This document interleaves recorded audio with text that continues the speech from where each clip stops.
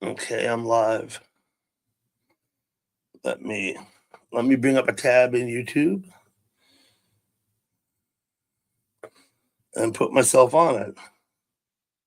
There we go. How come it was so bright and the color gets dark so quick and I have 6 lights on? Can't figure that out.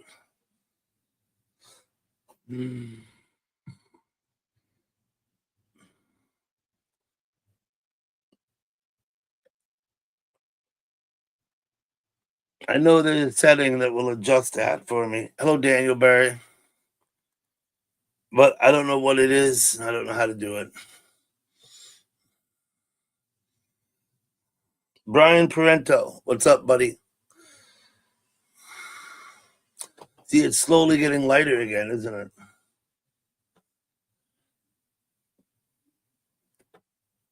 I think technology makes things more difficult, not easier. Hello, Corinna. Good to see you. Thank you for coming.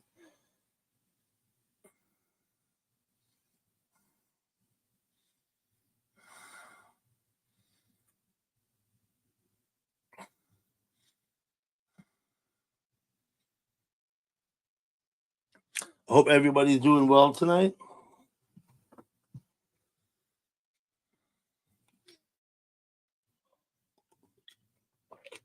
Let me go gather my link in case anyone wants to come up. Invite.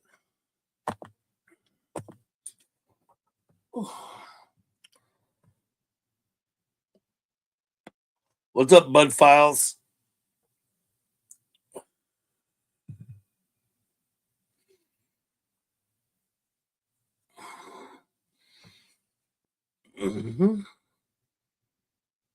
Oh, my buddy Bud went live. Let's have a look at him.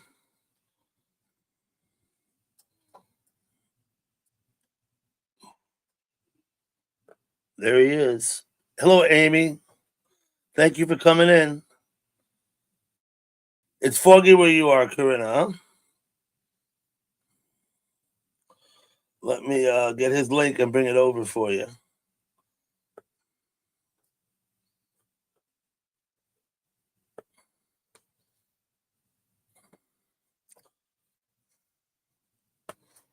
What's up, Life? Thank you for coming.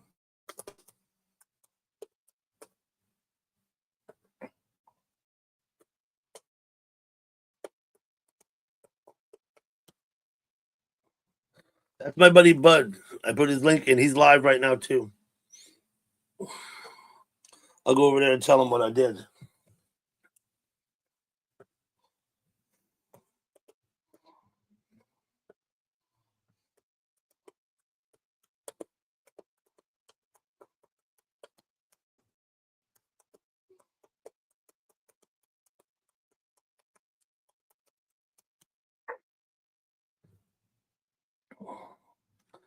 Regrettably, I won't be able to hear him if he talks to me. Well, maybe I will. Let me mute myself.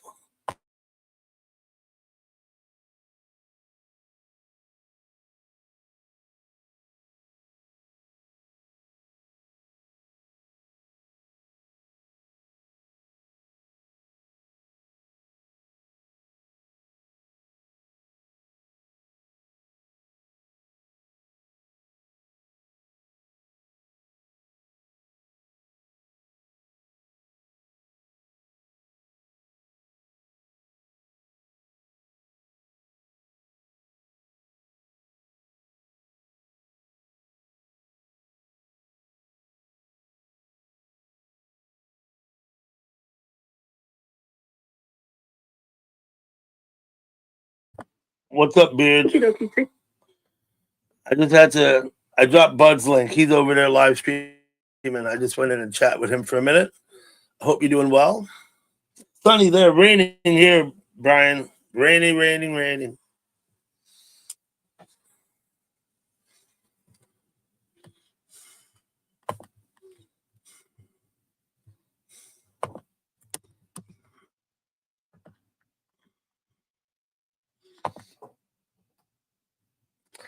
Fathom work, how are you? Good to see you, buddy.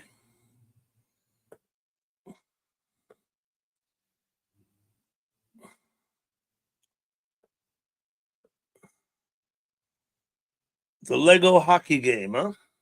That you have on your banner. Pretty nice. You're excited for Friday. No rain until next week, Amy? In South Carolina?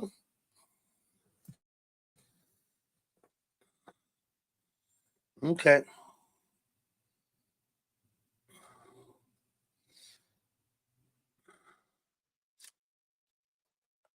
I don't know what happens on North. I'm sorry.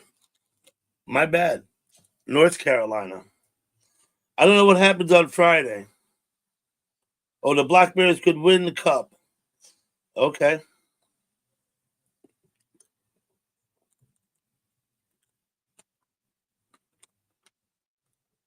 Yeah, sure, Beard. Come up whenever you want. I'll put the link in the chat. Just ask for it. I'll put the link. Y'all come on up. Hello, Emmy Kins. How you doing, Emmy? I went down by Fishy Things live stream for a while today. I had a very busy day. I spent about 4 hours or 3.5 hours of my day anyway between the Geek Squad at Best Buy and the Apple Store. Going to the Apple Store is not a fun thing. Not fun for me anyway. Thank you, Fishy. If they lose, it goes to game 4. Okay, so they're looking to sweep. The Bears are looking to sweep.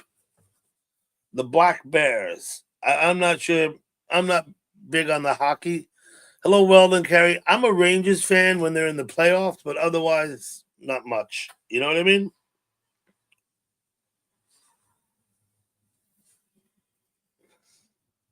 You got to get relaxed to sleep. Yes, you do.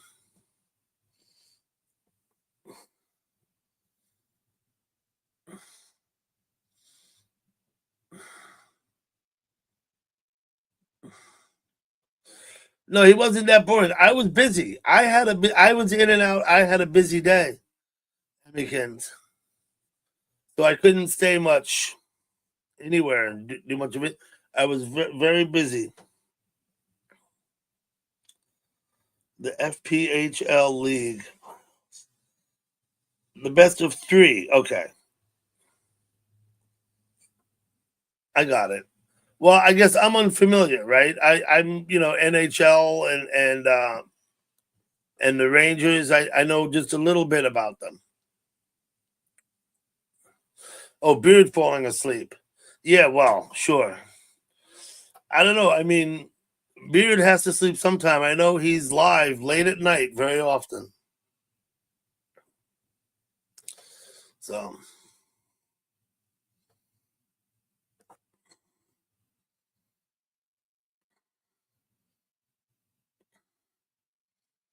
Sailing Cook George, welcome aboard.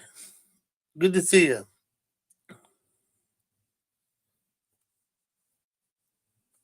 Well, that's good, Amy. LMN channel. I'm not sure what that is, but it's all good.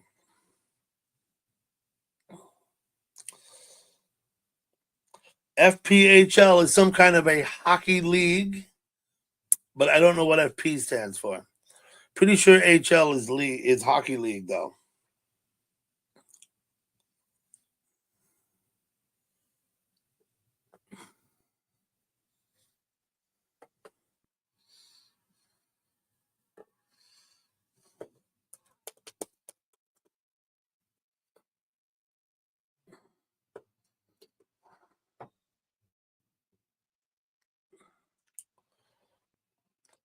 Federal Prospects Hockey League.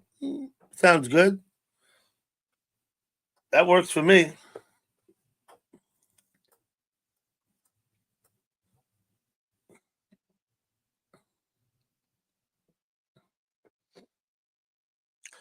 Yeah, daughter plays high school hockey. That's fantastic.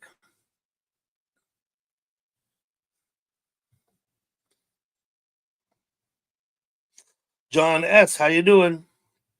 Ain't nothing up. I'll sit here and do this live stream for a while. That's about it. That's all that's up. I'm gonna go back to the Apple Store tomorrow. I'm still having issues. My issues did not get resolved today, So I'm not exactly sure how it's going to go, but I'll get it figured out.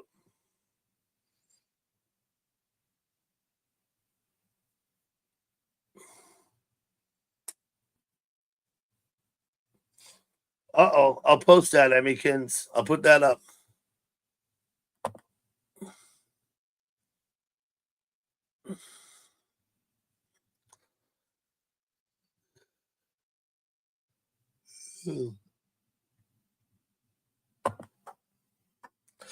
Yeah.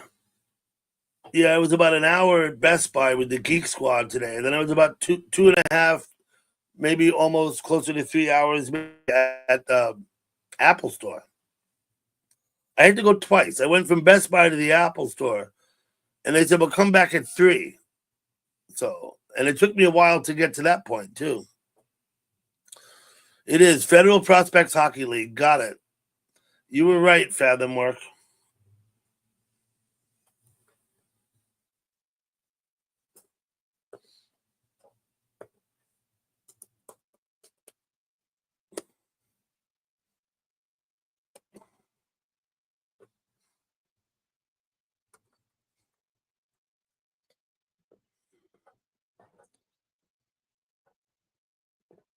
Well, okay.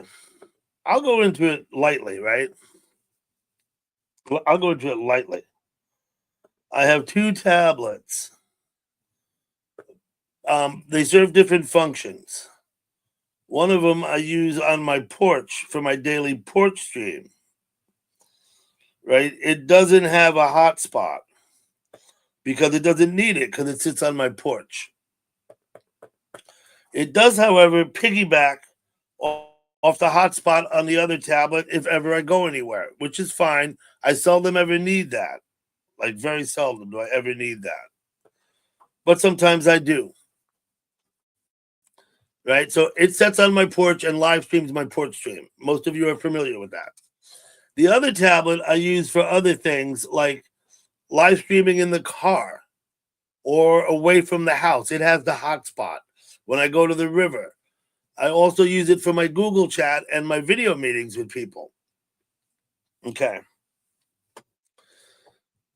So for some reason, the Google chat isn't working right. The audio and the speaker are just way too quiet. I can hardly hear them, and the person I'm talking to can hardly hear me. That's on the second device. Now, on the first device I described that doesn't have the hotspot that I use on my porch stream, that all works just fine. It has not had the issue. Okay. I went to the Apple store with the second device, the one that's having the issue. And we got King Rob. Go eat your Greek salad, Rob. Yeah, no, many technologies. It sucks. I'm terrible. I'm like a what's the word? A Luddite? I don't know. I don't know nothing. Okay. They couldn't fix the issue. Maybe it's old. Who knows? Whatever. Just a brand new tablet. They transferred everything from the second device onto the new tablet. It still didn't work.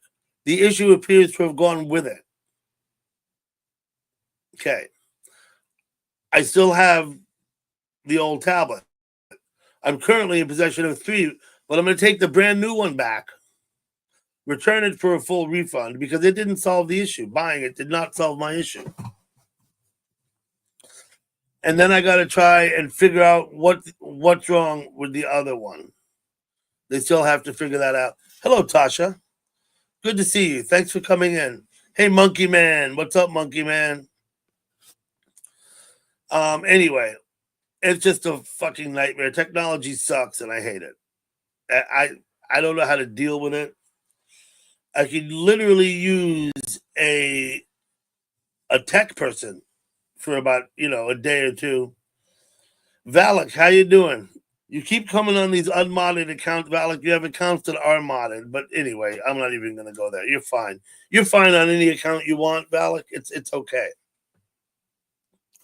Um, so I'm not sure what the fix is. I'm just not, but I gotta undo what I did today because the brand new tablet did not get over my issues. Yeah, blah blah blah. Okay.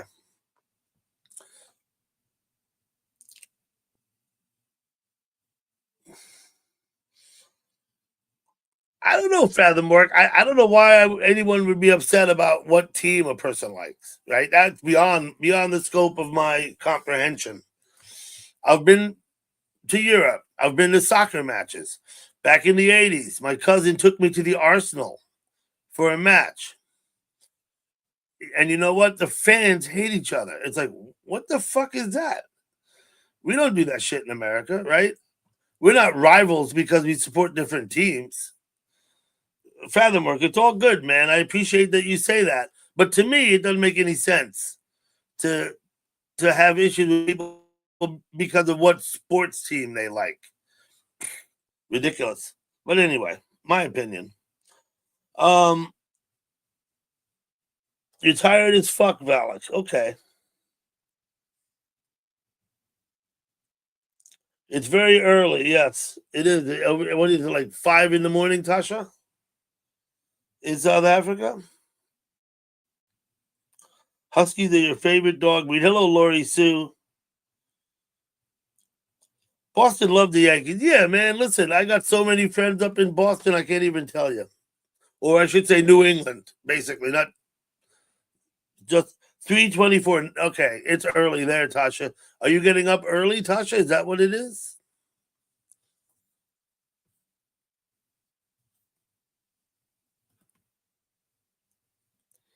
Huskies are your favorite big dog breed. Absolutely. Um, Valak, I'll go ahead and give you a wrench on this other account anyway. I don't know why. I think you've got to have at least 6 accounts modded in my place now. But whatever. You're a Raiders fan. Perfect. Who got?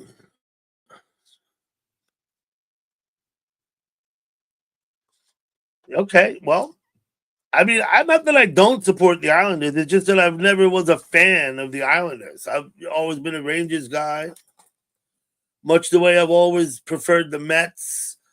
I never really gave a shit about the Yankees. They don't need my support. The Yankees win 1 out of every 4 World Series, don't they?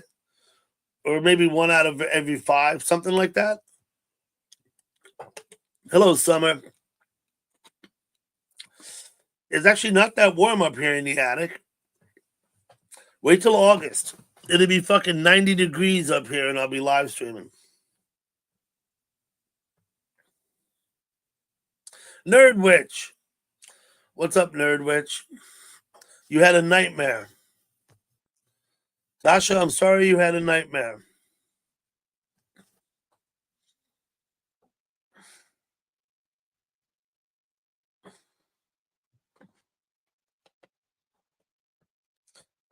I think someone needs to make an account called blah, blah, blah. That would be funny. Herman Munster. You missed my testing, but you did view it. You saw the pouring rain. Okay. I think I'm going to return that device, Herman, because it didn't fix my issue that I needed fixed.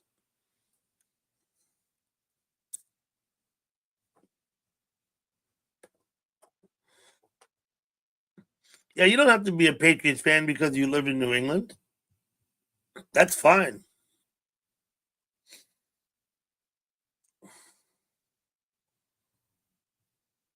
Fat thumb. Yeah, okay. I don't know about the thumbs thing. I don't use a phone for streaming. Yeah, it don't matter where you live. Absolutely right, gal pal. Tasha, okay, listen. You're always welcome here. I'll probably still be up. I don't know how long. It's only 3:30. Yeah, I'd suggest you get a little more sleep. Brian Parento.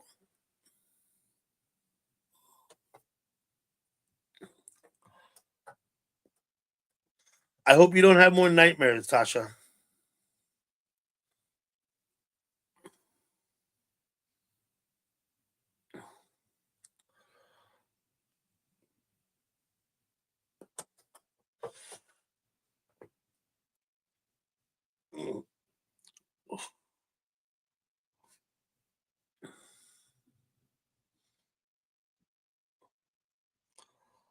Raiders, Jets, and Eagles. Okay, when it comes to football, of course, I'm a Giants fan. I'm very sorry to say that, but it's true. They lose. I'd say maybe, once every 10 years they have a good season. Maybe. More or less. Although I do believe they've won 4 Super Bowls out of what, 58 or 59, whatever there's been.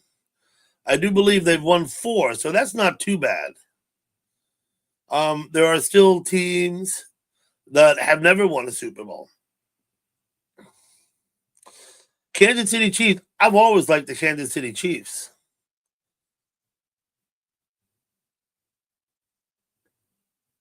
But about football, right? I support the NFC East.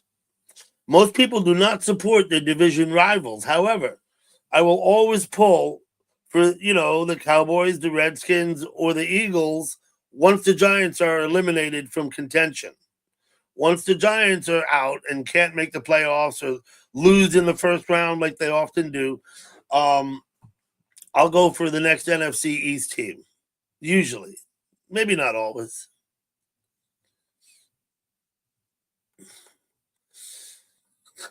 I think the Eagles had a good team, yeah. You stopped watching football years ago. I did too, Fathom work. I used to watch every Sunday, all day, all year long. I don't watch too many football games anymore. Just a couple a year, maybe. Hello, Lady Sky.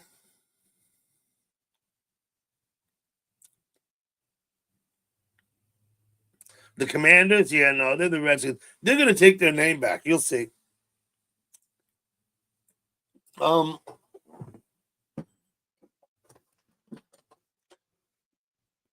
they're certainly going to take their logo back, I think.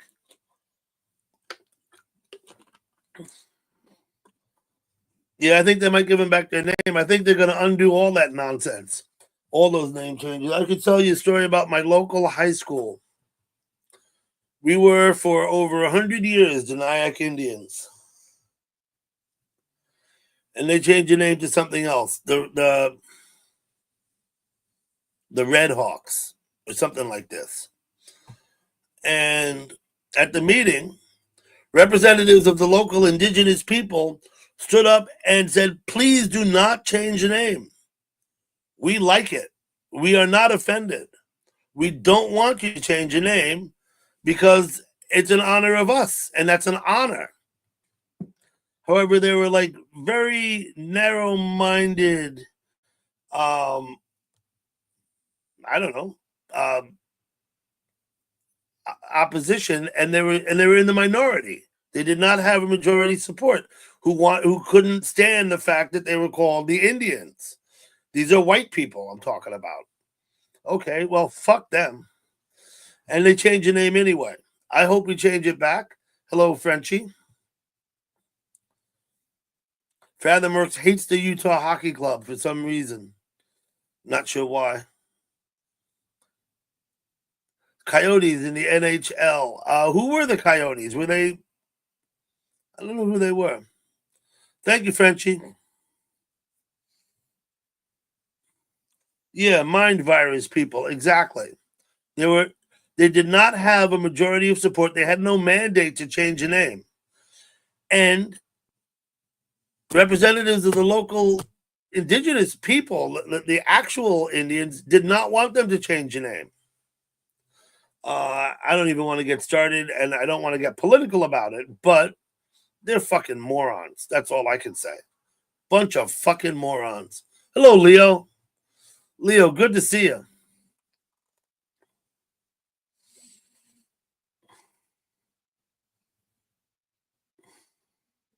Same thing happened in your town, Corinne. I believe it. I fully believe that.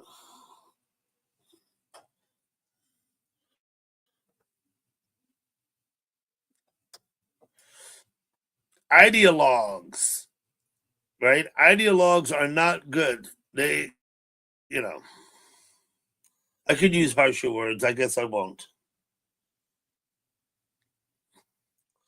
Did I miss the beach chat today?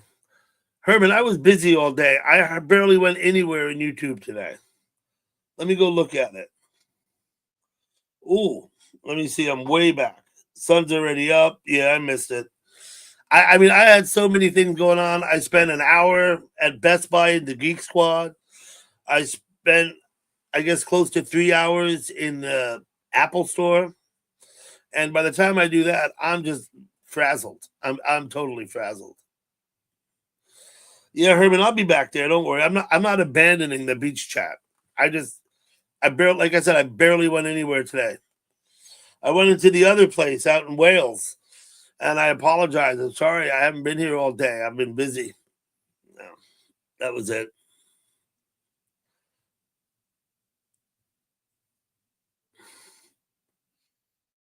I said I had a very busy day. Sorry I missed you all. And of course, it was too late because they're already in bed in Wales. But anyway, do we have a new pope? I don't think we're going to have a new pope for a little while yet. And not to mention that I really don't give a fuck what the pope thinks. But that's, again, I don't want to get into that either. Yeah, we don't have a new pope yet. I didn't think so. I was not born and raised Catholic. Um,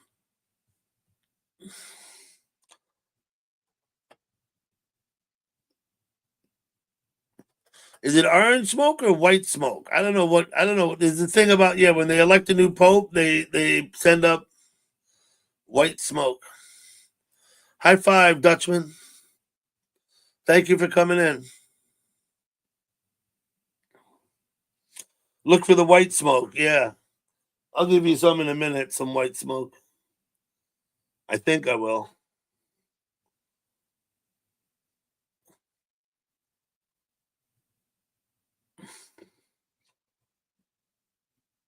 And I got to go back out to the Apple Store tomorrow, and I got to try and I'm going to return my brand new device because it didn't help me. It didn't make things better.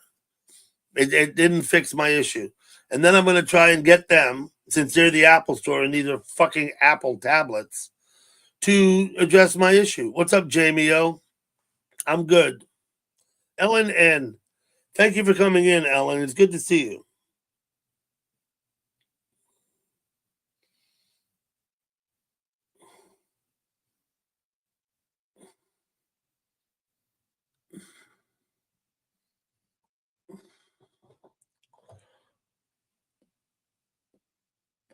I will put my porch stream up tonight, but I'll probably will take it down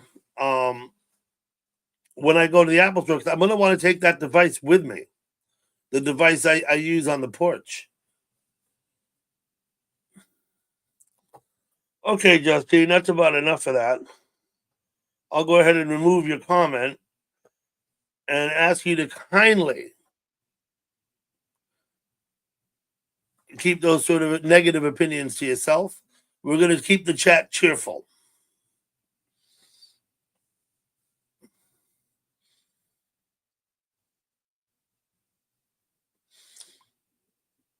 We're going to, yeah, cheerful? No, pleasant. Dutchman's word. We're going to keep the chat pleasant.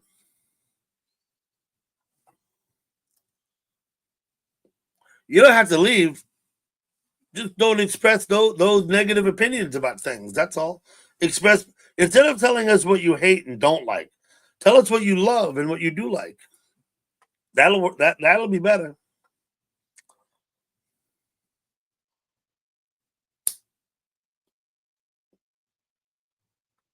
No, Frenchie's not like that. I've known Justine a very long time. She hasn't been up on my panel in quite a while, but she used to come up on my panel. Herman, you too. Justine's a friend of mine. You know, I never brought that up. That's not the case, Justine. All I said was, I don't care what he thinks. That's what I said.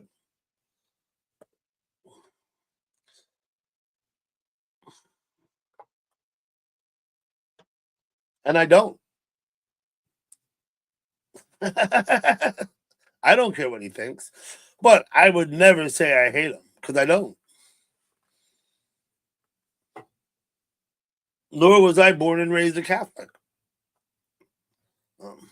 Fishy things, what's up? I guess Emmykins was in here, right? Yeah, Herman, we want to keep the chat pleasant. We don't want to talk about things we don't like. We want to talk about things we do. Keep it light and fluffy. I'll go with that. Where's Retired Beard? I think he'd like that too. Okay, Brian, got it. You keep that up, Brian.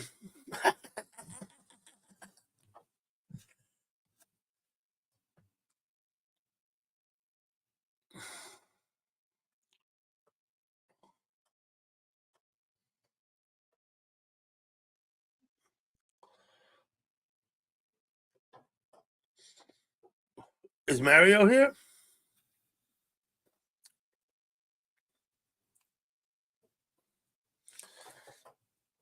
I haven't seen Mario come in. 62290. How you doing? Let's have a look at you.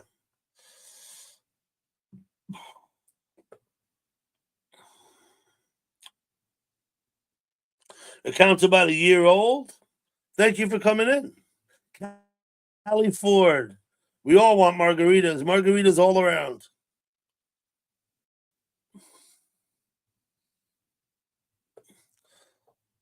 Toby Lynch. It's Cinco de Mayo, all right, for a little while more. Another couple hours, Cinco de Mayo.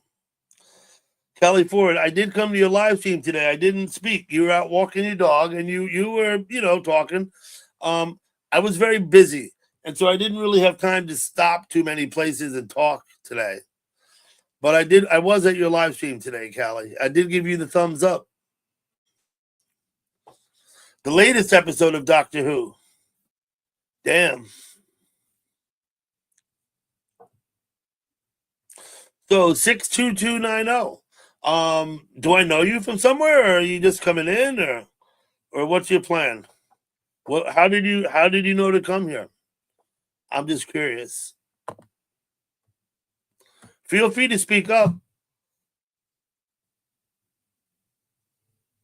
Thank you.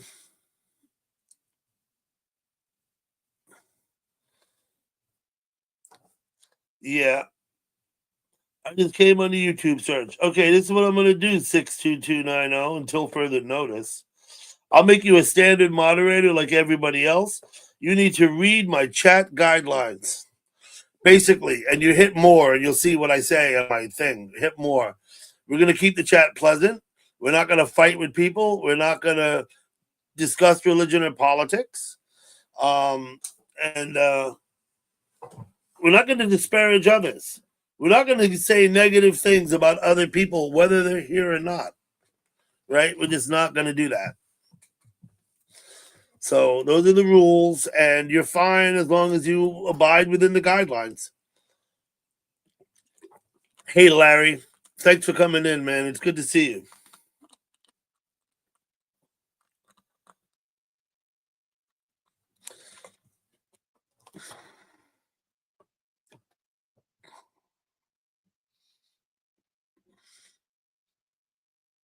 Okay. I should probably clean this thing a bit before I try and smoke through it. So tell me, fishy things. Did you catch anything today?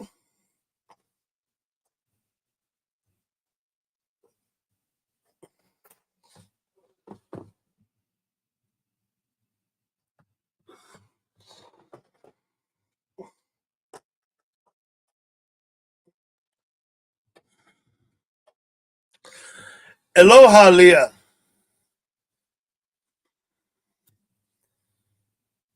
I'm just burning my screen off, cleaning it because I cleaned the pipe. You know what I'm saying?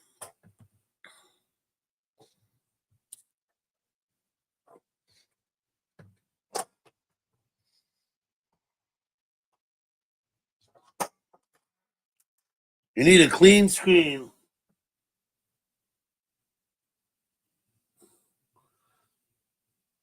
It gets all gummed up with resin and shit. It don't work.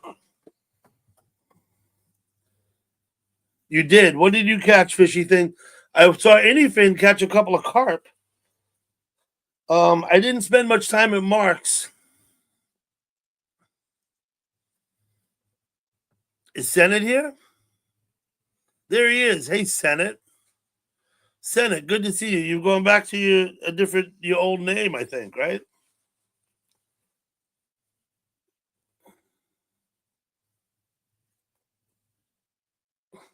What's up, Beard? You want the link? Just ask for it. I'll post it in the chat. Hello, Nicole.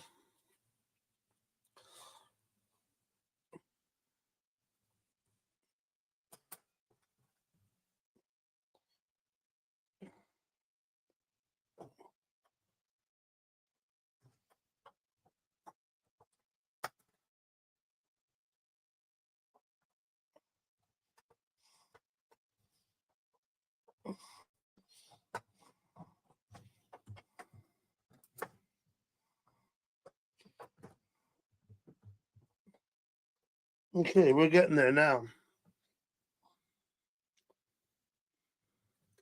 They will have it tomorrow. What am I missing? Did you get to Sonic's? Okay. Tomorrow. That's what he said. Earlier he said tomorrow.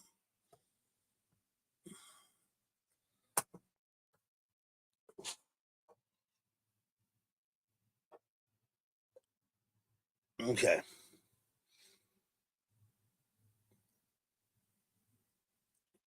I don't know about a druggy summer. I smoke a little weed. Some people consider weed a drug. Some people don't. I mean, it's certainly not pharmaceutical. It is natural and to an extent medicinal, right? I grow my own weed.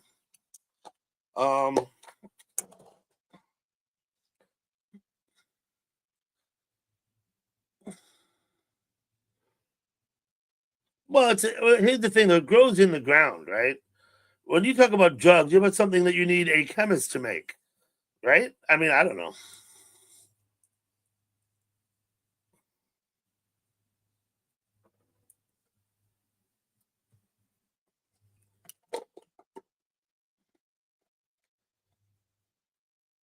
It does affect your brain. So does sugar,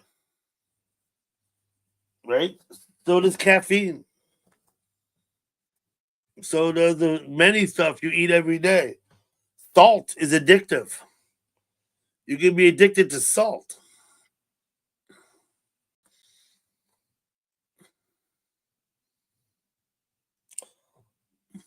But summer, you're free to have any opinion you like. I'm not worried one way or the other. Um, I'm just not, you know. Take one popcorn. Let me give Nicole a popcorn. Wait. Oh, not that. What did I do? Did that wrong. Here you go.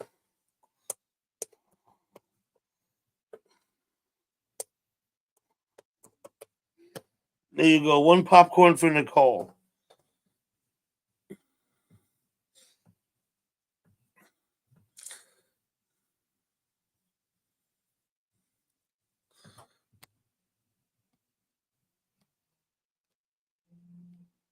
You give up, Beard. What's that?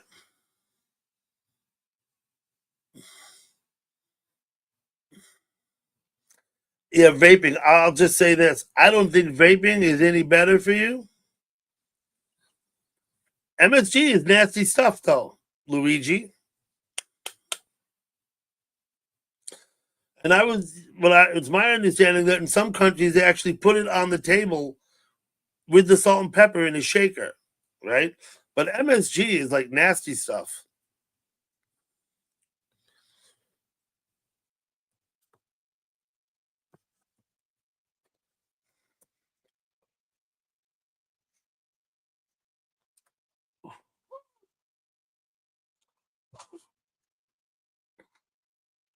You asked for the link 3 times. Okay, here's the links. Sorry, Beard. Yeah, I'm sorry, Beard. I was busy cleaning my screen and packing my pipe, but please do come up. I'm gonna post that, monster.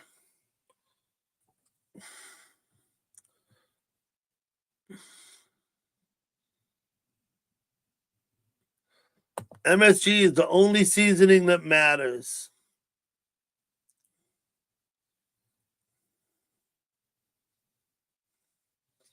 Yeah, I know there's a lot of studies on it, but it just hasn't been around. Until it's been around for 25 years, you don't really know what's going to happen, right? Because you just don't. But I know a lot of people got fucked up vaping, got serious health. Okay, not a lot, but I know some people who had issues because they vaped. One of them is a friend of mine in chat. One of them is a friend of coughing up tar is no fun either. I'm not saying smoking is good for you. It's not. Any dimwit will know that smoking cigarettes or weed or whatever you smoke is not is not a kind way to treat your body, right? It just isn't. Vaping isn't either, though. Vaping is not a kind way to treat your body, and I'm not sure it's not actually worse for your lungs than smoking.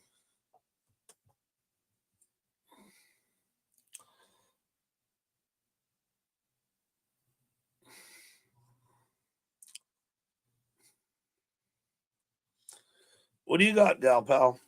Oh, here we go. Jimmy Buffett, Margaritaville. Thank you. Thank you for that, gal pal.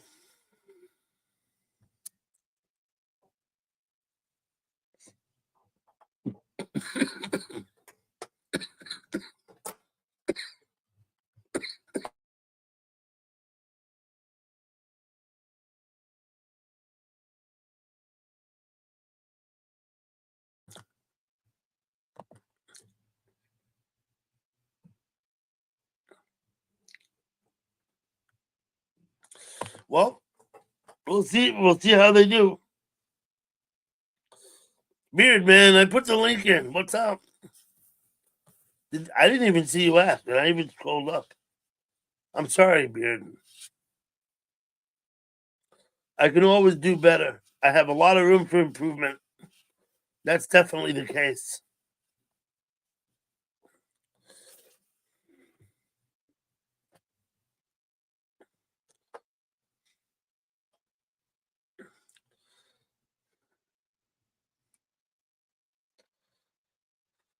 Knicks win. Thank you, Mountain Man. I've been to a couple of Knicks games. I've been to a couple of Ranger games. I've been to a couple of football games. I've seen the Giants. I'm sorry. I've seen the Jets a couple times. I don't know if I've ever been to a Giants game. Hey, New River. What's up, retired Beard? How you doing? Hey, Dougie Doug, what's up? Not much. I was alive for a while today. I know you were live for quite a while.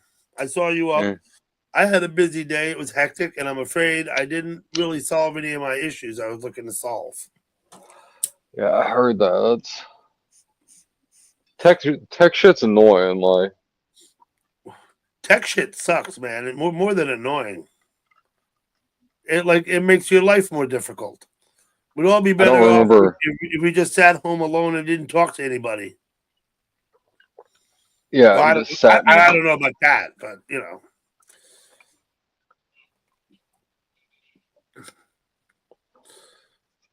yeah, it's raining.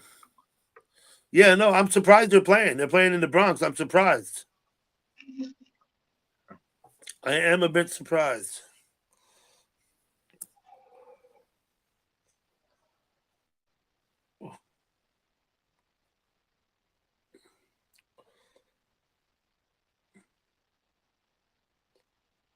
Are they playing in the rain?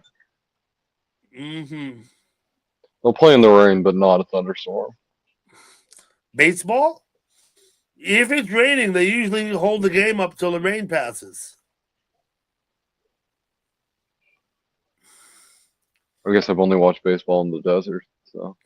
How cold was it out there in Arizona? You watch it say it was 85 degrees and say, yeah, that was chilly. Holy shit. Or one of the times I was in Arizona, it was like 68 degrees. That was horribly cold, like worse than here. Same like in Hawaii when it was 60 degrees at one time. It snows in Hawaii, up in those mountains, man. It snows for sure. Oh yeah.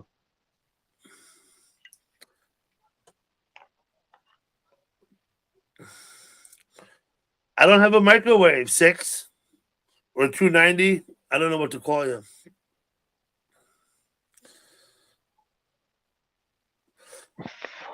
You don't have You a had eye microwave? surgery today. Oh wow! Wait a minute.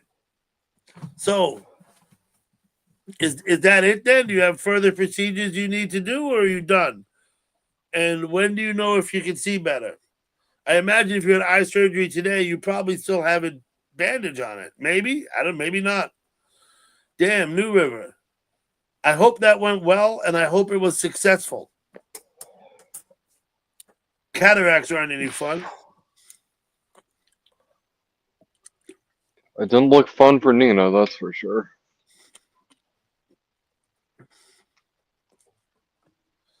Going to be 104 by the weekend. Yeah, 78 degrees. That's what you mean by chilly, right? 78 degrees. Man, if it never got to be 78 degrees where I live, I'd be happy. If it never went above 72, I think I'd be fine with that. I'd move. Hello, Marilyn.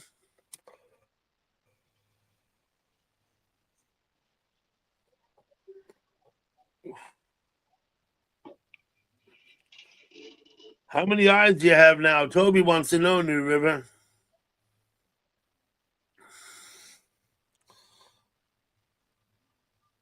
New River, man, I really hope the surgery was successful and that everything works out great.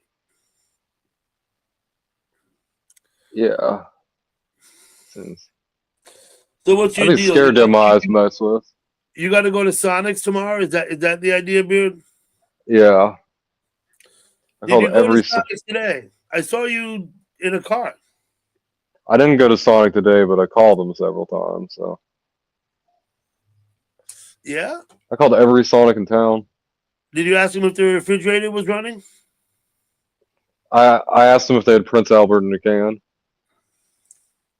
Yeah, yeah, Prince Albert. Hello, is Mr. Wall there?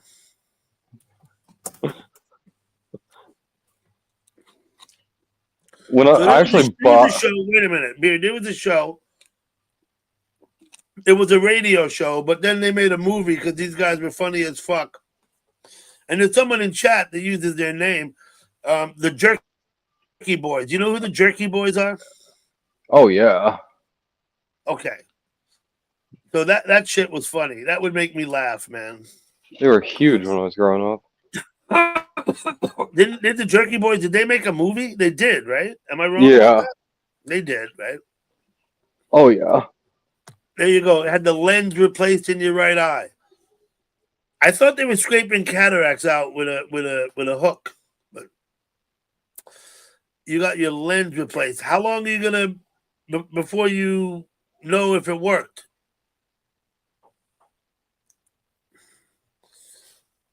Oh, that sounds scary.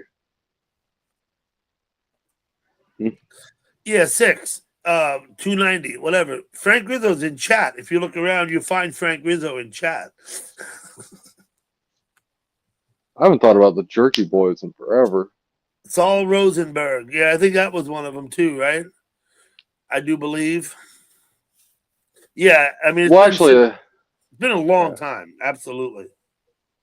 I listened to the Amazing Jekyll Brothers the other day, and they're on that album. One of the prank calls. So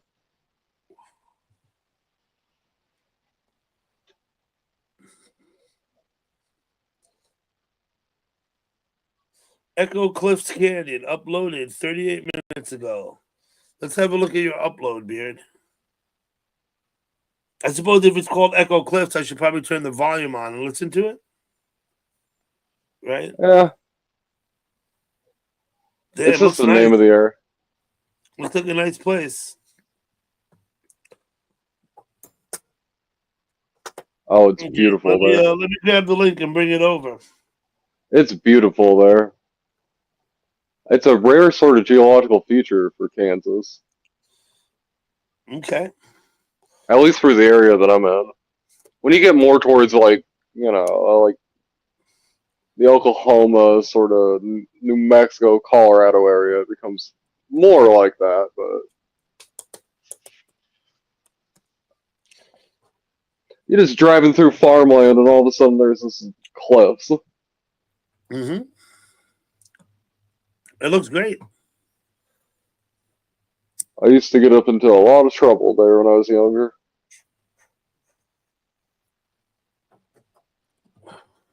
I grew up, my parents, they still live there, and there's a pretty precipitous mountain, literally, right across the field from the house. And we got up to all kind of shenanigans on that mountain. You just look at the mountain and you're like, never had to get rescued off of it, but there are people that do get stuck up on the side of those cliffs, and they bring the rescue team in to get them. that's so embarrassing. That has to be embarrassing.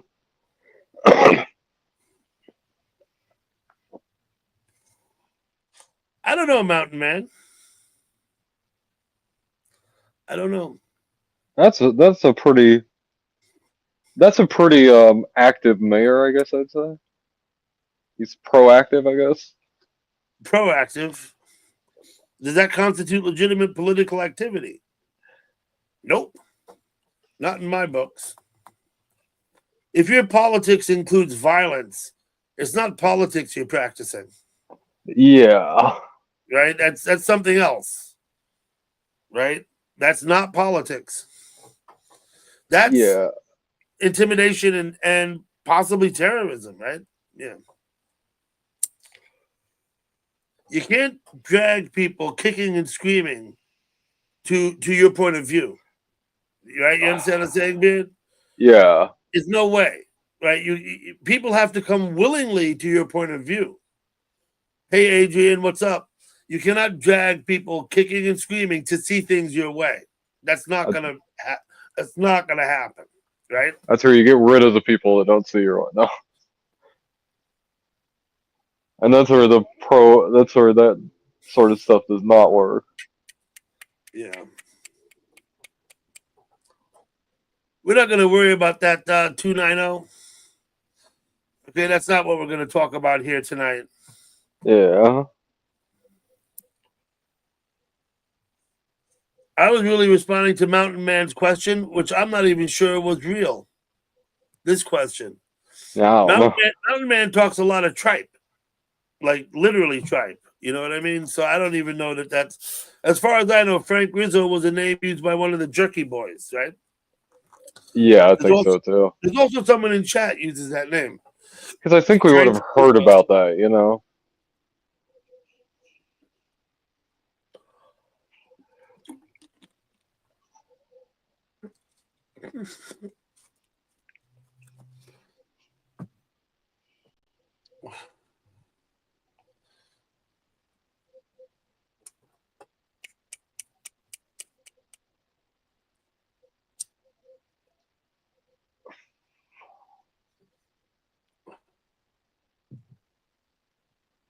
Almost as famous as Richard Daley.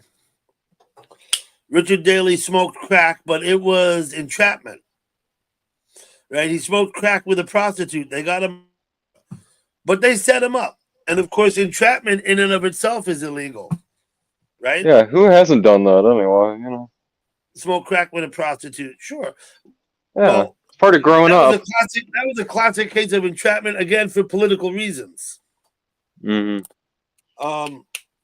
There was another one. It'll come to me.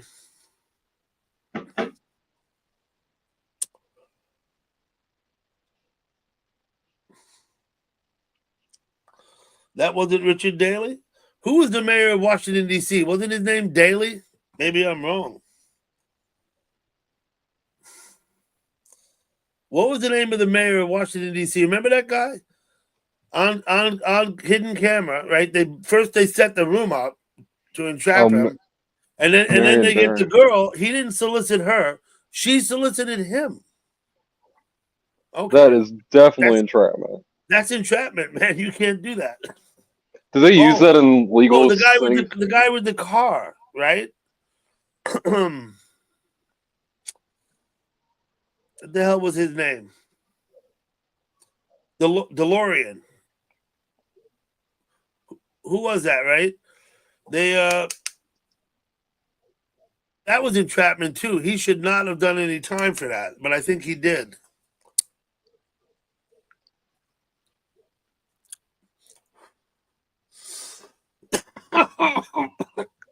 He was solicited by undercover agents for, I don't know from where, I don't know if they were, state or federal. I have no idea.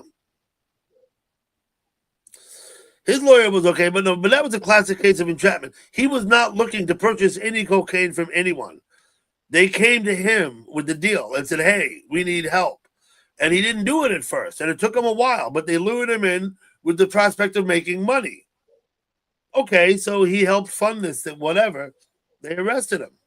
That's entrapment. That is such entrapment. Can't do that, right? Once he tells them no, they're... Oh, yeah, Mayor Marion Barry. That was him, Corinna. You're right. He got reelected. Of course he did. Of course he did.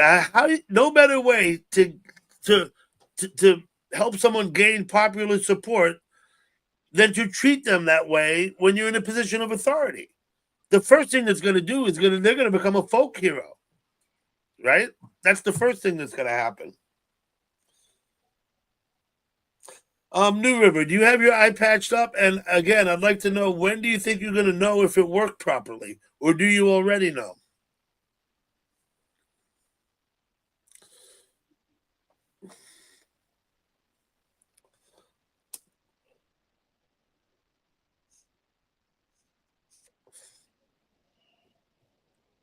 Yeah, when the authorities unjustly and unfairly come after you, your popularity will grow. Period. End of story. Did he shake up the police department after that? I bet he did. A couple of people died on the toilet, right? Didn't Elvis Presley die on the toilet? He did. Right?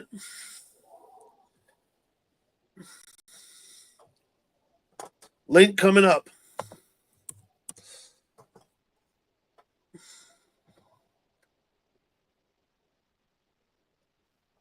You can come up too, fishy things. 290. If you want to come up on the panel, come on up. Everybody, come on up. I'd like to meet you.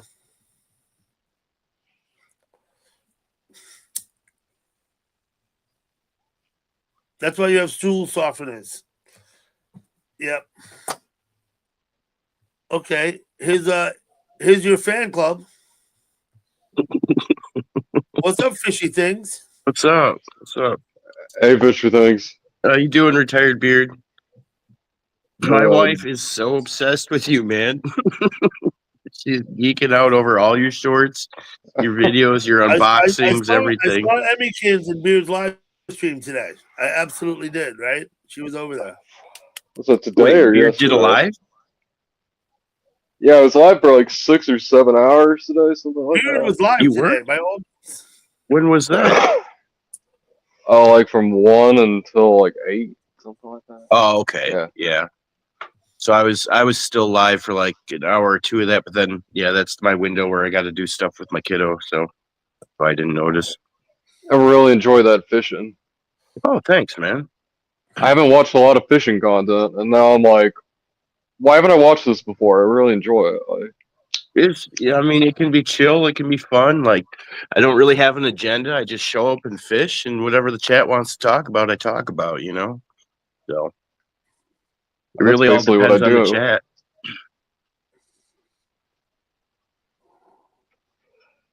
Yeah, thanks, man.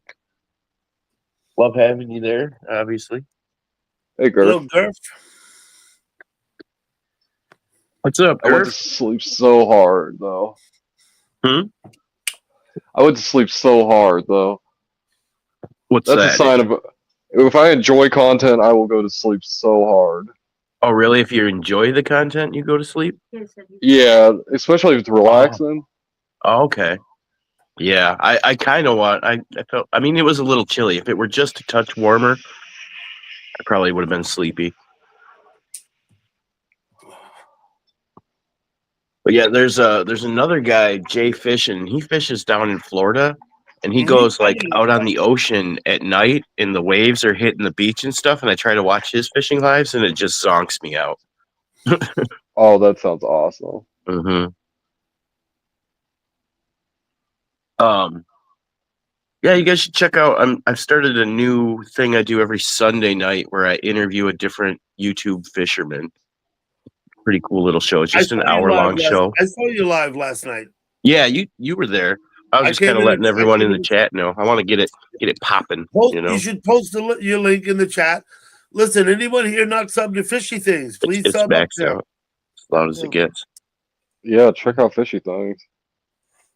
Yeah, I got a lot of different stuff, all fish related. But I've got a lot of original music on my site too. I make a lot of unique music, all different genres, everything but polka. Yeah. Do you need an accordion player? I could. You play accordion? No, sir. Oh, you know one? Accordions are cool. I'll get some accordion in there. I know someone with an accordion. Okay. They've never touched it. I mean, I could sample some accordion and get it in the mix. That's Dougie knows you know Weird what? Al. You just inspired me, Dougie Doug. I'm going to look for some accordion samples and see if I can't mix that into the music now. I bet you could find plenty of accordions. You look for accordions on YouTube, I bet you'll find plenty. Oh, yeah. I'm sure they're out there.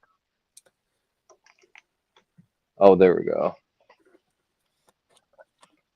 Yeah, we were on the edge of our heels wondering if you got that unicorn straw today. I was so disappointed. They said they're getting them in tomorrow. They better not be lying to me. Oh, yeah. You have to eat Sonic like every day until they get to the unicorn straw? No, I haven't ate it. I've just been calling them. Oh, okay. That's smart.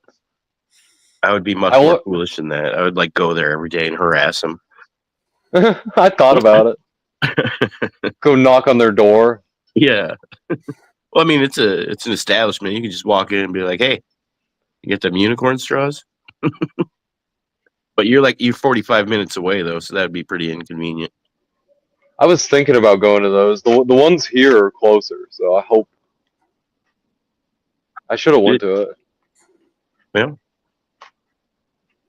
I mean, it's probably smart to just keep calling, and they'll eventually be like, "Yes, we got them." They're not used to answering their phone, I can tell.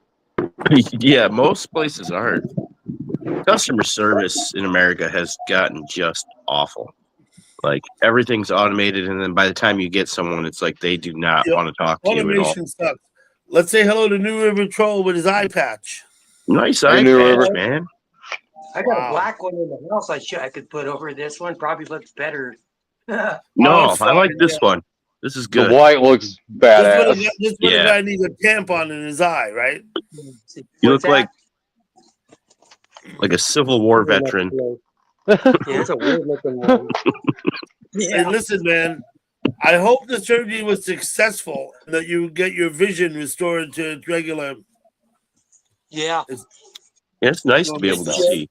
I was kind of worried there for a minute because the doctor hollered "fuck" when he was working. Nikki C. He did not. He did. Seriously. Really? Yeah, I would freak out. I'd be like, what? What? Yeah. So I said, did I just hear an F-bomb? And he goes, yeah. He goes, I dropped the injectable meds. JR, do me a favor. What? Go tell Marianne to text Desert Duster to let him know I'm on Doug's.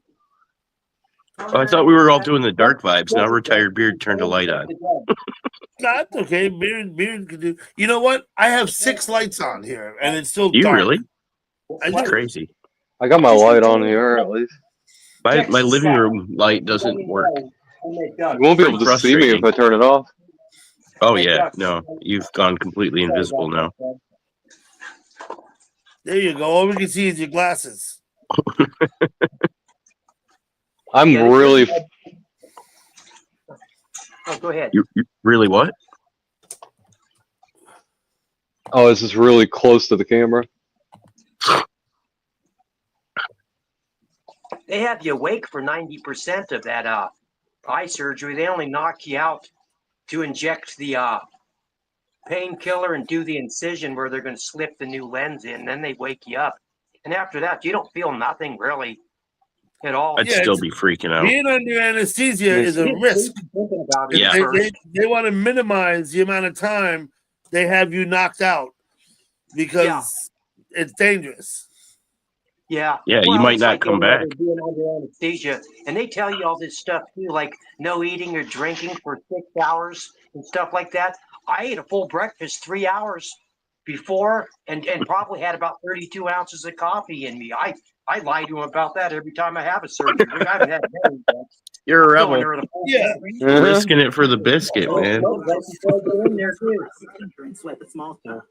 Because know the tiniest thing can make the biggest difference. She's on the table. Not that I was sorry about that.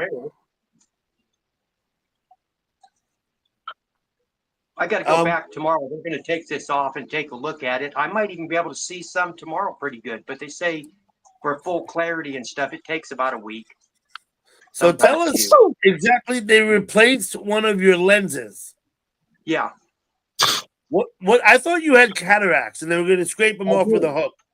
You do? No, I had cataracts, but they just try to get rid of the lens. They don't just it damages the lens, scraping and that up. They break it all apart and suction it out.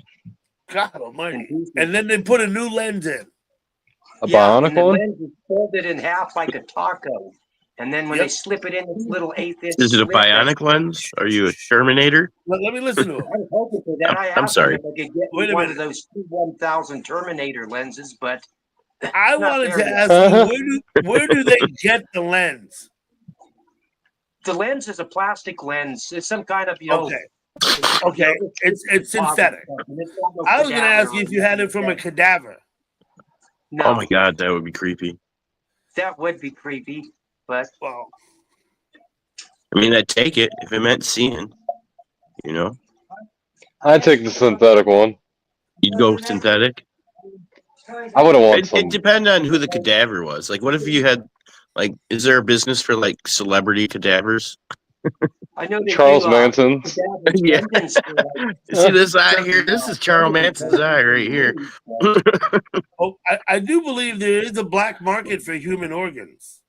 Yeah. Oh yeah. I'm sure. Right? I'm sure. And I'm positive. Yeah. You come in, they sit down and say hi yourself. I'm busy. George says hi. He's filling fish. Like whether you need them medically or just like to eat for fun, they're out there. Oh, nerd boop. I forgot my bong. Yeah, exactly. If I see you deleted it, but I can look and see it said aspirate. That's what you don't want to do. New River, that you can actually really do yourself a bad service by eating so close to getting anesthesia, right? Well, that's what they say, but I've never had a problem with it, and I'm not gonna. And I don't want to wake up with a lack of caffeine headache or whatnot. Yeah. I just go in there feeling comfortable. Yeah, you don't want to get a smoke cigarette. When the last time you ate? You say yesterday or something, right? Yeah. Well, they told me I couldn't eat anything 6 hours before for this, probably because you're only going to be out for like 5 minutes or so. But when I've been on, they've had to put me under for a few different things. They say stop eating at midnight. So by the time you get the stuff, you haven't eaten for like 15 hours. You know, I hate it.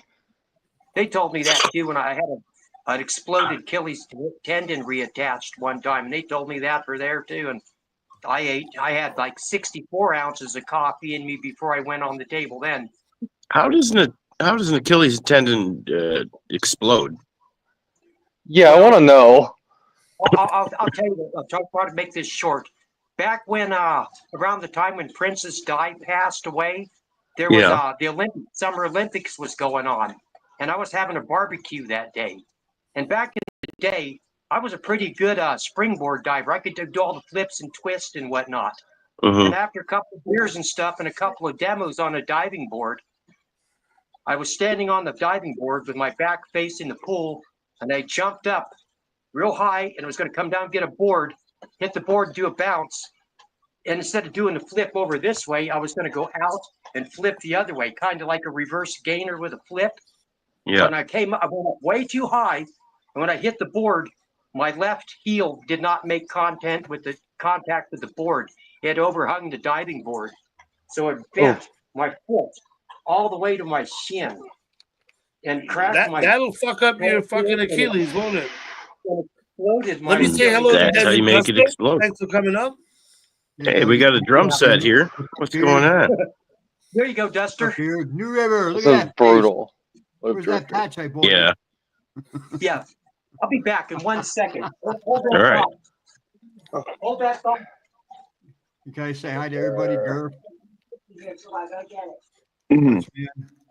Herman, Nikki, everybody out there. Hello.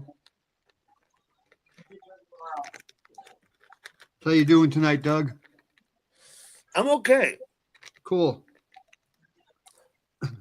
What's up, Gurf? I'm okay. Things could certainly be much worse. However, I did have a long day trying to deal with some tech stuff that didn't get sorted out. I'm gonna have to address it again tomorrow. I'm not looking forward to it. I've been having some But bad, been having some bad couple of days. Real bad angina. Oh, I'm sorry to hear that. I did see you saying somewhere that you weren't well. Yeah.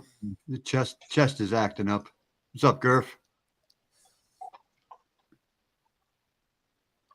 Yeah, I didn't think that operation was going to keep me for the rest of my life. So Angina. Yeah. What is angina? little minor heart, Okay. like panic attacks and. Yeah, I didn't think that men had anginas. Doesn't like your heart flutter or temporarily like go heart out of rhythm? palpitations.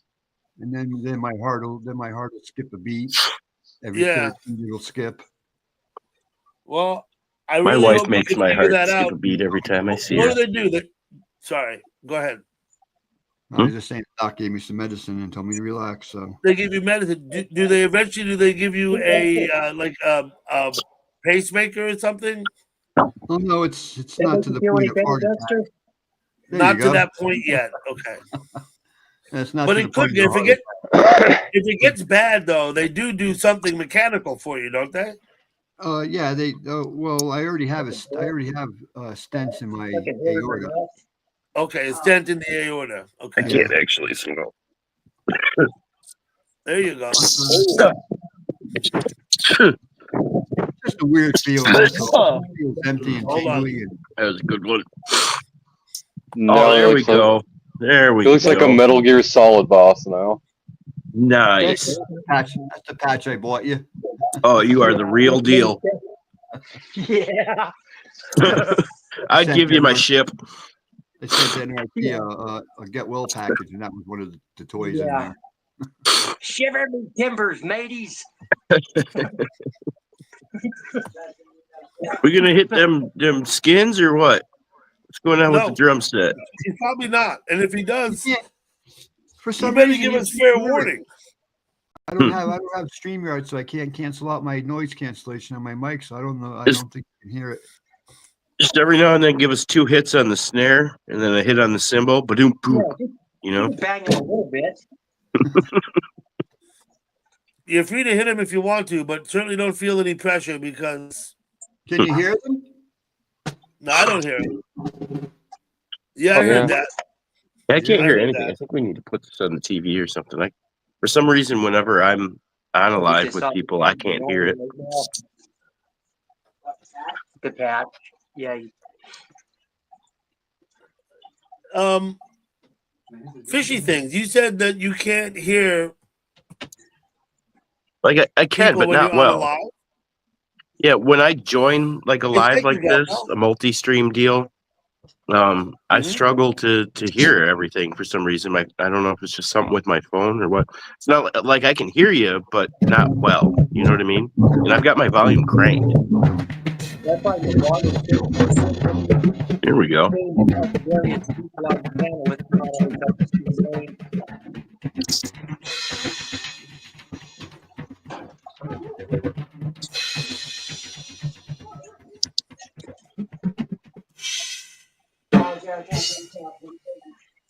What? Just finish filling the fish tank. And then you'll be done, Daddy. I hear you. Oh, I can hear. I can hear you, Desert there we Dustin. go. That worked. That's They're interesting. all over the place. I hit the skins. I threw about 5 fish in here, Mark. Okay. In that aquarium. My So you wife emptied fixed out it somehow. Now I can hear. 29. Okay. After I finished. You really are two brains working as one. Right. Facts. But they are two half brains together.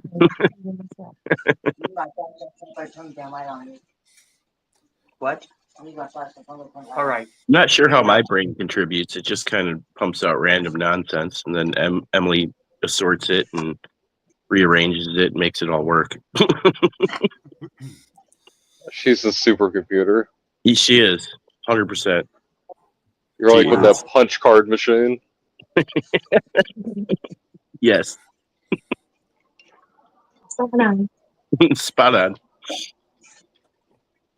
Okay.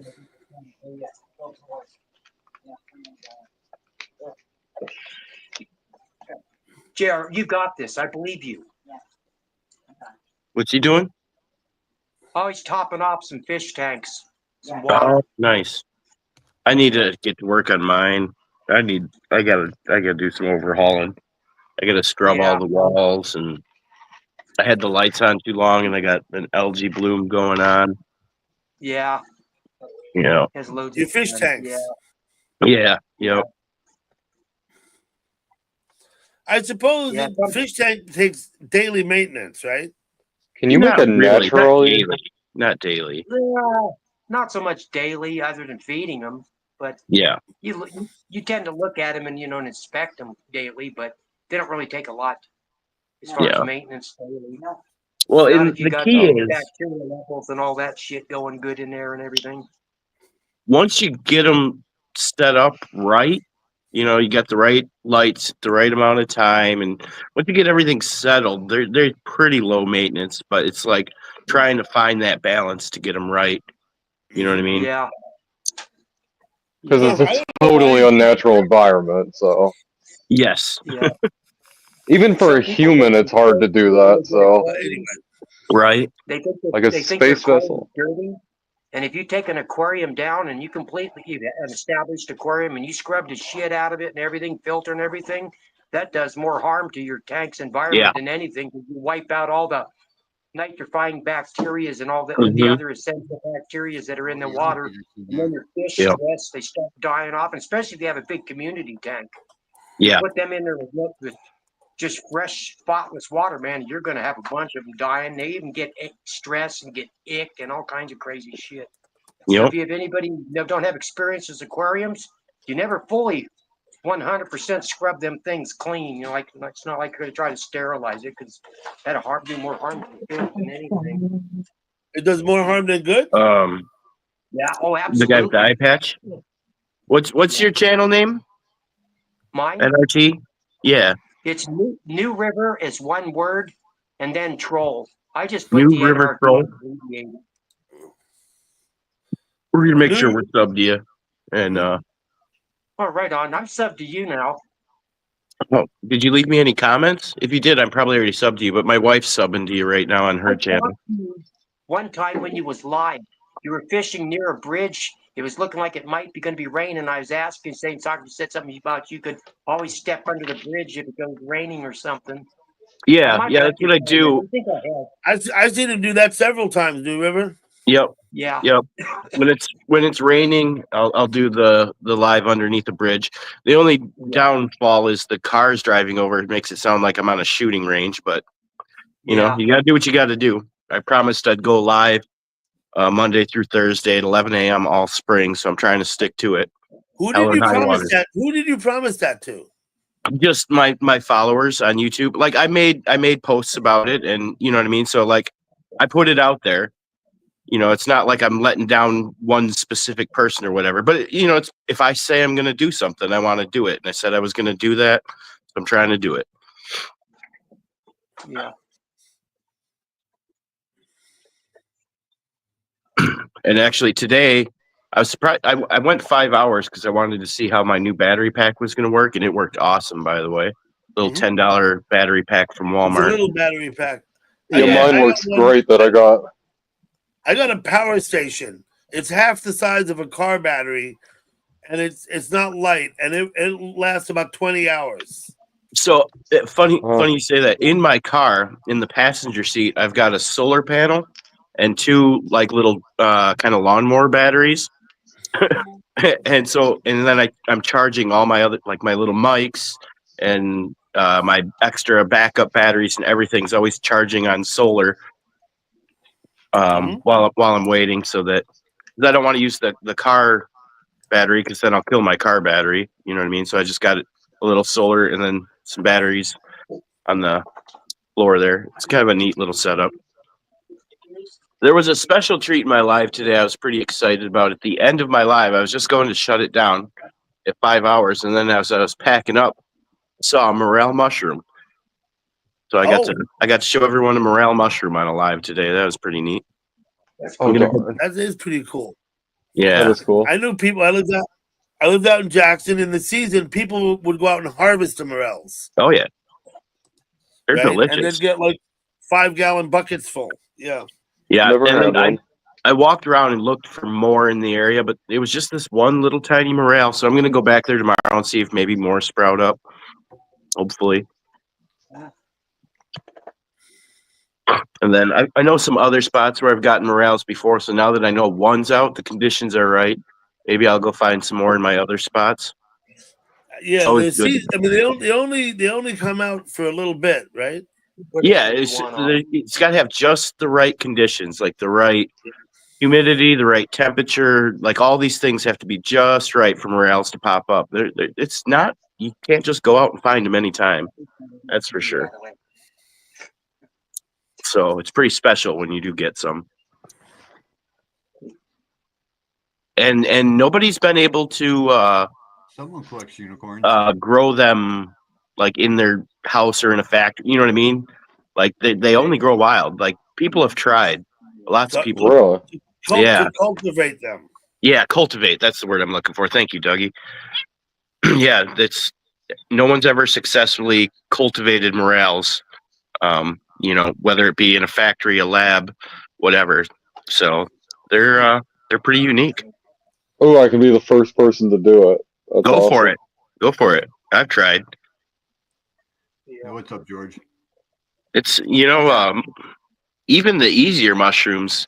I was trying to do some mushroom cultivation for a while there, and I just failed a lot. The only thing I successfully cultivated was oyster mushrooms, and I don't think it gets any easier than that. So, no, I knew a guy out west, and he grew sprouts in like he had them in drawers or maybe in like plastic bins in his house. Yep. Wow. Sprouts, right? However that works.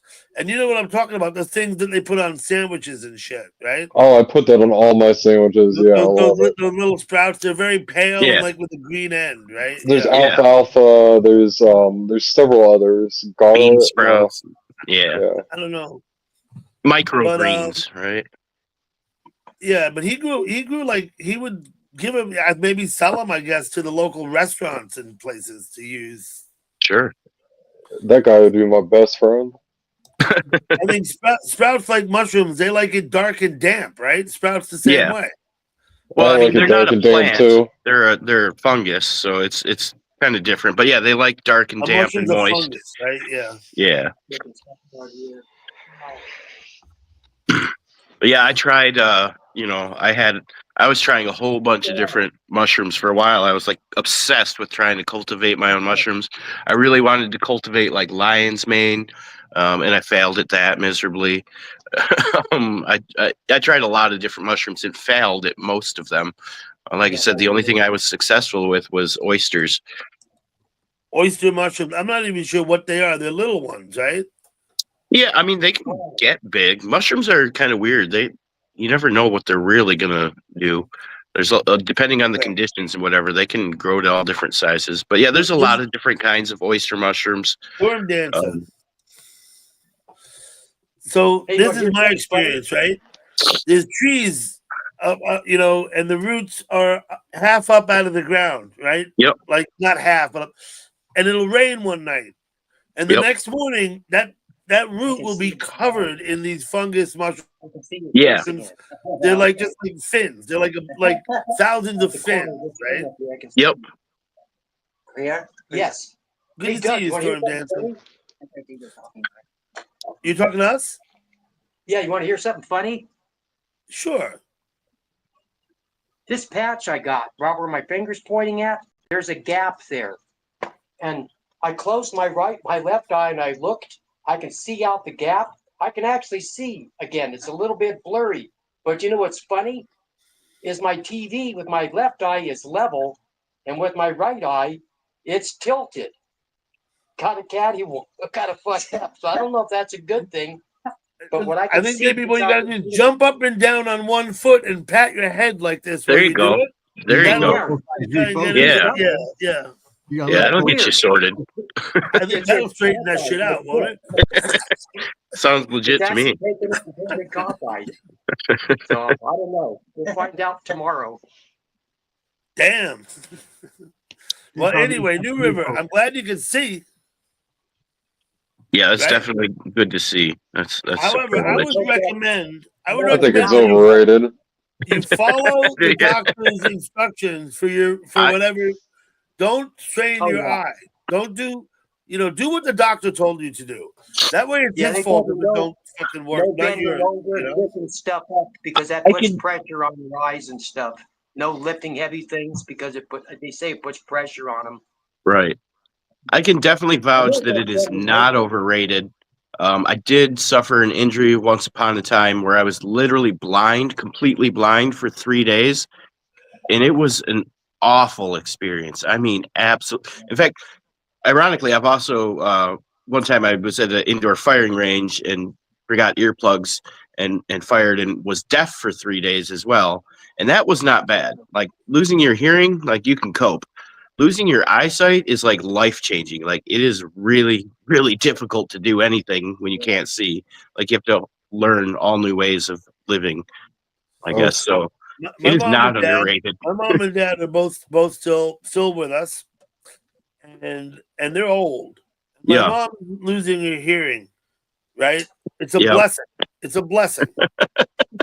Because they've been married for 62 years. Mm-hmm. And now they don't fight anymore because they can't hear each other. Now she's like, They get along because they can't hear. Yeah. They're like, hey, we're not able to talk, we love each other. Right. As long as we can just sit quietly next to each other.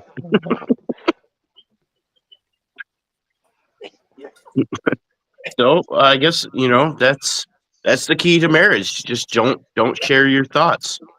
I'm looking for somebody to quietly sit next to. There's another key. If the lady talks to me, I'm breaking up with her. There's another key to having a successful marriage, right? Listen, when you get up, and we're all guys up here. When you get up at 3:30 in the morning, you got to go pee. Yeah. Sit down on the fucking toilet to pee, man. I always I did probably too. appreciate that. don't- You don't probably think added it- something there. when it's 3:30 in the morning and you don't turn the light on, dark, don't sit down on the fucking toilet. That's all I'm saying. I used to sit down and then put the Sounded lid up right. anyway. I'll I'm with flip it. the light on, flip the lid up. That's as good as it gets.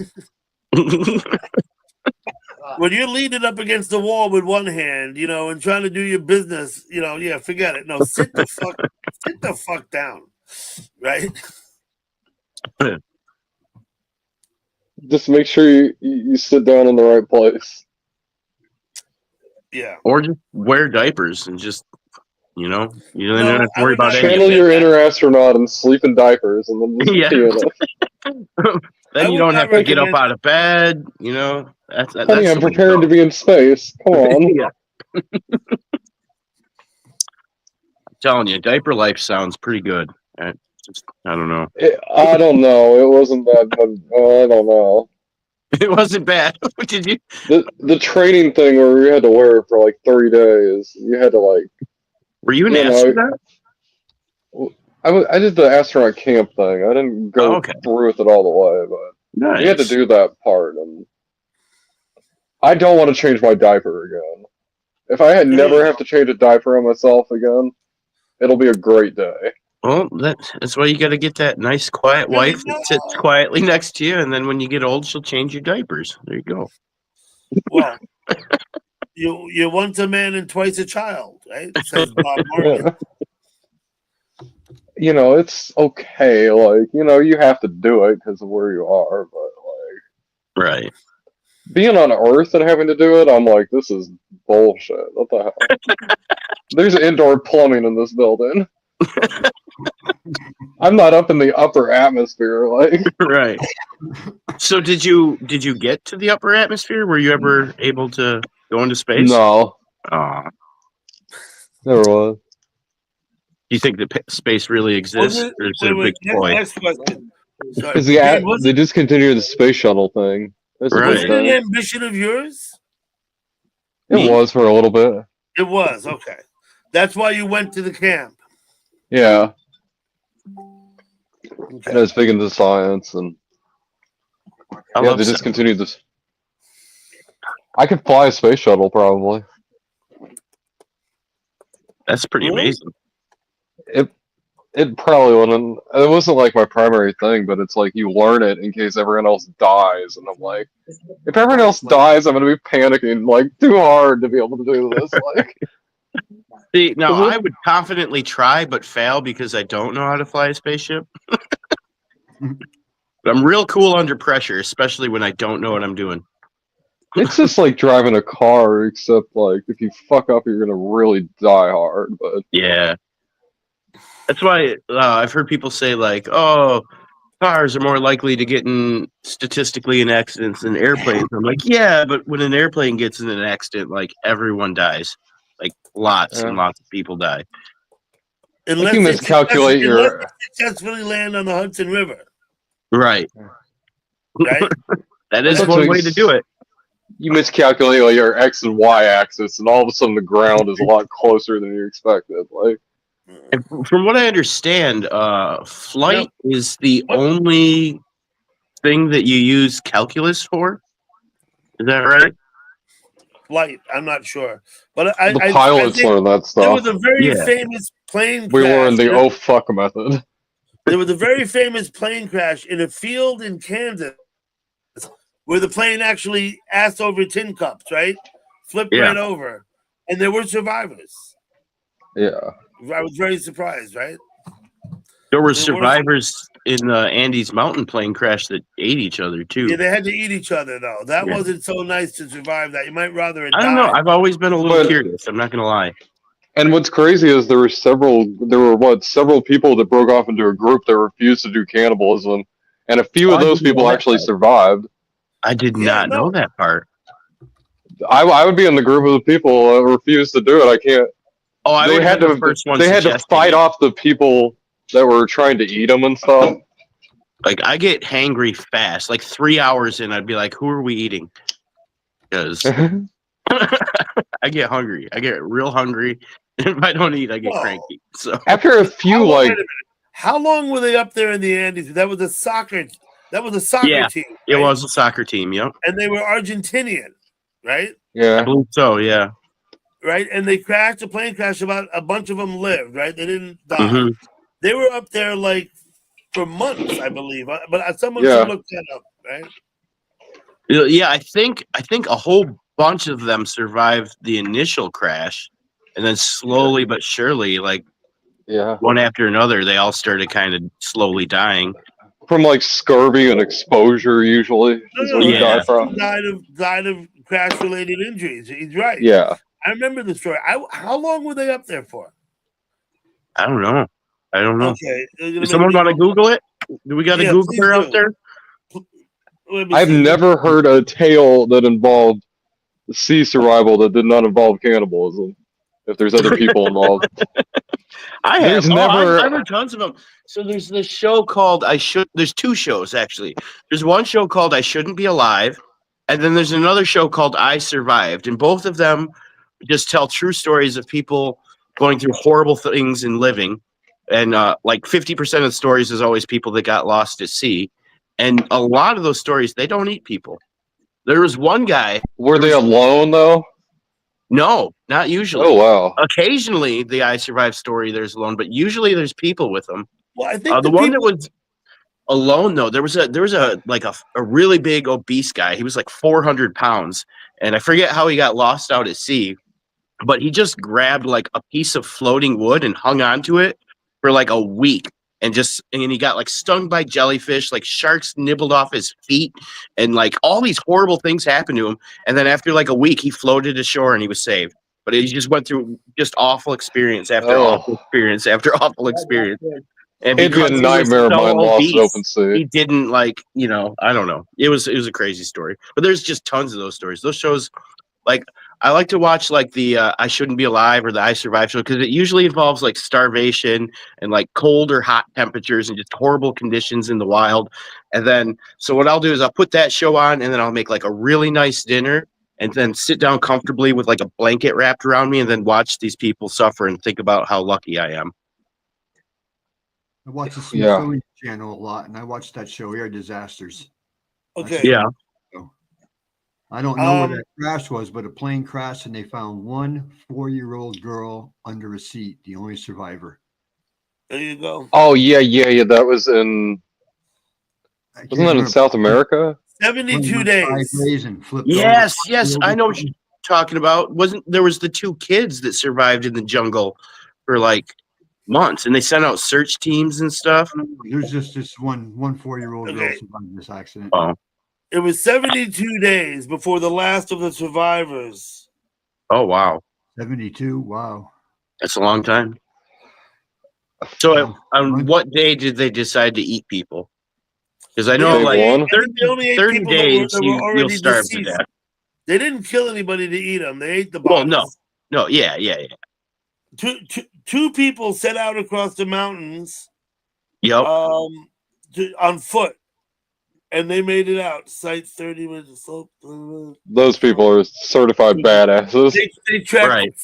Right. I'll read. From there, they trekked 53.9 kilometers, which is 33.5 miles, for 7 more days into Chile before finding help. So 7 days they walked 33 miles to get help. And In you the got to Chilean realize, desert. like when I first heard that, I'm like 33 miles. I can do like 15 miles in a day if Okay. I put my mind to it. But then you got to realize this is in the mountains. This is snow. This is not just like walking down the street for 30 miles. Okay. Which During the 72 days following the crash, the survivors suffered from extreme hardships, including sub-zero temperatures, exposure, starvation, and an avalanche, which led to the death of 13 more passengers. So 13 of the survivors got avalanche. 16 survived, right? The remaining passengers resorted to eating the flesh of those who died in order to survive.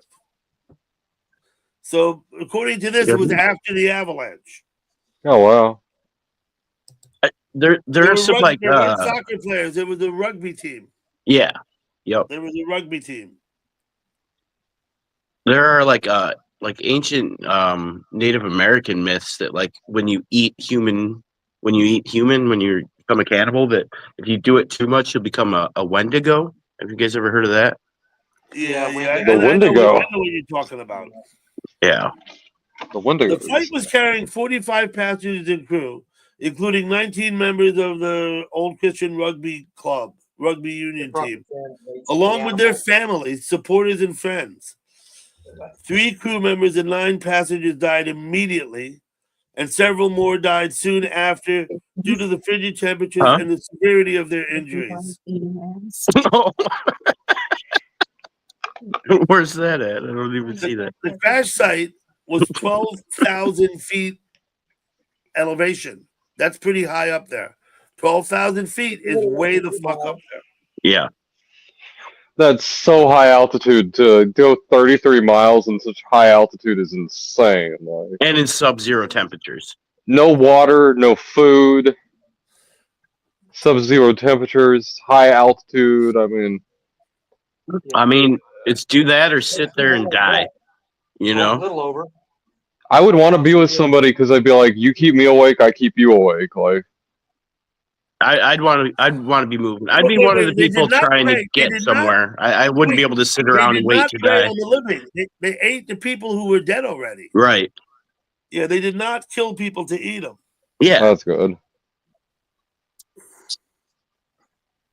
Okay. Yeah, Must no, be- that there's was several. understood, I think. Was anyone saying they were killing people to eat them? Oh, yeah, allegedly. There was technically, one- No one was there.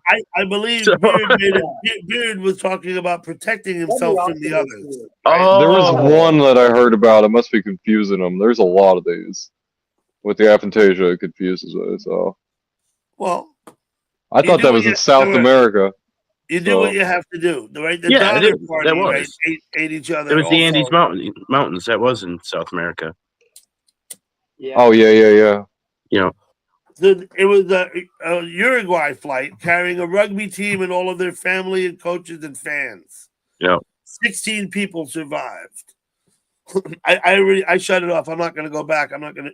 I start That's reading fine. that. I'm That's not fine. paying attention here. we got it. But we man. learned there was 72 days from when they crashed to when the final 14 got rescued, because 2 of them set out on foot, walked for 7 days, 33 miles down the hill, and got help. Damn. Left. I'd have been one of those 2 guys for sure. And then the rescuers came up and got the other 14. Be right For a back. total of 16 survivors out of 45. It's about a third, right? It's about a third. If somebody thinks they can make the walk, I'd want them to come with me. They did Yeah, it out no, of I- desperation. It would. I tell them if you exactly. die, I'm gonna eat you. Right. So you better move your ass with me. You better move it. So But yeah, no, it wouldn't be, like because I'm like some kind of hero or whatever. It would be like literally, I would be sitting there like, I'm not gonna sit here and die. I'm gonna Yeah, walk in a proactive. direction Get and try and get proactive. something done. You know? 72 days is a long time to be stranded in the middle of the winter in the Andes at 12,000 feet. Yeah, Yeah. You burn a lot of calories, but you can stay warmer when you're walking than rather than when you're hunkered down too. yeah, that's true too. Yeah, and you're gonna die of exposure anyway. So it's like, Yeah. why not try? Like, Yeah, You know the story of Shackleton, right? I do not. oh yeah, I love the Ireland. Shackleton story. Yeah, Yeah. the South Pole Explorer. The survivors, they got to the island. They're on the wrong side of the fucking island after sailing in a small skiff for days over the open 128 miles, I think it was. Then they had to walk up the fucking mountain and down the other side. Took them, Anyway, yeah. Read about what Shackleton did. That guy. Shackleton was one of the greatest commanders ever because he didn't lose a single crew member when he was stranded like that. That's crazy. Like, His boat got crushed by the ice. They took the skiff and sailed to, I think it's South Georgia. I don't know. I might not have that right. But that island that's down there near Antarctica. Yeah, I can't believe he kept his men's morale up and everything. It's Right. And then he was Or maybe smart he was enough. just like such an asshole that everyone was terrified of him, so he just like kept him in line. He was You know what I smart mean? enough to know when he got and they made landfall on the island that they were nowhere near rescue yet, that they still had this treacherous fucking journey in front of them to get to where humans were. And that they had to keep waking you. That's where I got the waking up thing. They Okay. had to keep because they kept falling asleep and they had to keep waking each other up. And what was about, it? They what were. about you, New River? What's that? What about you? At what stage of despair would you have to be to eat a cadaver? You know, I just don't think I'd do it. I'm just wouldn't do it at all. I got you. Okay. Yeah, I would do it. I think Mike Vincent wouldn't eat it. I don't eat innards and stuff. I won't touch liver or gizzards or none of that stuff anyway. I think I'm right with him. So. Yeah, I think maybe I might make it 12 hours, and I'd be like, I gotta eat someone. Like I just can't. Gotta eat somebody. I mean, assuming there's already dead people for the taking. You know what I mean? Yeah. I can find me something else to eat if it's out there. No, I wouldn't kill another human. Find something else Well, to eat. maybe if I was really hungry. I don't know. 12,000 feet in the I get Andes crazy is when I'm hungry. There's What's got to that? be something up there to eat, some varmint or something, right? Some lichen or something until you get to a lower altitude. Like, I maybe. mean, what about? I mean, rodents to live up there and shit like that. Marmots, guinea pigs. Hey, you could. I mean, know me. there are people that are just adapted and know exactly what to do out there, but you know. To me, if I could catch it out there, it'd be on the menu. Insects too. Exactly. But they're in frozen mountains, so there was no animals. There was nothing. There was no plants, no animals. Everything was just snow and ice. Yeah. I mean, a tree bark jerky before I ate people, that's for sure. I don't think there were any trees either. Yeah. Yeah. Well, hell, there's nutrition in the seats on the airplane. Yeah. Not much. It's there though. Yeah. What's that thing? It's I think like the soldiers in the Revolutionary War, they boiled their leather shoes and stuff. If I had leather on me, I'd boil it and make a soup. Yeah, that'd work. Okay, I mean, now I heard a story right when Napoleon retreated from Russia after not making it to Moscow, right? Yeah, and his army got back. And I think they went across Poland into Lithuania, and a lot of them were like shoeless by that time because they had been eating the leather on their shoes, boiling it down, and makes sense. Yeah. It's not very palatable, but calories. You're starving to death. You're starving to death. Good morning, Nobby. Thank you for coming in. Like in the Revolutionary War, they'd eat leaf stew and all that.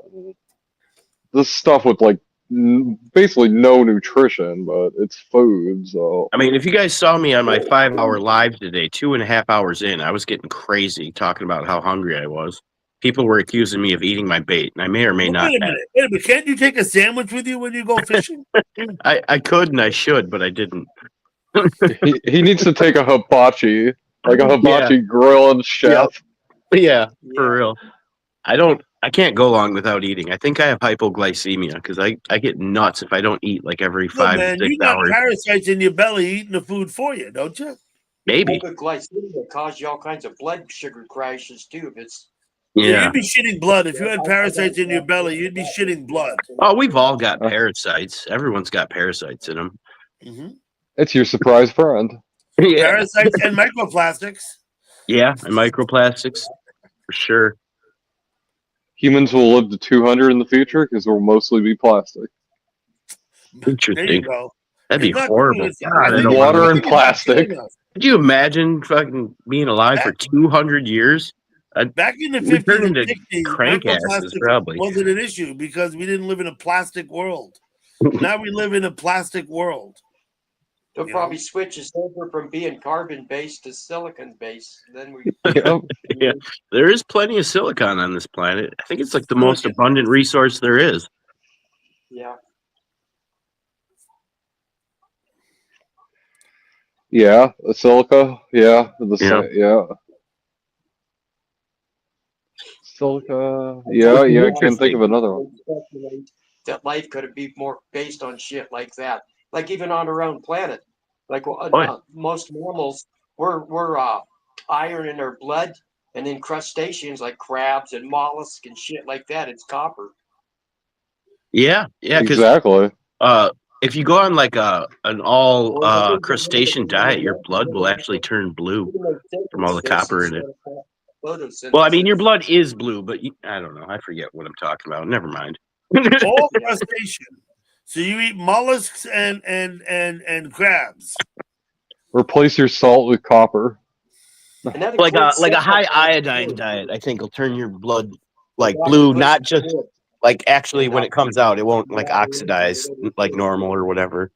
The reason your blood looks red is because it's been exposed to the air. Yeah, That's why your blood looks it's red. oxidizing. What's the deal Kinda with like rock. iodized salt? Like, we didn't need iodized salt at one point. Like, why do we need it all of a sudden?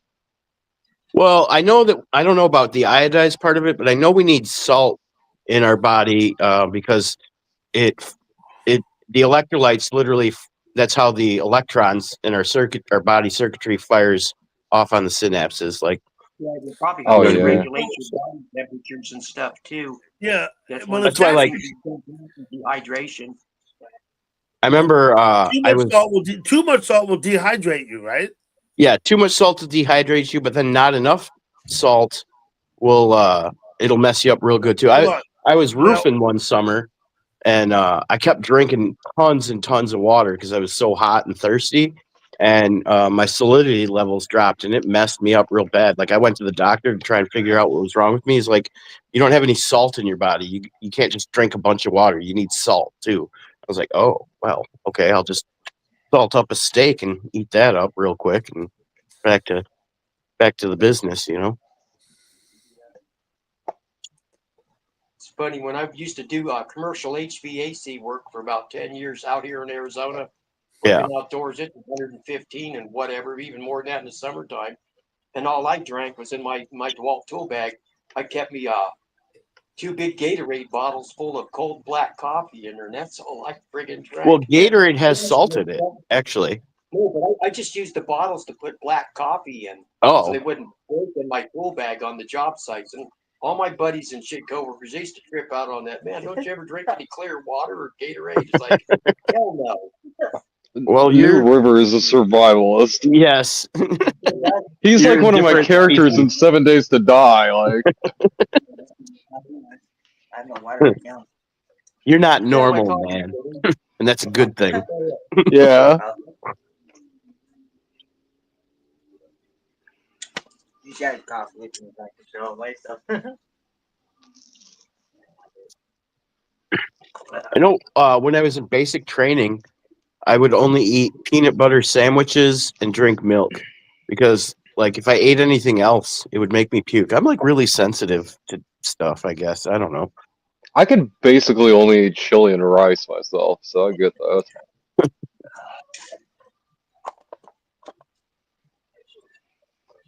You clear off that table, man. You got so full of junk.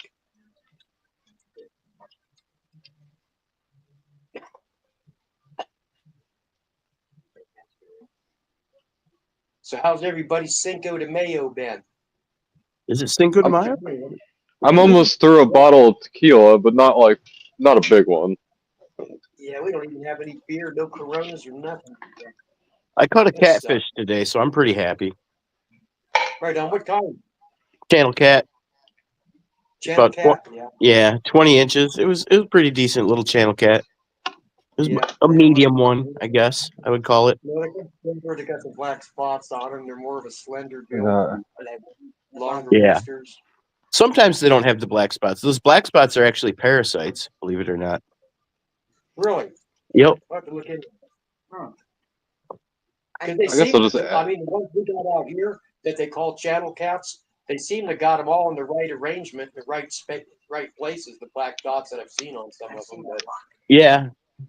No, they're parasites though, and sometimes, sometimes they'll come off for some reason. Like I don't know. I don't know all the intricacies of them, but I do know they are in fact parasites. The parasites add extra flavor. Yeah, delicious. No, I don't eat the skins of catfish. I don't really eat catfish that often. I I like love it. catfish. I like catfish. I don't know. It's all right. So a lot of people say they like to eat the younger catfish because they taste better, but I like to eat the bigger catfish because it's easier to fillet. I don't know. I like a good amount of mercury in my fish too.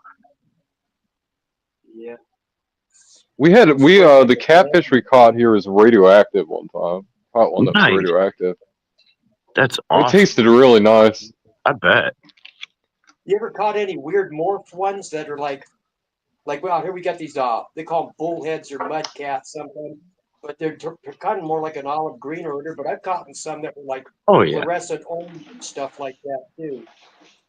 Oh, I've never caught a fluorescent orange one, but I caught a bunch of bullhead like last week. I think it was maybe 2 weeks ago.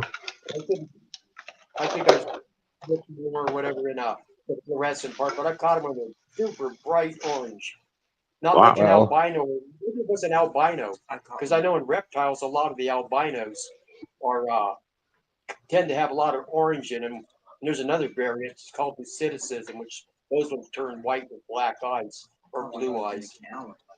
There's actually a subset species of crocodilian that got stuck in a cave system and evolved to turn completely orange.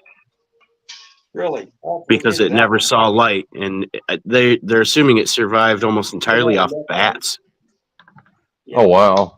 Yeah, and it got stuck So is in it the immune cave to system rabies? for like 20,000 years. Oh, crocodiles. I guess it's not a mammal. It's not a mammal. Never mind. Sorry. Yeah, crocodiles are immune to everything. They've been around forever. I just was curious and I got stupid. Only mammals can get rabies. That's right. Right. Yeah. A reptile with rabies would be crazy. Yeah, I mean, but like, would you even notice? Because reptiles are already kind of vicious and nuts anyway. Yeah. Like, could you even tell if an alligator had rabies? Because they're like, oh my god, it just attacked me. Yeah, foaming alligator. Like, well, that's what they do. Yeah, like a Komodo dragon. Like, oh yeah. What if like their rabies instead it just made them calm? Like a gator that's acting like a house cat or something like that. It's kind of like when you give kids with ADHD meth and it calms them down. Oh yeah. Yeah. I can't imagine a gator coming running up just to love on you, just like a cat or something. Just wants to be cuddled. I can absolutely imagine that. I got a guy I know out here. Yeah, kind of like our dog. It's called Arizona Phoenix Herpetological. He's got a YouTube and all that, but they got all kinds of stuff out there. They got crocodiles. They crossbred Siamese with salt waters. I think they were one of the first. But I was out there making a deal with the guy on some reptiles, and I was in his big barn type thing he has, and I was bent over looking at an aquarium that was sitting on the floor there. And he was off on his cell phone. He just let me wander around and look around. While I'm bent over there looking, I hear some noise kind of behind me. I'm bent over looking in this 10-gallon tank. And I look over to my left of me, and there's, I shit you not, a 10-foot fucking alligator about this big around walked right up beside me. And I'm looking at him. His head just gets past me. And I'm thinking, oh, shit. And I'm looking at my buddy. He's way back at the other end by the door on his phone. I said, what'd I fucking do?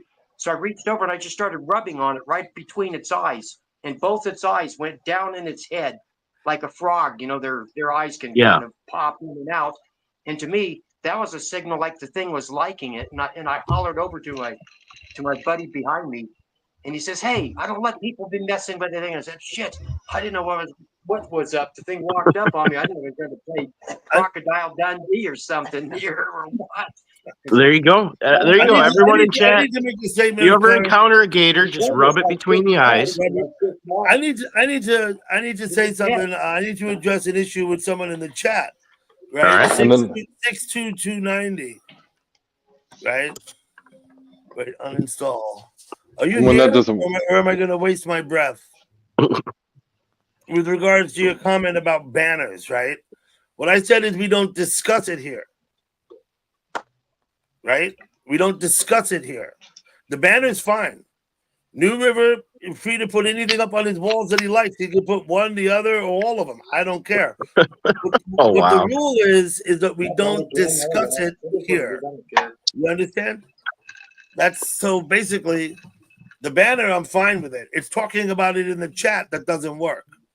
Is the basic way. If I could say something about a Dougie Doug live. 1 minute. I got to Oh, address sorry. it Go again. ahead. Advocacy is not discussion, right? What we're not going to do is debate, the thing in the chat. This is just part of my man cave. I'm surrounded by fish tanks, incubators full of bird eggs, So, the anyway, rattlesnake, lizard, and that. And it's where we come out to retreat from the house. George and I are basically outnumbered. There's more women in the house than us. Wait, it's not true, because I wouldn't mind any banner. He can put up any banner he likes behind him. I don't differentiate one from another. So your thesis is not the case, right? I have plenty of people who don't agree with what the banner represents in my chat, and they come on my panel. Plenty. Okay, Like he puts the banner up. I'm not going to jump on somebody because they got the Dallas Cowboys versus somebody else. I mean, I might have a problem with that a little bit. I'm just kidding. I was just kidding. Rivalry and that's. Here's the thing. I can't love imagine having Dougie Doug lives because he does get such interesting, diverse characters in here. And if you can't just be, understand that everybody's different, and this is what makes these lives fun. Dougie Doug's got a very unique live. I haven't seen any quite like it yet with the panels he gets. And I got to clarify this statement for him. Like I said, 290. He can put up any political banner he wants. I don't tell him what to put up. You understand what I'm saying? He could have banners that represent the opposing candidate. I don't care. What we don't do is talk about it in the chat. There you have it. I can't imagine caring what someone else has on their wall.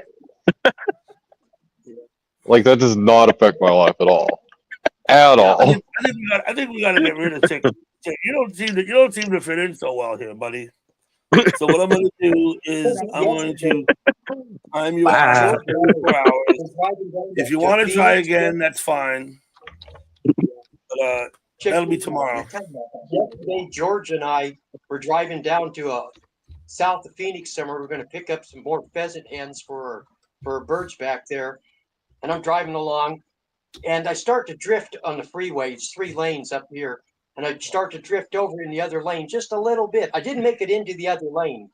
The guy in this truck behind me lays on the horn, and there's got about 3 or 4 of them in there. Next thing, and as soon as he did it, I mean, I noticed I was drifting over anyway. And I just kind of adjusted over, and I just kind of put my hand up like, hey, it's all good, accident, Next thing you know, it's fingers yelling at us, rolling down the windows, following us for about 10 miles or so down the freeway, and she's just being a fucking dick. Damn. And for what now? I was driving along the middle lane of 3 lanes on this thing called I-17 up where I live. Yeah. And I kind of slightly started to drift in my lane a little bit, not enough to go into the other lane, but there was another guy kind of in the lane adjacent to me, kind of up near me. And he started laying into his horn. And it wasn't that much of an encroachment. I didn't even go over the line, but I drifted a little bit back to recenter myself. And next thing you know, they're catching right up parallel beside me. They got their windows down. They're flipping me off. And even when I did it, my window was rolled down enough where I put my hand up, like palm hand up, like, hey, sorry, it's all good, rather than a finger or something like that, And the next thing you know, we got this going on for like, what, about 10 or 15 fucking miles until I needed to merge over to get it on another freeway. Actually, I saw this thing about road rage and why it's so common is that typically when people are driving, they're in a heightened state of sensitivity because, whether they realize it or not, and I know we've all been driving 30, 40 years and we think there's nothing going on, but for most people, there is a subconscious awareness that this is very dangerous and that you do have to be in kind of a heightened state. So that's why people have a tendency to go off the handle when they're driving and freak out when something isn't, you know what I mean? Think it's like a fight or flight thing. Huh? Yeah. I think it's more fundamental than that. I think that's why I smoke when I drive. Okay, I'm gonna put that up there. Let's see what that is. This is what I carry. Hold on, I wanted to hear what Dougie Doug had to say. I wanted him to elaborate. Wait a minute. I'm trying to find out for Desert Duster what we're looking at. I have a CCW. This is what I carry instead of a pistol. This is pepper spray, OC spray. All right. This is perfectly legal everywhere in the United States in this 2.5 ounce container. It shoots 10 feet, and you'd be surprised how fast someone turns their ass around when you pull this out. Right on. Yeah. I mean, if it works on bears, it probably works on people. Okay, this is what I have different stuff. In Arizona, you don't even need a concealed permit to carry. We're allowed to carry concealed or otherwise, and I never carry, and I have firearms. The only time I take one with me is if I'm going up hiking up in some mountains at nighttime with a flashlight looking for snakes and stuff, but I don't need a firearm with me to go buy pheasants or to go to the store or something. They just stay basically locked up. Hey, can we give Doug the floor for a minute? I really wanted him to elaborate on what he was saying. I was curious. I will. Why didn't you get on the phone and call the police when this guy was threatening you when you're driving down the highway? Well, it wasn't. It was just all verbal gestures and yelling and cussing and stuff like that, and he wasn't able to get over to my other lane. And if he wants to play bumper with me, swerve into me, I'll swerve him back, I mean, but he didn't. Okay. So he was just yelling. He was just cursing you out for 15. He just cursed you out for 15 miles. This is what I think about human. He just cursed you out for 15 miles, right? Yeah. It's not the first time. Human nature, right? With people, when I kind of engaged him, I've even had a gun pulled on me a long time ago for getting out to engage somebody who was brake checking. Okay, I got it. But everybody's different. Everybody doesn't learn. For me, I just kind of would rather prefer to passively de-escalate. My policy is to back off and let them go if they want to go. Let them go. That's my policy. Oh, yeah. Right. But I'm going to answer now Fishy Things question. Sure. I think that, everybody's different. We're all unique. I think that some people are more prone to rage in general. Yes. Right? Agreed. And those are the people who are more likely to commit road rage. Right? Definitely. Yeah. So I think that people who commit road rage, they have other things going on in their life. It's not just what you said is true. Of course, you have to be heightened awareness, heightened sensitivity when you're driving. There's a very real danger.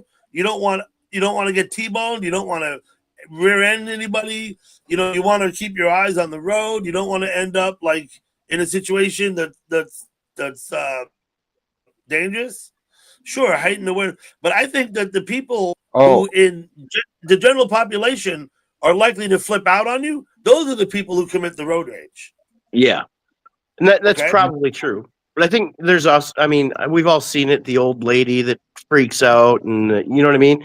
Like, I think it's a little more than that. But yeah, I mean, I definitely agree that people who are just raging in general. It boils down to a person's personality.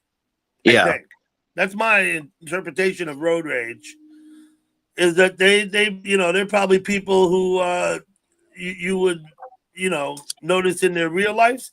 And I mean, I don't want to overgeneralize, but might have similar issues, like say in the office or with their pet or with their spouse or their Yeah. kid, Yes. Yeah. or at work. I said in the office. Mm. Those are the people who I think are prone to road rage. They I need think to it's take personality. I just had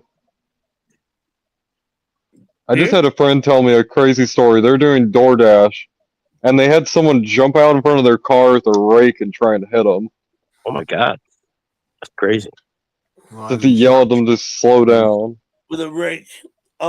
I used to commute in and out of New York City every day for work, and I seen a lot of shit. Cars dueling, literally dueling, and then you get the tight traffic. I've seen people actually put their car in park, get out, go over and start beating on another car, trying to get the other guy out. People cutting each other off mercilessly and dangerously.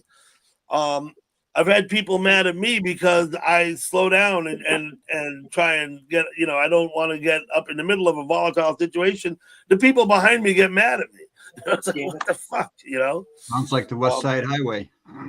That's bingo. It's just a fist fight. I mean, I'm a very calm, very chill person, like all the time. I'm even like I drive like a grandpa. Like I'll drive under the speed limit, and like I've had a license for 30 years and never gotten in an accident.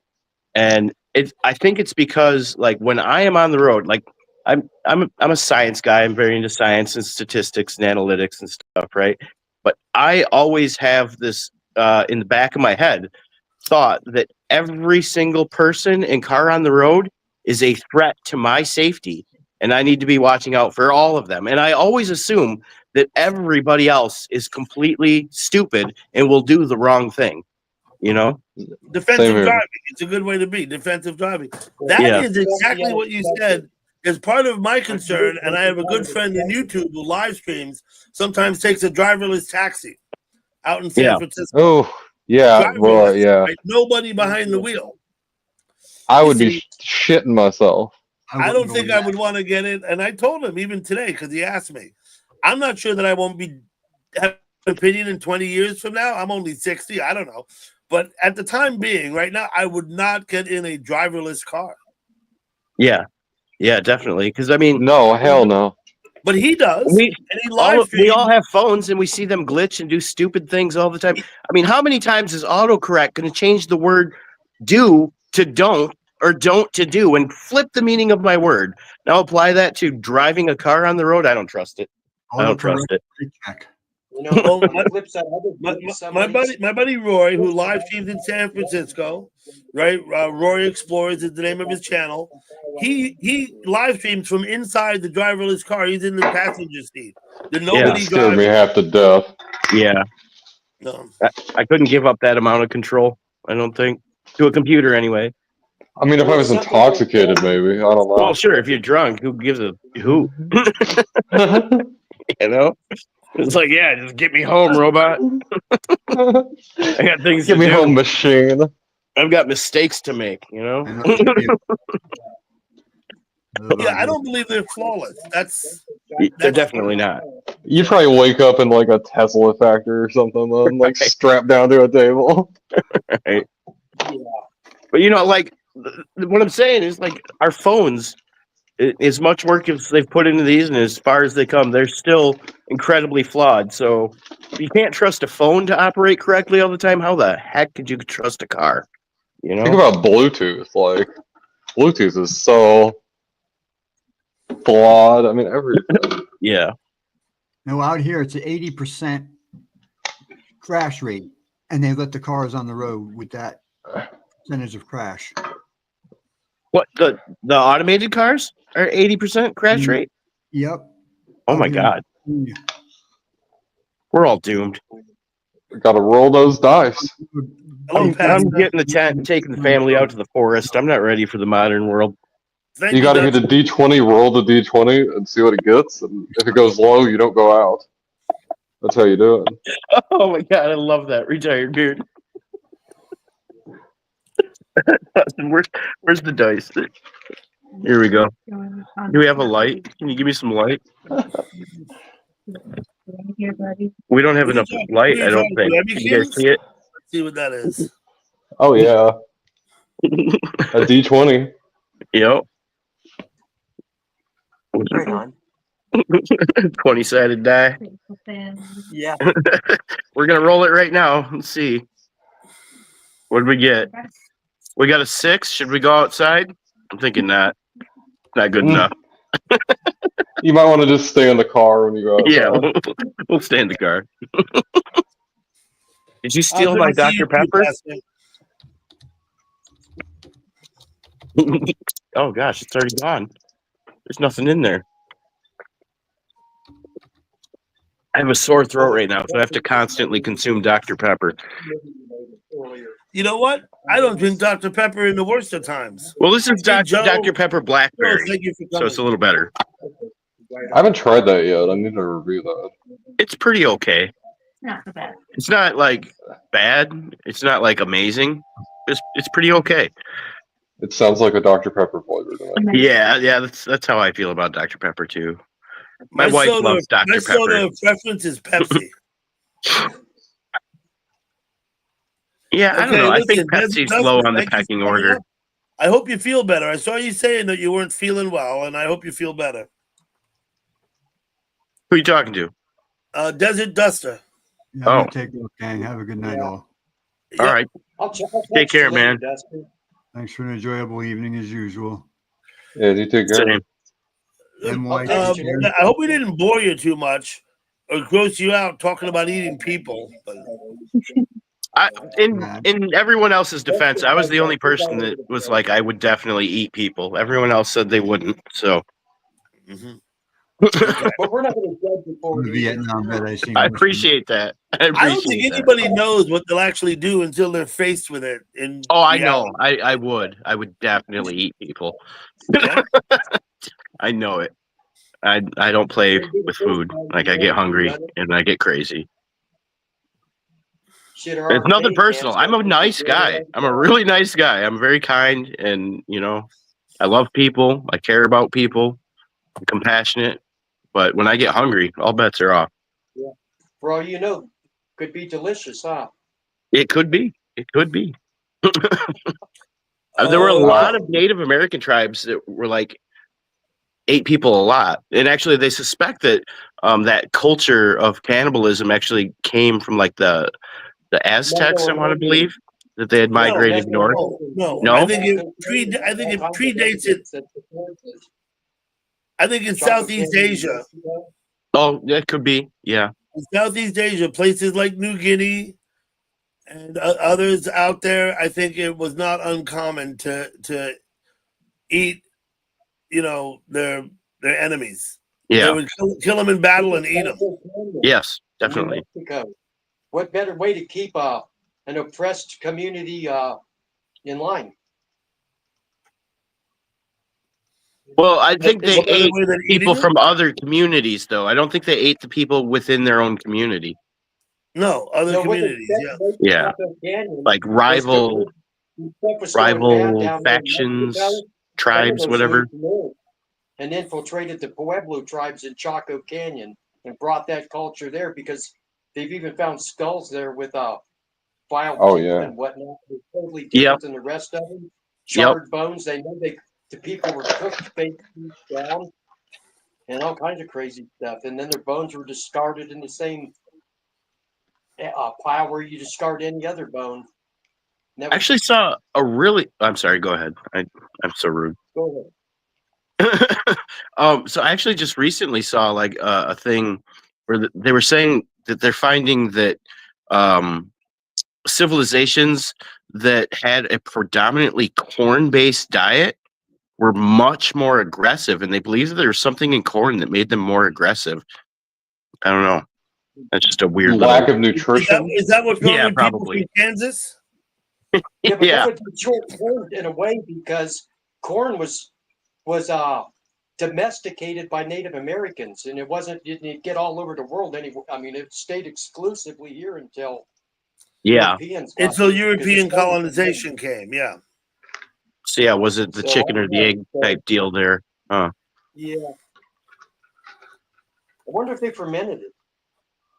Corn with. I don't know. I'm sure they did. Right. In some way. They ate cocoa leaves, so they definitely. Got messed up. You're hiding in the corner while Fishy does what?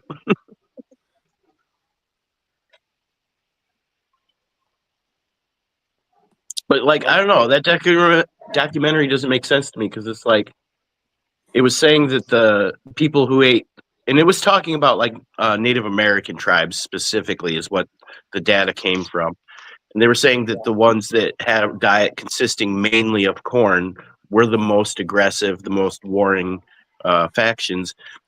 But then at that same time, there were other tribes that were very adamant about eating other tribes. I'm like, how could the cannibal tribes not be the most aggressive tribes over the corn eating tribes? That's what really got me. With it. Like, were the cannibal tribes just like, oh, once we eat, a few dozen people, we're good. We'll be peaceful for like another year. And then the corn ones were like, no, we always have to kill people and we're not going to eat them. I don't know. I've not heard either. Yeah, there's that story about the red-haired giants in Nevada and Wisconsin. I think it was the Paiutes or whatever, and they supposedly got together, man, and they just wiped those ones out in that cave. Yeah. Well, you've got to think a cannibal tribe, people will unite against them. So. Right. So they had to like kind of hide in the shadows, sort of deal. Yeah, you kind of got to do it, but like just think about it, people don't want to I don't want to live near cannibals, so they're going to start fighting. Yeah. I mean, I don't know if they. And then if you eat, you can't eat everybody in the area because then you won't have any food. So And you won't have any friends, and humans are social creatures. Yeah. Humans are social creatures. That's why we do this. Yes, 100%. That's why we're here now. That's why people in the chat. It's because we want to be social. We crave society, right? Yeah, 100%. Yeah. Hey, Storm Dancer, Dutchman, Gurf. Oh, Fish Beard. Gal Pal. What's up, Gal Pal? How are your paws doing? My paws are doing fine. Good. I was pawing around. I took off and ran around in YouTube world. Right on. Oh, wait, did we lose? It's good to see you, too. Yes, it does just say goodbye and left. Yes. Yeah. He's not feeling the best. The guy with the drum kit.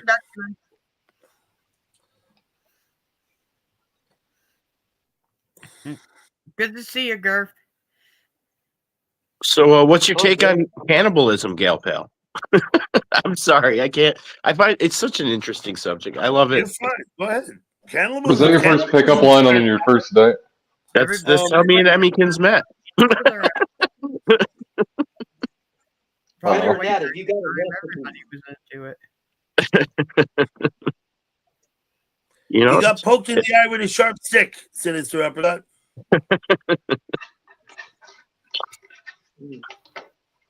What's that?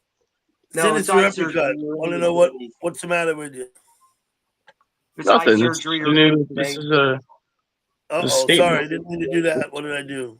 Oh, what am I doing? There we go. That's probably a good thing, Gurf. I'm sure most men are. Most men are what now? He said he's picky about who you eat. Good for you. I'm not. Once again. Well, there you go. Wait a minute. Like I said, you don't ever know. But there are several documented cases of humans who aren't like cannibals, but have to, due to circumstances, end up eating humans because it's their last resort. Beard pointed out that it happens at sea, and it does. It has in the past. Yeah. Oh, yeah. It happens at sea very often. The mountain and the Antarctic ones, there's not as much cannibalism. There is, but it seems to be more prevalent. I don't know. This is a Donner Party. Yeah. That's one of the most famous ones. Refresh my memory on that one. I've heard that term before, but I can't remember the story. They ended up getting eaten anyway. The Donner Party? Yeah. Yeah. Okay.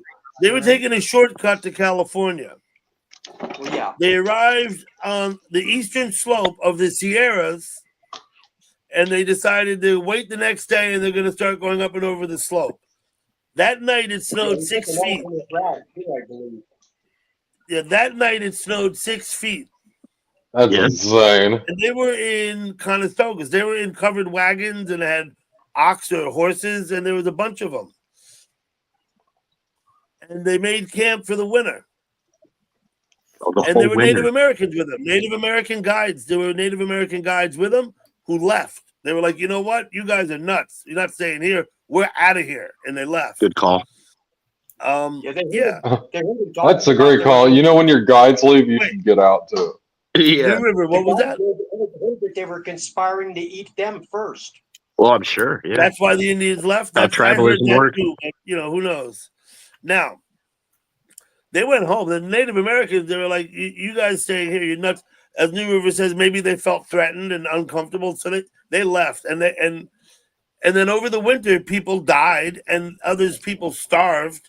And so that was that. They ate them as they died. Yeah.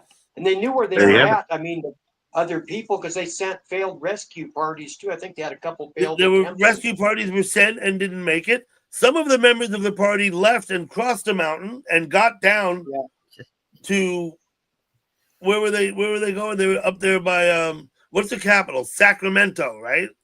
Yeah, or something. Yeah, the Donner Pass is up outside of Sacramento. I've been on it. Yeah, okay. Did you eat anybody? I never ate anybody up there, no. Wait, Dougie? Did you ask if Dougie ever ate anyone? Yeah, he said he went up there. I have been on the Donner Pass, though. When in Rome, you know. Yeah. Well, one of the survivors famously opened a restaurant in San Francisco. What was it called? Look it up. Wait, hold on a minute. You can look One it of the people who ate other people opened a restaurant after that experience? Yep. Yeah. That's awesome. Yeah. Only in America. No. America. SCP? Oh, That Dutchman's is over Highway 80. that is so American. Yeah. Isn't it? You know, my experience eating people made me really appreciate being a chef. You're right. 100%. Yeah. If I can make people taste good, just imagine what I could do with cow. You know? Don't ask what the Was secret that his ingredient slogan? I is. don't remember Probably the not. numbers, but I mean, quite a few people survived. And they were rescued eventually. Were they? How did it happen? Eventually, they got over the mountain and down into California. Isn't that what the whole by then. Sweeney Todd story is about? Is like they put people in pies or No. something? Sweeney Todd's a little different. Stigma after it, for whatever reason, having to do something like that. Sweeney Todd was a barber with a trap door in the floor and a very sharp razor blade. Uh-huh. Right? So the Sweeney Todd story, he'd cut the guy's neck and tip him over backwards and go through the trap door in the floor. What was his end game? Why was he doing it? I don't believe he was eating them, but I don't know. Someone could tell me differently. I thought his wife was putting them in pies. He was selling them to a school or like a medical place. Oh. No.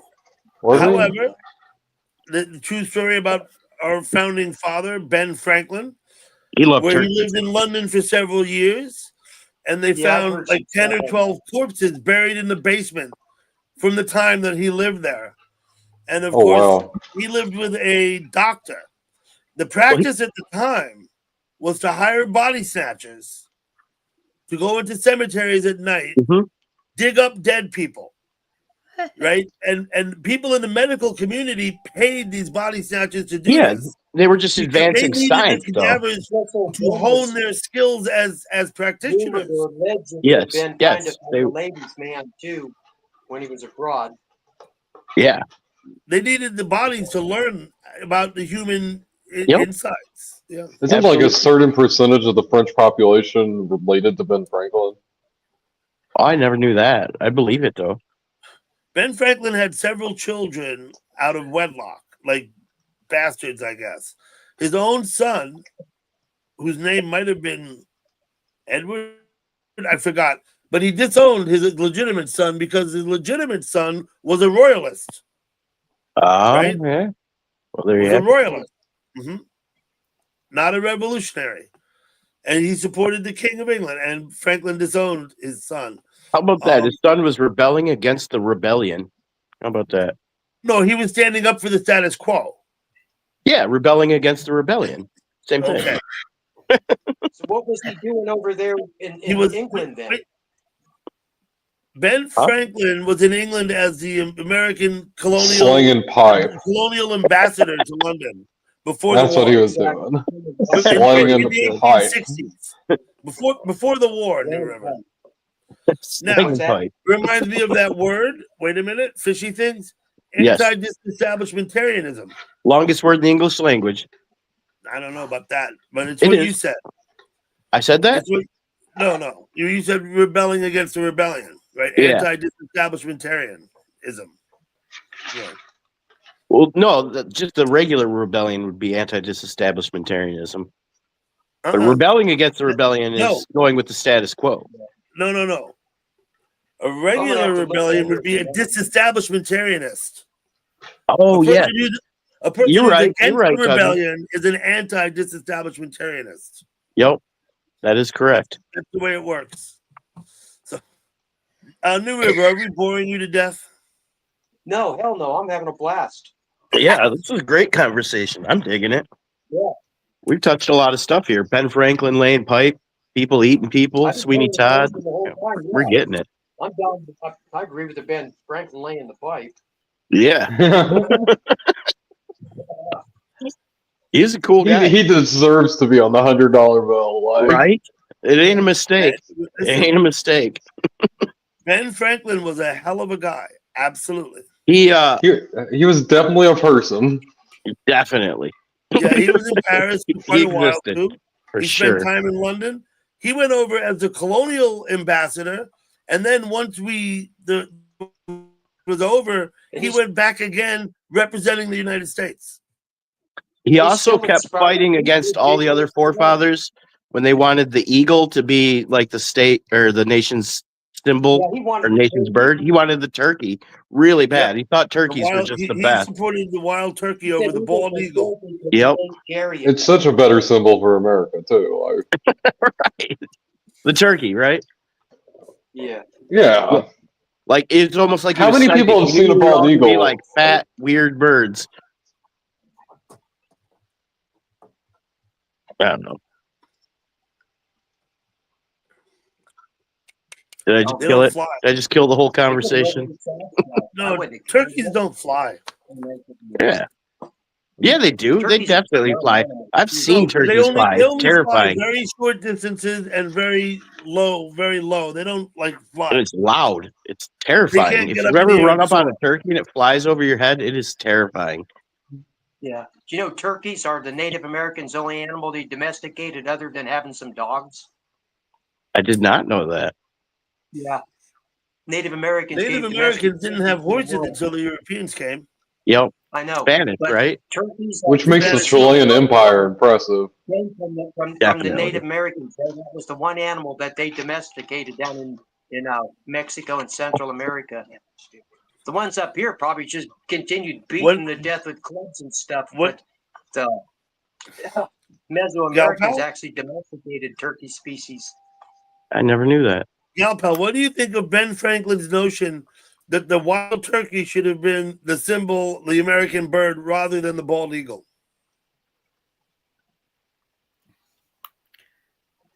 I really don't. Whatever. I'd go with the eagle just on the fact that the eagle can. Cool, we have eagles here. No problem. Turkeys, we have turkey buzzards. They're pretty crazy. No, I saw them pick up my neighbor's Yorkie poo. I had to save it. They'll grab dogs out of your backyard. Those turkey vultures. Oh yeah, yeah. Ben Franklin thought that the wild turkey was aggressive, an aggressive bird, and that would well represent the nation. I've hunted them in the woods. They get loud and obnoxious. So he was right for the wrong reasons. Blue jays are a Yep. very obnoxious bird. They'll attack every other Oh, yeah. bird eater. Definitely. Squirrels. They'll attack In the squirrels. forest, but not when you're in the desert. Yeah. A lot of people don't know this either. Birds of prey will pick up living things like squirrels, mice, Oh, yeah. whatever, Yeah. and then Oh, they yeah. fly and drop it to the ground to kill it. They'll fly up and I drop seen one it. flying through the air. There's been a rattlesnake in its feet and a big one. Yep. Got my binoculars out and zoomed right in on it. That was pretty badass. And the snake wasn't dead. Yeah, Well, it might have they'll been, drop but the it squirrel was mice still back flying to in the the back. And ground that thing just cruising along with to it. kill it. I came on Otherwise, some turkey. you have to fight it while they're flying. Me and Ozzy go when we walk early in the They morning. called out of river cones. Watch 'em. They were eating them. Turkey vultures one morning. Yeah, you have turkeys around your house, Calpal? I have turkey vultures and eagles. In fact, Turkey vultures and eagles. We have wild turkeys right here up the road from me in the woods up here. Same here. nest over at the golf course, and they have to shut the golf course certain holes down when they're out there flying. They'll shut the holes down. They'll be like, you know, got an eagle can't golf on hole 8. You can't golf because the eagles are out. And when they bring their young in the spring when they hatch and they get old enough to fly, they bring them and teach them to hunt. They fly right over here. We can go up in the cul-de-sac. Me and Ozzy can watch them. Ozzy's mesmerized. That and the geese when they fly over, the Canadian geese. They fly from one lake to the other. They fly early in the morning and they go over to that lake, and then in the evening they come back. My grandma had a pet chihuahua named Sparky, and we had this family reunion out at my grandma's house. My grandma had a farmhouse, and I don't think anyone actually saw the bird, but I remember seeing the bird's shadow, and it came, and I don't know what kind of bird it was, but it was huge, and it took the dog. All you heard was a yelp from the dog, and it was over. Just this huge bird shadow, and then the dog disappeared. And then what was really crazy is the very next day, an all-white albino turkey showed up on my grandma's doorstep and never left. And my grandma fed it every day, and she called that turkey Sparky, and she swore that turkey was the reincarnation of her chihuahua. Of her chihuahua? Wow, that's How long yeah. had she been senile? Look, my neighbors She wasn't senile. I was worried with Nina with that all the time. Sweet lady. I loved her. Yorkie. Well, they still have it. They have a mini Yorkie. The thing weighs like 3 pounds. A mini Yorkie, and they have a giant field across from my house gated in, and they let it out there and run. And I was out on the porch one day, and there were turkey vultures sitting on the fence before they let it out. And I'm out there outside doing stuff, and I'm on the porch, and all of a sudden I see the turkey vultures. I can see their shadow on the ground, and they come down and they grab the Yorkie by the back of the neck, one of them, and takes off flying. And I take off running, and I'm yelling, screaming for her the whole time. I'm like, Jessica, Jessica. And I run and open the gate. They have a giant gate in the corner. And about that time, the dog flies to the ground. There's like 4 of them over there, turkey vultures, and they're like circling, and they're coming back in, and I'm screaming, and I'm trying to grab the dog, and I'm screaming, and she comes out on the back porch, and she's like, what's, and I'm like, they're trying to steal your dog. And she doesn't believe me. She's like, there's no way that birds are picking that dog up. And I'm running. Oh yeah. They're not even afraid of me. They're like thinking they're gonna take the dog from me. So she's trying to, I'm trying to explain to her, if they can grab the back of the neck, they're going to carry it away. They make it a cardboard disc and put it. I said, no, go to PetSmart. They've got to have something. They make it a blow up thing that fits on their harness, like harnesses to them, that goes on their neck for little dogs that prevents birds of prey from picking them up. Wow. It's crazy. Oh, wow. I didn't know that. That's how common it's become. My ex-wife tells me that her cat was taken by a hawk off the ground. I believe it. Damn. Yeah. I'm gonna tell a little. At least if you hate the animal, you're like, oh, good, I don't have to deal with it anymore. That gate's a metal gate too. It's like 2 car lengths. It's wide enough for like a tractor trailer to pull through. I was like pulling it open, screaming the whole time. It And was you wild. saved the dog, right? Yeah, The yeah. turkey vultures did not get the dog, right? Did not get the dog, and she was like, she didn't believe me, and I'm like, "Are you kidding?" They were still circling the whole time we were standing there, and I got the dog. I'm like breathing, like, coughing and shit. It was crazy, but yeah, she. At first, they made it a cardboard band around, like cut a piece of cardboard in a circle with a hole and put it. And I said, "That's not going to work. There's still going to be." I said, "Go to PetSmart. They've got to have something, anything you can put, like." That they you got to cover the whole area. Razor wire. No.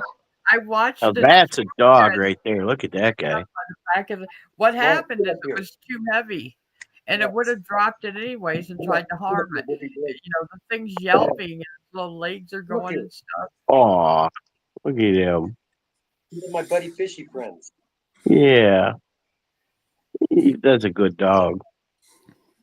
So my ex-wife lived in a little place in Wyoming, north of Jackson, a little town called Kelly. Oh, Kelly, notoriously like a hippie place, right?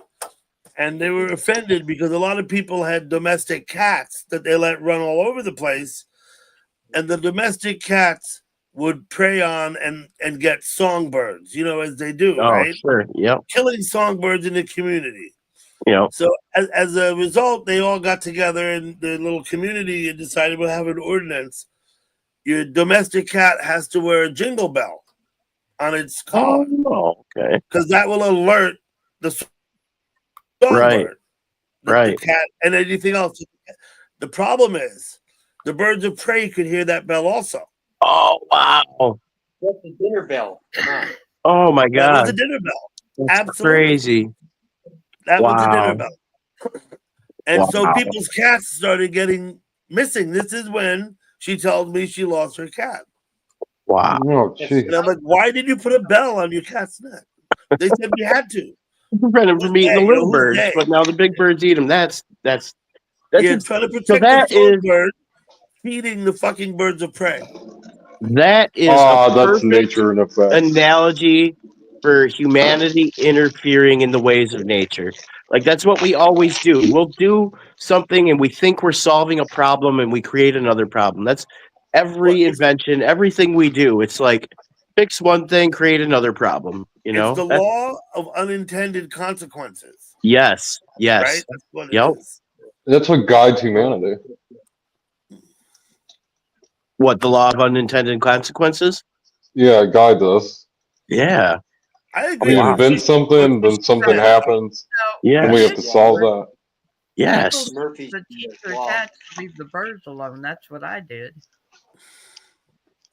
Yeah, That little segment just took me into some philosophical wonder there. I fed the birds and still do the squirrels on my porch rail, and I had 2 cats that were indoor-outdoor cats, and they started going after them, and I took buckets of water and threw on the cats. The birds are off limits, buddy. Get out of here. Same way with we have they like I don't know 7 years, 8 years ago, they said no more cats outside unless they're on leashes, and I said, wait a minute. You expect me to take my cat outside on a leash? What are you, crazy? You can't put a harness and a leash on a cat. They go crazy if you try to contain them at all. I mean, I was one of the people that went to the meeting and was like, what are you, crazy?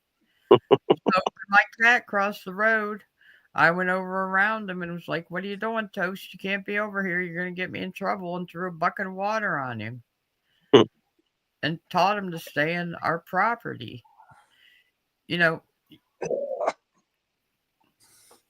I'm going to head to bed, guys. Same way with Yeah. your dog. If you Good want night, to fishy. Good night, guys. Thank you, everyone. I'll see you all around. See, See you later. now I gotta say something to sorry. See you, fishy things. Yeah. Gurf, if you're gonna go to the hospital, let me know. Message me so I know. You know what I mean? Let me know you went. Yes, let us know, Gurf.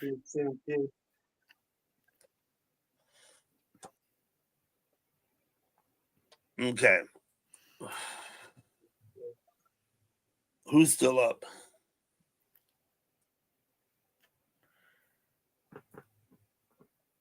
George and I be bailing soon anyway. I'm gonna go in the house and lay down.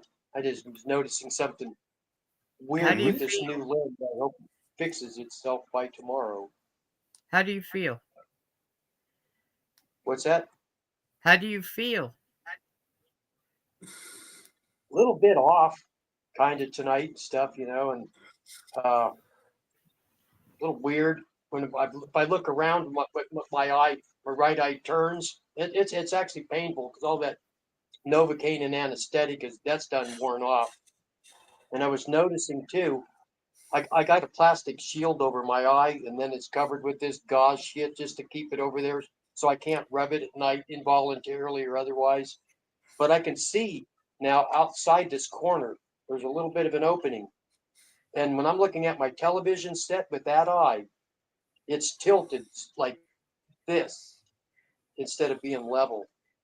Oh, So I don't know if they got that might be because you're only seeing Does it out that of the make a difference on the lens? But but what I can see is a lot clearer. It's not like muddy brown water anymore than it was before.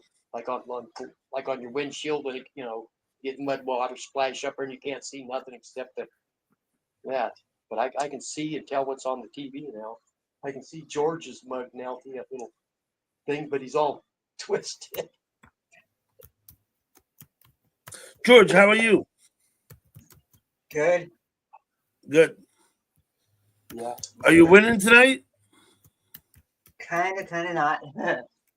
I'm actually in a mission right He's now. doing a safe mission that pays out a lot of money. It's relatively safe. He got it dialed in. Oh, you are in here. Okay.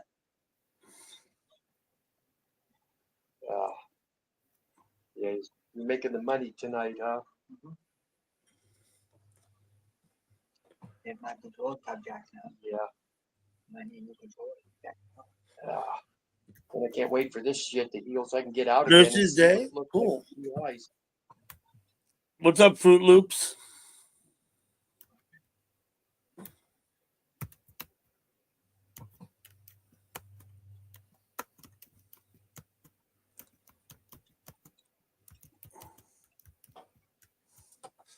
Yeah, we're just chilling here. So it is just us and Beard and Gal Pal and Doug, huh? I think Yep. Right I on. think I'm here. Beard's still here. Oh, that's good.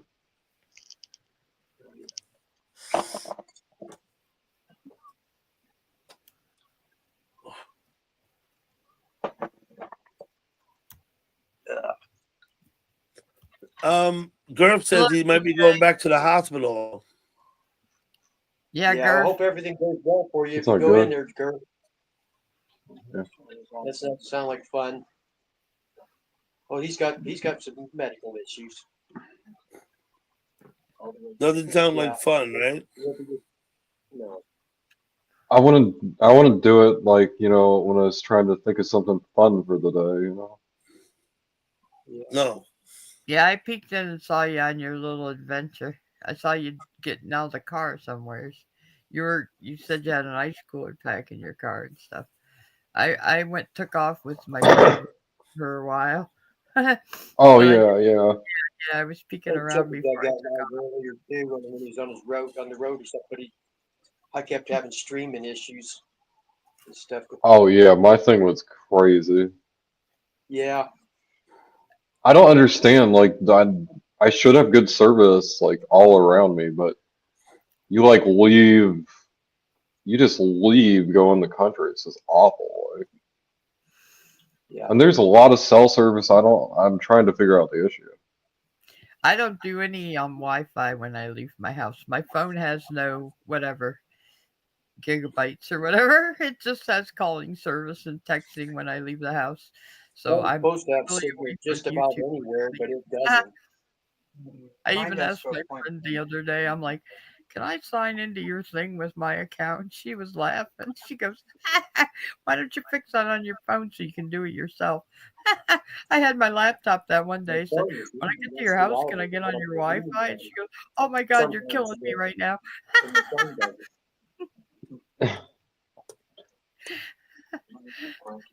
That's great. It's the first time. Well, I'm drooling now. Yeah, 4 years I've like totally. No, I think I'm getting too embedded into YouTube. Teacher Appreciation Day. I find it Great. crazy though. Be My nature son spots that you can show that it will work. teachers. Woohoo, Teacher Appreciation Day. Well, my son is now an administrator, but he It's called me also one day. National Crepe Suzette Day. I don't want to be a teacher anymore. We don't have any rights. National Nurses But, Day. well, you are in Louisiana. Maybe you should come up north. He got mad at me. But, anyways, my niece left Virginia Beach and came up north. I'm still waiting for National Dougie Dog Day. That ain't gonna happen. Why would they You have just gotta write the White House. I gotta write the White House. We'll write the White I House don't for think you. they're the ones who decide. I think the national days are made up by a bunch of knuckleheads who sit around and got nothing better to do. You can look into Okay, it. well, Look, you can find out who decides what the national fucking days are. I'm sure it's not coming from the White House or the Congress. Yeah. Well, if it comes from the White House, I'll be down there tomorrow asking for what I want him to be. I think it's some board of knuckleheads, something that decides this shit. Word of knuckleheads. Yeah. Yeah. Who that's their decides? official job title. Knucklehead. So Yeah. it's National Teacher Appreciation Day, National Nurses Day, Pull them out like and they're pulling out lottery numbers or something. National Crepe Suzette Day. In the U.S., national days, particularly federal holidays, are determined by Congress through acts of legislation, and then the president formally proclaims them. While anyone can declare a national day, official recognition by the government requires congressional action. So we do have to Yeah, but write your congressman. the ones that I post are not sanctioned by the government. I'm telling you this. She said anyone can proclaim one. Wait. Non-official national days, anyone can create and celebrate national days, but they are not officially recognized by the government and don't necessarily mean a day off from work. Example, the National Day Calendar is a website that lists many national days, but is not affiliated with the government and does not have the power to create official holidays. That's where you're getting them from, right? Yes, I got them from what you just said. The National Day Calendar, correct? Yeah. Yeah. There's your answer. Hello, TR. So I just have to write the administrator of the website. Got it. Thank you for coming. I hope you're doing well tonight. So you could promote a National Day, Beard. Why don't you make that your life's goal? Oh yeah. Contact these people at the National Day Calendar with your suggestion. Yeah, I have some ideas. So. National Day of Reckoning. How about that? National Firearm Day. No. National Day of Reckoning. Oh. Yeah, is that Pinky? Do I see Pinky down there? Pinky's in the chat. Pinky. TR, I hope you're doing well. Your family and everything. National Cannibalism by Necessity Day. What is that? That's a good one.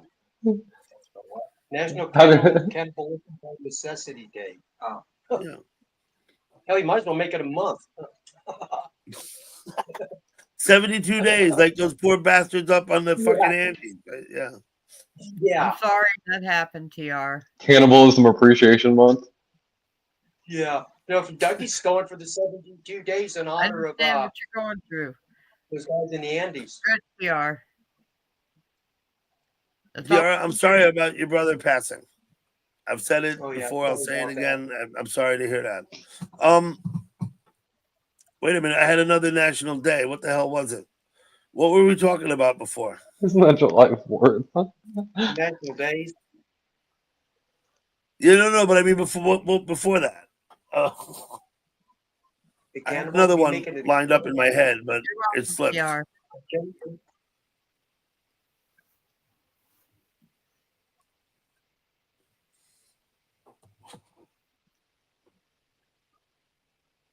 I have a tumor removed under the skin on my face near my right ear. It's an outpatient procedure. Can I assume it's benign? I mean, you're not just being biopsied and sent to the lab. I assume they've already done that, right, to determine that it's benign and not malignant. I hope, Dutchman.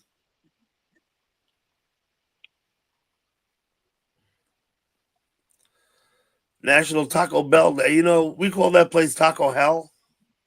Just saying. I'm not a fan of Taco Bell. I'm only a fan of Taco Bell's food if I'm like highly inebriated. I don't think I've had Taco Bell in 30 years. It's like the food of my childhood too. So. Maybe more. It's been like 12 years for my niece, and still randomly. I just saw a picture of her yesterday for the first time going through my picture box. I And made it the brought mistake back of all doing the Taco memories. Bell. She was like Job 13. sites during lunch and come back and Not have to go herself back in to the head. work. So I'm gonna say, wait, what's that? Try Oh, to remember damn, Dutchman. I'm sorry to hear that. remember the good times you had with them. That's all we can do. Sure, Pinky. You want the link?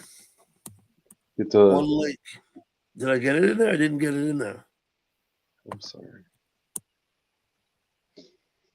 Whew.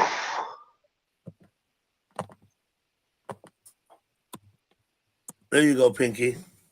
I hope it's benign, Dutchman. I don't wish radiation treatment on anyone. Yeah. Our friend from chat, our friend It's the Chewy, best has thing been in to touch do. with me just lately, and she's We doing can't read the better. chat. She went out to the zoo and sent me a couple of pictures of a giraffe. She's getting radiation treatment as currently. She said she's feeling better. In my chat the other day, Dutchman, I think you might have been here and came up on the panel briefly. Hey, Hello, Pinky. Pinky. Good evening. Hello, Pinky, Pinky. good evening. Hey, Pinky. New River Troll. Hey, it's been a while. Yeah, well, panel or two ago, maybe. So my dog, she's getting comfortable in the big orange chair. It's kind of cute, actually. You might want to check it out. I think your dog likes that pillow. Yeah, she's gonna get it just right. She's gonna beat it into submission. But why would she get on the pillow when she has the vast expanse of the seat of the chair and the pillow's so narrow? She loves pillows. It's more It's a comfortable. thing. It's a thing with her. She loves pillows. But think about it. If you could lay down on something, Beard, that was 8 inches wide or something that was 3 feet wide, what would, you know what I'm saying? It depends on which is more comfortable. Okay. For the top of the chair where I could survey the whole room. Yeah. Yeah. Yeah, my That's me. stepdaughter's dog is like that. Exactly what New River Troll says. Always assumes the highest spot to lay on, no matter where they are. You know what Nina I mean? was like that. She was, and it was horrifying because she was so small, like, and she couldn't see, so I didn't know why it mattered to her. I'm like, you could be sleeping up against the wall for all you care. She couldn't see. She was getting to be old. Yeah, she had cataracts. Yeah. Yeah, I've been thinking about that myself because I just got one of those fixed, and I've had old dogs, and I've looked at it, you know, and I've just like anybody else just dismissed it like that's an old dog with a cataract. But the shit's fixable, but I bet it's expensive for a dog. But Nina was like getting with $600, and we were just like, no. Wow.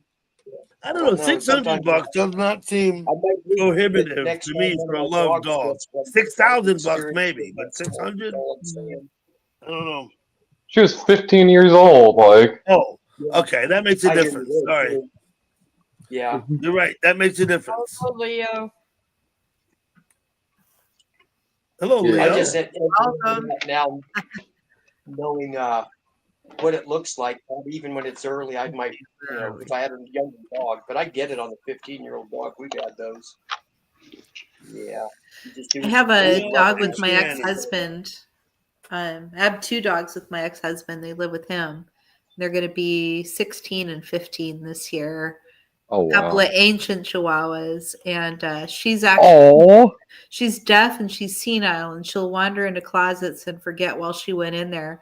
And if you call her name, she can't hear you, so you have to go and like physically pick her up and bring her back. Oh, that's creepy. And Princess, Aw. too. Yeah. Does anybody in the chat know Leo? I don't. Leo, no. Reptile or whatever. Just wondering. I'm looking. Leo, What's this- I made you a standard mod like everybody else.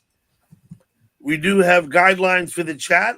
If you're new here, and you are, I hope you'll read the guidelines for the chat. If you click on more underneath the, down below, click on more. But I'll tell you, basically, we keep the chat pleasant. Yeah. We don't discuss politics or religion. And I'm going to have to run a further disclaimer, I guess, because we had that issue earlier, but I'm not really worried about it. Don't. I wouldn't. Yeah. You know what else I like about your chat is you're not supposed to talk about anybody who isn't here. Or even like those, that too. we can't talk negatively even about people who are here.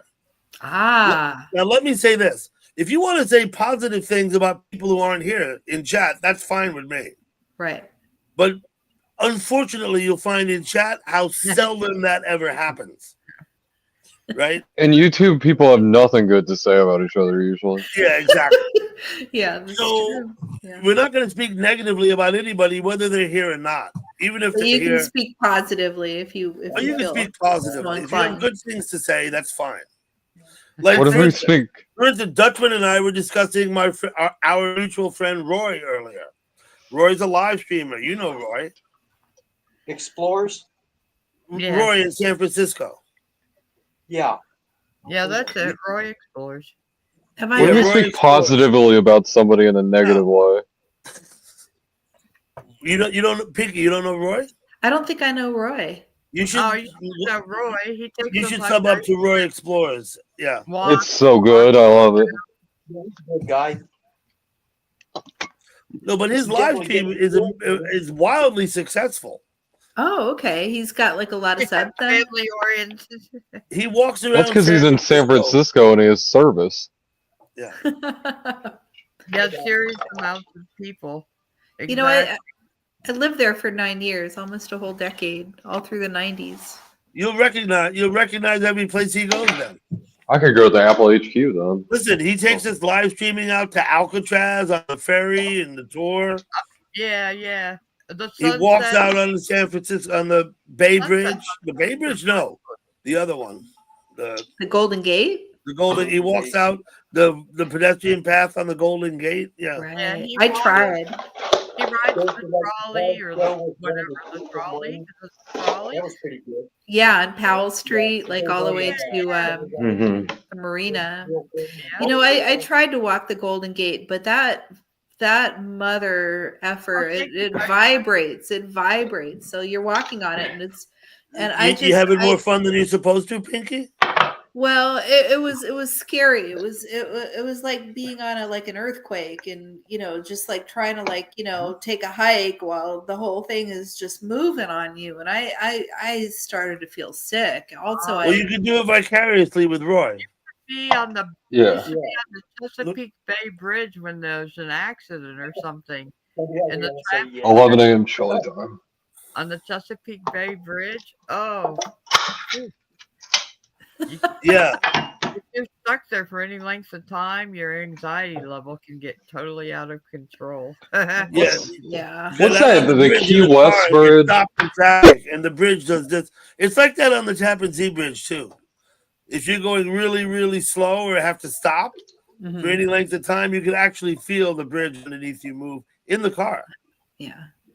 You know, sometimes I'm fearless and sometimes I'm terrified of stuff like that. And the only thing I can say is, you know, my shrink has got my medication right that week, or I don't know. It's all a matter of chemistry. It's like Tawanda, or it's like, no, hell no. And it varies from year to year, you know, with other things going on for me. It's weird. It's weird. Like I can get on an airplane and go transatlantic sometimes, and other times I'm like, fuck no. That is Isn't that weird. something? Yeah. That is weird. Yeah. But you're not afraid to fly, but sometimes you are, right? Yeah. I hate flying, but you know what? The thing is I tell myself I'm going to panic for maybe a half hour, and then I'm in the air for 10 hours. So I know it'll only last for a little bit, and then I'll have to relax because you're up there. You're in a tube. What are you going to do? You can't get down. So finally I'll relax. They'll bring me some food. I'll pass out, and I'll watch the little plane, you know, moving across the video screen. Be there in 10 hours. But the first half hour for me is a bitch. It's like, oh, God damn, what am I doing here? And then it's okay. Mine's not the flying, it's getting on the plane. The security, checking your luggage. I love flying. Yeah, I like to fly. I've been in a hot air balloon. It was awesome. Wow. Hot air balloon ride was like the ultimate. It was the end of my bucket list, so I had to start another one. I think a hot air balloon flight to get somewhere would be pretty terrifying, though. Like one Oh, casually would be You're not going somewhere. You're just going on a 3-hour tour. trying to go somewhere. yeah, and we got busy. A guy came in his single plane, you know, the old wooden plane thing that advertises for State Farm, and he got goofing off with us. I had my camera taking pictures, and he got the balloon, you know, waving in the, and he was yelling. The balloon guy was like, "Quit messing around with him," and he called him on his phone and said, "Get away from us." And he left, and I said, "Wait, what's all that concrete down there?" And he said, "Oh Lord, we're way off distance. We could see DC." Make it back home. You went all the way to DC in the balloon. Yeah. From Frederick. Yeah, from Frederick. Wow. And we landed. It was priceless. We went up before the sun came up. We went up at dark. We went up at like 6 in the morning. We watched the sunrise come up. The people that were with me were a couple watching. They were red-winged blackbird watchers.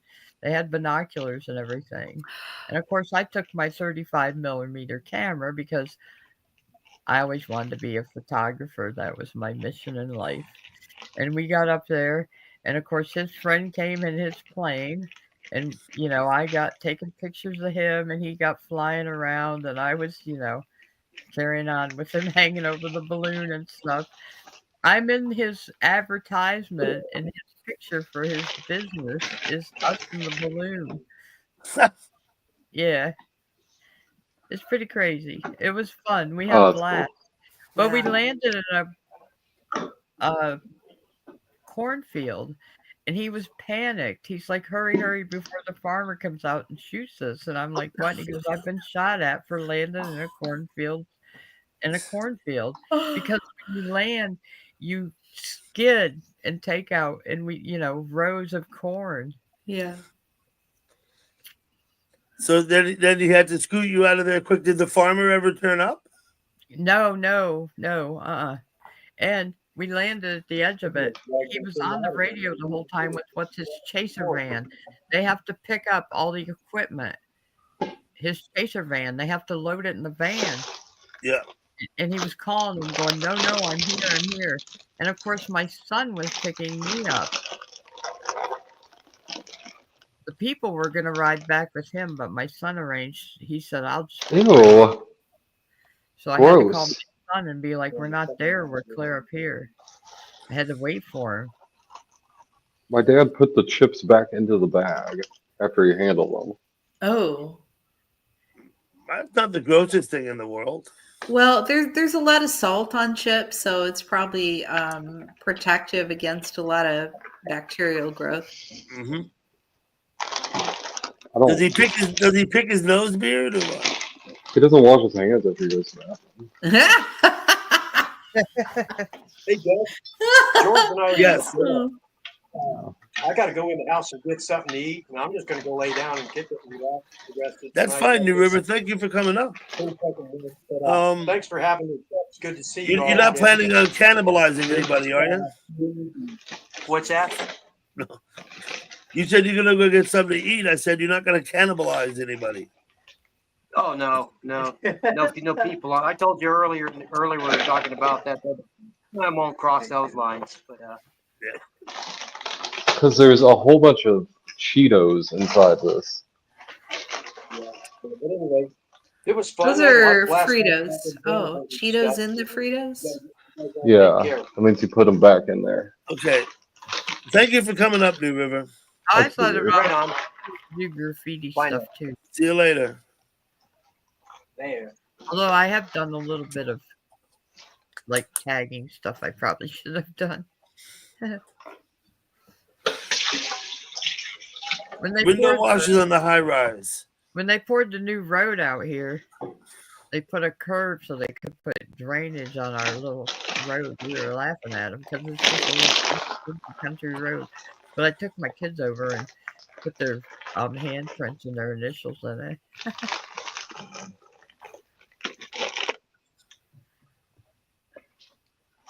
I don't expect Cheetos when I open a bag of Fritos. So.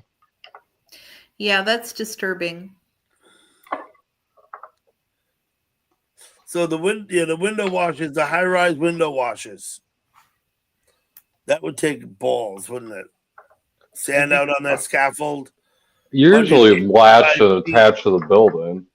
Yeah, so. no, but sometimes that gets fucked up too. Here's an update on I'd do it. It doesn't seem too scary to me. time. Oh. If I was unsecured to the building, there's no way I'd do it. Like, What a sweetie. Hold on, I get Stephanie. It gets windy, Beard. I know. And that thing starts doing this, and you try to stand on it. Is this Persephone? Yeah. Oh. Yeah, it doesn't scare me. Girl. So what are they, about 2 years apart? Yep. Rated. They're both Leos, all three of them. My daughter and both of them, all right together. Wow. August.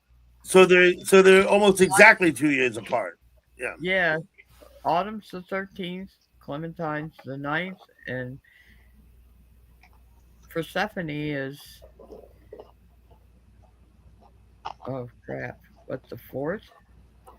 I think the 4th. I think you've said before. Yeah, she was born at the beginning. They're all Leos.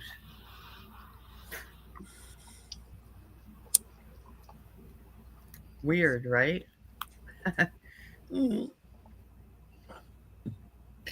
my family, it was my sister and I, and we were 20 months apart, a little bit closer than 2 years. 20 months. What's your sign? I am a Cancer. You're in Cancer. Yeah, and she's an Aries.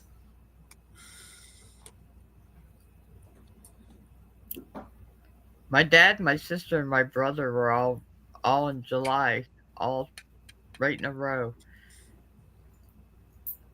And my dad was a farmer. Me and my older sister talk about this. My dad was a farmer. All of my siblings were born in the summer months I'm the only one born in the winter. If you think about it, my dad and mom would have been busy in the summer and would have had free time in the winter. Why was I born in the winter when they would have been busy? You know what I'm saying? Mhm. Well, hello, Relentless. I wonder if more people are born a certain time of year than others, or if, if you did a histogram, if it would be flat or if there would be curves to it. And, what I do is I work with hospital data. It would be fun to do a SAS run just on people who have been to the hospital and see what their birthdays were and if there's Well, any kind of pattern. I would think that typically people get married in the spring and summer, right? People don't typically get married in the winter, although plenty do. I'm not saying nobody does. I got married on December 31st, my latest wedding. But so you would imagine that there would be a higher birth rate, like in Was it the in Vegas? My next son, spring, yeah. right? Well, there's a problem with that, Dougie, and you're assuming that most babies are planned. Well, I just think, I don't know. It used to be the case. It may not be anymore. That getting married usually meant baby within a year, Yeah. right? Maybe it doesn't anymore, of course, but Baby in a year? Are you kidding me? You just think saying. people plan their babies? No, I'm just saying that because of the way that there's more marriages. Family planning has made that like more normalized, but Doug, you plan your wife too? people have sex all the time with all kinds of people, and there's unplanned babies. I don't know if you had like a ratio of planned versus unplanned, maybe half and half. I don't know. Mm-hmm. I'll do the experiment for y'all. What experiment do I need to do? I just wonder if the season, the time of year in which people get married, I have a schedule. affects the birth rate, seasonal birth rate. You know what I mean? I don't know. I would love to build a little graph and see what the deal is in California, at least. Or maybe these Okay, days. I'll have to get married in California. Maybe these days birth rate has nothing to do with getting married. I guess is what Galpal's suggesting, right?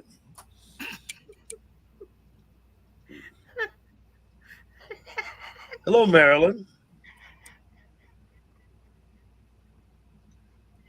It was Marilyn's birthday yesterday, I think. We have to remember where Doug lived, right out there in Mormon territory. The more, the merrier. Well, definitely the Mormons, if they stick with the church. The more, the merrier. If they stick with the church, there a couple of things. They marry very young, and they have babies very early, and they have lots of babies. Right. Typically, so there's no time. There's no time to have children out of wedlock because they're marrying them off as soon as they, Yeah. I know got marrying them off for the land. Married in their late teens or early 20s. A lot of them, and a lot of Mormons I know, I had like 4, 5, 6 kids. Some had 7 and 8. Yeah. Yeah. I remember kids. I went to elementary school in Southern California out in the desert, and there was a big Mormon community out there. And I went to school with a family, well, two boys in a family of 12, and one was natural born, the other was adopted. They were the same age, but there was 12 kids in this Mormon family, and that was semi-normalized out in this little community out in the desert because there's a big Mormon population. My uncle's boyfriend, his family had I don't know, like 13 brothers, and he had 13 brothers and sisters. Yeah. I was raised Mennonite. We had huge families. Mm-hmm. Seriously. Nicole. Like the Amish. I hope your friend gets better. That you don't use birth control, you just have babies till you quit having babies. I did Ancestry for a while, and you see, I had some French Canadian ancestors that had like 24 kids, and I was thought, oh, all those people running around now. But the truth of the matter is, a lot of those children didn't live very long. So he may have had Mhm. 24 kids, but maybe only half of them survived to adulthood.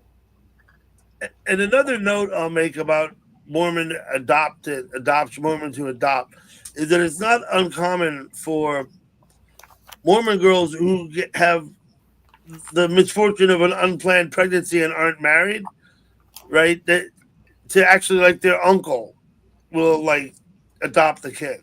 You know what I mean? Yeah.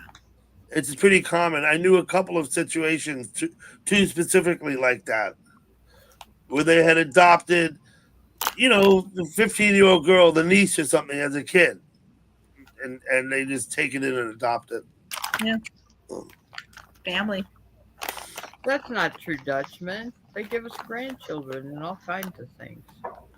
Heartaches, headaches, trouble in school. Mormons believe some weird shit, Garf. Like, and I think There's a video I need to. they may have changed their doctrine now, sometime in the 70s.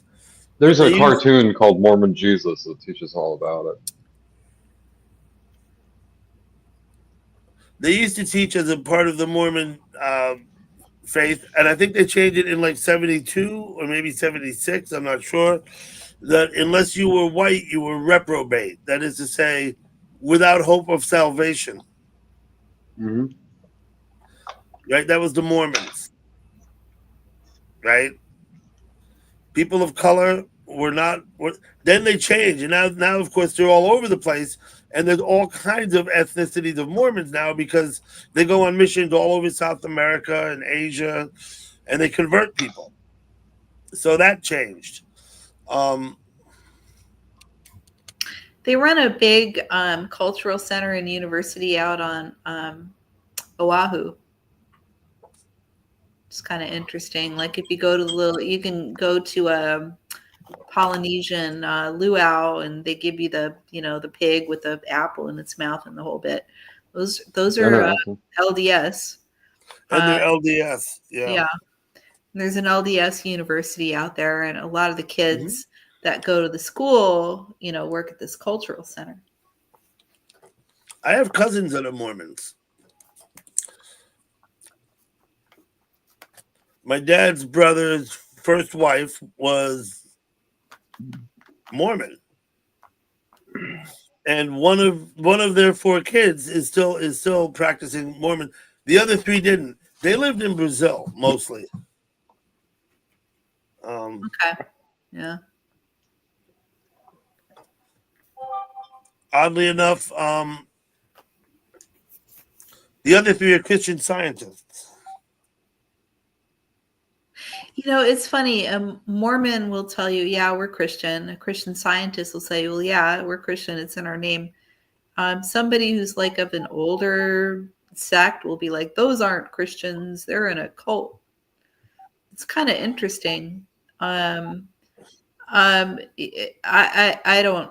Oh my God. I studied religious studies, and I don't want to say too much because I might offend someone, but that's how it always started, Yeah. Like the Romans, they described the early Christians as like an apocalyptic death cult. So, that's how it always starts. Right. The Mormons, I think, also, and they may have changed this doctrine as well. I'm not sure.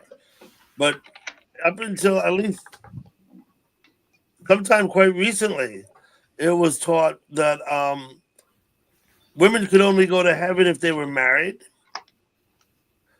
And not only that, but they had to have their husbands say so to get into heaven. Yeah. Right? I don't know if they still teach that. Aren't you supposed to be eternally pregnant and keep populating the planet that your husband They have lots of kids, I'll say that. But I know that they are fluid in their doctrine, and they have changed in the past to accommodate societal changes. I don't know if they've changed that yet.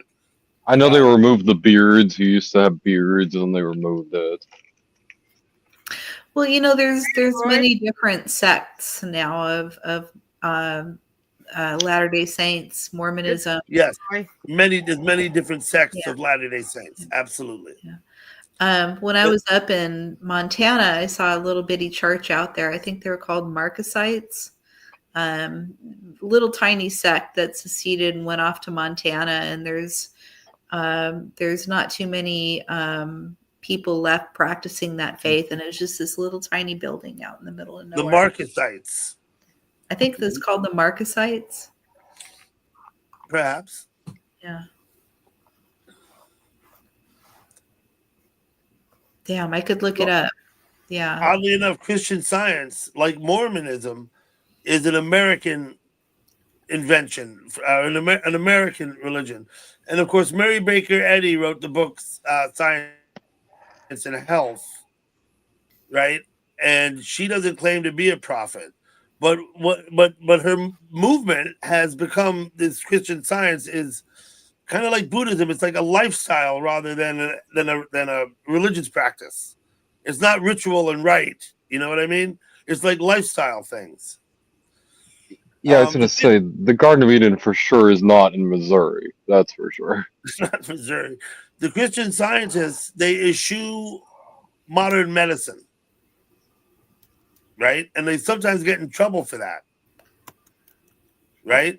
Now, I say eschew because they don't completely deny it, you know, but they eschew, they don't use it like, you know, they don't take aspirin for headaches, and they don't take Midol for PMS. They don't do all the regular medicinal things like vaccinations, maybe. Yeah, they're not vaccination. Vaccinating. They're not into They believe that the positive thinking and the thoughts of others in the community is more helpful, right?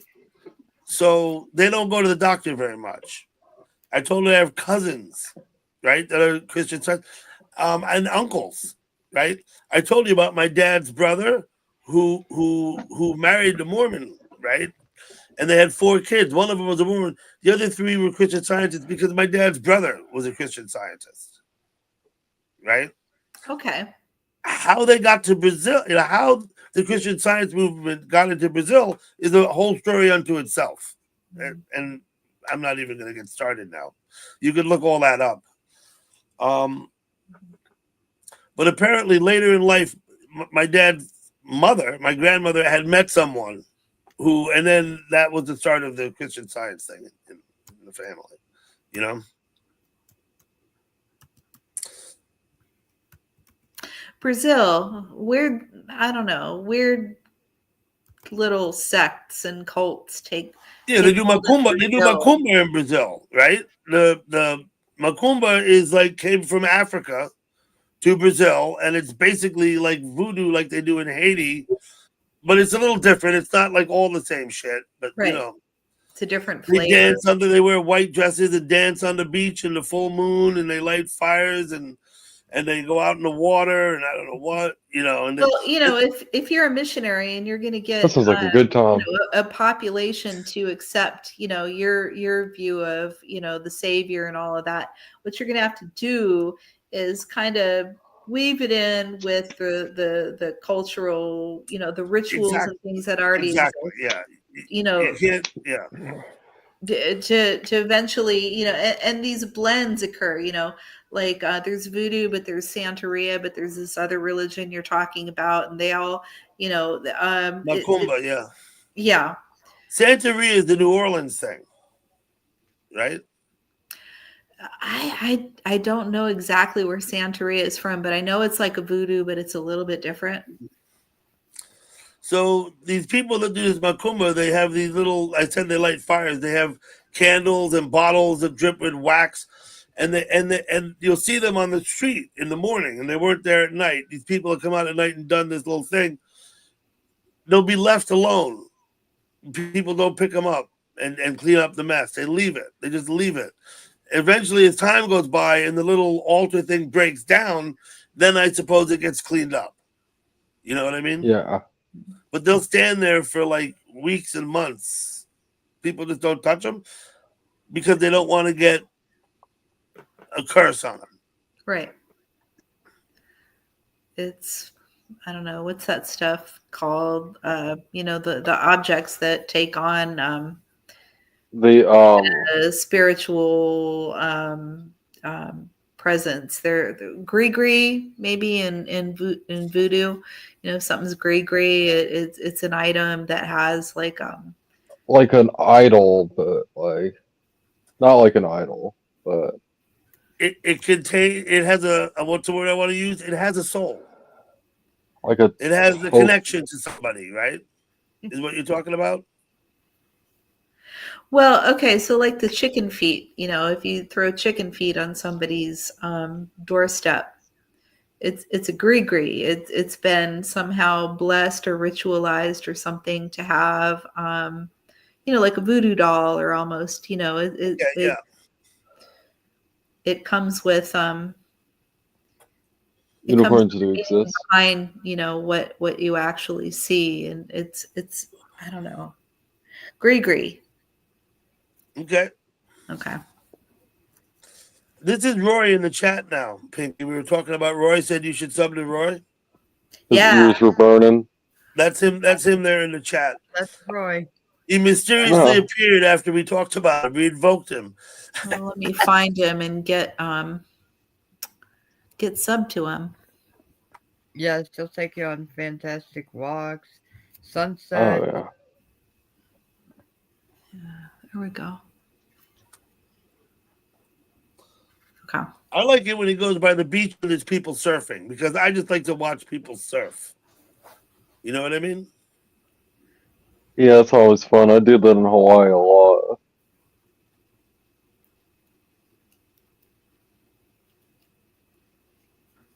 He lurks, yep. Oh, hello, Charmy. Look at that. Charmy's here. Hey, Charm. What's up, girl? How's the family doing? Yeah, I know it's seasonal, right? And it also depends on where you are, right? They don't surf on all the beaches. I know.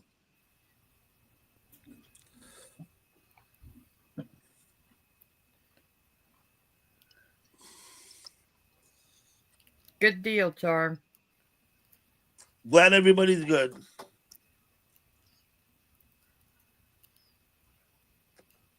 Hi, Charmy. Hey, Charm. Beard? What's up? Oh, he's there. Yeah, Beard, you go to Roy's? Charm lives in Oh yeah. Yeah, thought Okay. so. I've been several times. I'm usually mesmerized by what I'm watching, so. Gerf, I think that'd be a long stretch. I don't think that's likely. What, are they not giving tours out there anymore? No, they still towards the Alcatraz. Oh, okay. But open it like as a prison? Hell no. No, it wouldn't get past OSHA and all those other. Well, they'd have to, if they want to keep prisoners out there, they have to take everything down and rebuild a modern facility. Right? That's yeah. It's hard to maintain. Yeah.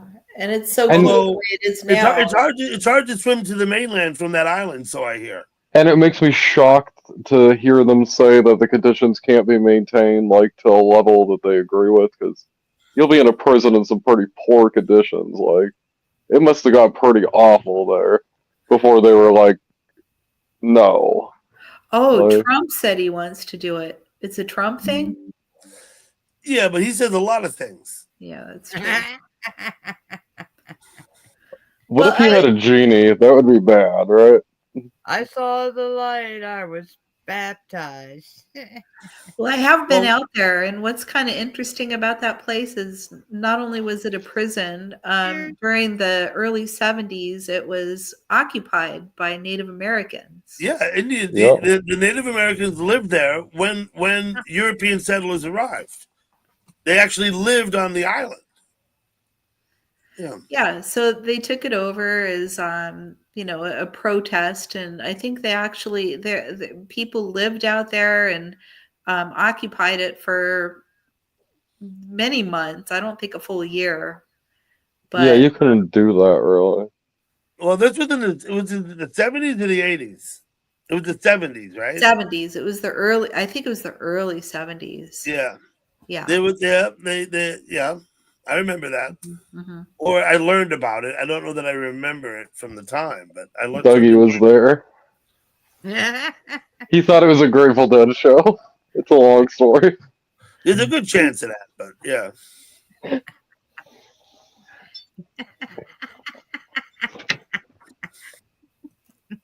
Maybe it was the 60s. DJ Fruit Loop says 60. Maybe it was Yeah. 60s. No, I think it was the 70s because I think they were wearing bell bottoms. Okay, yeah. See, Dougie remembers what they were wearing. The protests I saw were wearing bell bottoms, I Still believe. wear bell bottoms.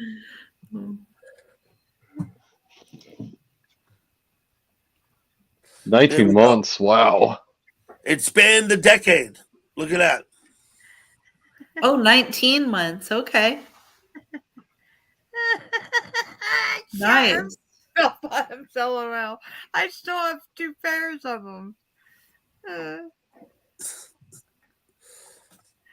In fact, I took But Wendy down. I do believe that the Native Americans actually lived on Alcatraz Island when the Europeans arrived. They were living there. That's crazy. That's They crazy. should've- I mean, it's cold. It's windy. There's strong currents. I don't know why anybody would want to live out there. Nobody can invade you.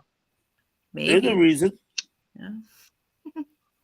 If people try and invade you, you can see them coming. So it's a really defensive structure. I mean, there must have, in a lot of Native American history across America, points to this big apocalypse occurring. I'm quite I sure. mean, I'm quite sure that before it was a prison, it was a fort. It served a military purpose, or it served a civil purpose. It's very central there in the bay. It's a good lookout. It's the first, island that you reach when you enter under the Golden Gate right there. You can pretty much see everywhere from there. It's got quite a nice vantage point. That's right in Colorado.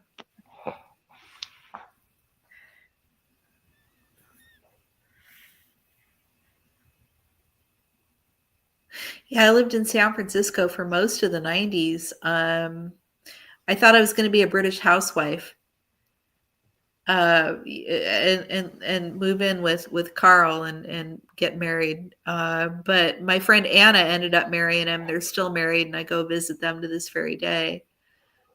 So when that didn't happen, I moved to San Francisco in 92, lived there until 2000. My grandfather passed away, and I got a little inheritance. So I moved out here to Sacramento, and I bought a house. Perfect. But yeah, for most of the 90s, it was a good time. I'll tell you, it was a good time in San Francisco.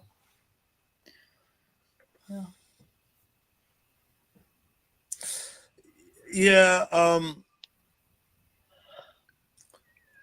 My brother's oldest son, his mother is from San Francisco. And I went out and visited her years ago now. The kid's like 36 or 37 now. Wow. He was very small when I was out there to visit. I haven't been in San Francisco in a very long time, but I have been a couple of times to San Francisco. I told you I've been to Sacramento. I've been and I've driven down what is it, Highway 1 Yeah. to 2. I've been to Chula Vista. Chula Vista. My dad had a warehouse there. Yeah. Chula Vista. Which is like through LA and beyond, right? From San Francisco. It's like Pretty down darn close to the border. Yeah. I mean, right on the border, pretty much. Roy, man, I swear to God, it was the 80s. I think that trip I took. But yeah, I might go back to the West Coast, Roy.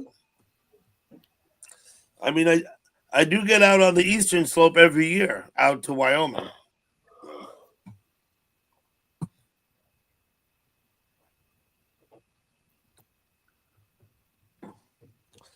What about you, Beard? You spend much time in California? Good seeing you. I've never been Char. to California. Good night, Charmy. I have a California trip that I'm planning here soon, but no. A California trip. Yeah, I have several friends there I'm thinking of soon. I've been in Oregon and Washington, but I've never been to the Redwoods, right? Somewhere in between, because I didn't travel up the coast. I'd like to see the Redwoods. I'd like to see trees, that are like just massive like that. That would be cool as shit. Mendocino, Santa Cruz, those are the coastal redwoods, but then there's also the other redwoods that aren't coastal, like up in Yosemite, Sequoia National Park, those places. So there's two. I mean, I don't know if they could interbreed. They probably could, but you got your coastal redwoods and you got the other redwoods, and they're a little bit different. Okay. I drove from Wyoming to Seattle. I'm trying to think of my route. I didn't go to Coeur d'Alene. I think I went into Oregon first and then up into Washington. Seattle. And I went out to Anacortez and we took the ferry to Friday out on the San Juan, right? That's about it. Never been. That sounds awesome. I think what I did from Jackson, Wyoming, I think I went to Boise and then out into Oregon and then up to Washington. Whatever the standard route is what is it, 22? I mean, there's a road, right, that everybody takes. Oh, I would love to. I flew to Montana one time, but I haven't done that route that you're talking about yet. I drive more than fly when I'm within the United States. Fly if you have to. If the time constraint, good reason to fly. You only got 3 days. Obviously, driving ain't gonna work, right? Right. But yeah, I generally try and drive rather than fly. Not only that, I like to be at my liberty. I could take more stuff with me. I'm mobile. I don't have to depend on others, right? You got your car, you're just about like independent, right? I saw you driving today on live stream, and it was raining pretty good. Your windshield wipers were going, and you were in the fast lane. And I was like, dude, yeah, you do it. I like I told you, I get nervous about stuff. I'm sure I didn't do more than 50 miles an hour, even on that stretch of road you're talking about. Oh, okay, 50, yeah. I mean, I'm pretty sure I wasn't driving like excessively fast. I did have to pass some people. You're right. People do slow way the fuck down in the rain. Absolutely. Yeah. So I did. I know I was conscious at the time, and I know the stretch of road you're talking about halfway through my trip back. I think I was live for 17 minutes. Right. And when I started the stream, I said, I'll be home in 15 minutes. I was 2 minutes slower than predicted, probably because of the rain. Well, I only glanced a little. I have 5 meetings today. I had 5 meetings today. So I glanced a little bit. I'm like, oh, what's Dougie doing? While I had a moment. Mm-hmm. Yeah, that was a test. That's a whole nother saga I'm not even going to get into. It's a technical issue with some of my devices that's driving me fucking crazy. Needless to say, I'll go back out to the Apple store tomorrow. So, did I scare everybody off? No, they're all here. Okay. Too Tall Rob came in the chat. Look at this. Do you know Too Tall Rob? I do. He won't talk unless anybody else is talking. Unless everybody else stopped talking. And I subbed to him. I saw him post a bunch of videos. He hasn't gone live. Check out his live stream when he goes live. Check out his live stream.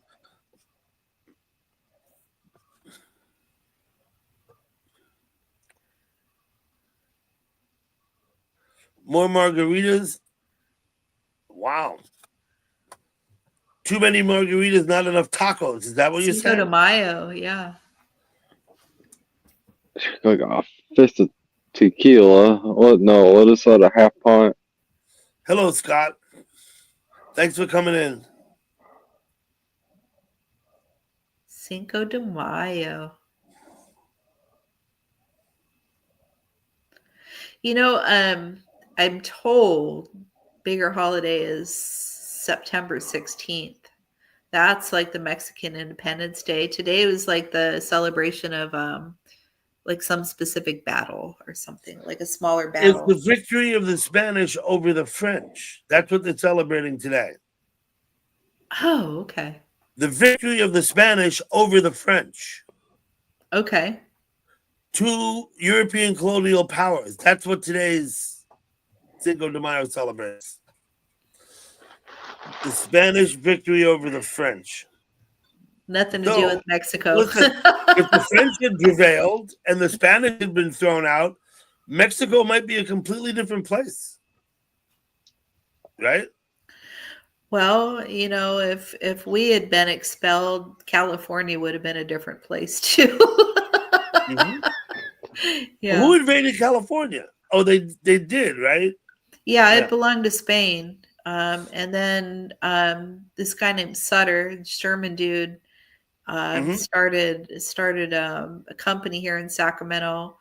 Well, you know, even before that, the missions all along the Spanish coast. missions up and down the coast. I think the Spanish were driven out in like the 1830s or earlier, weren't they? Oh, I should know my California history. I've been here for The so 18, long. yeah.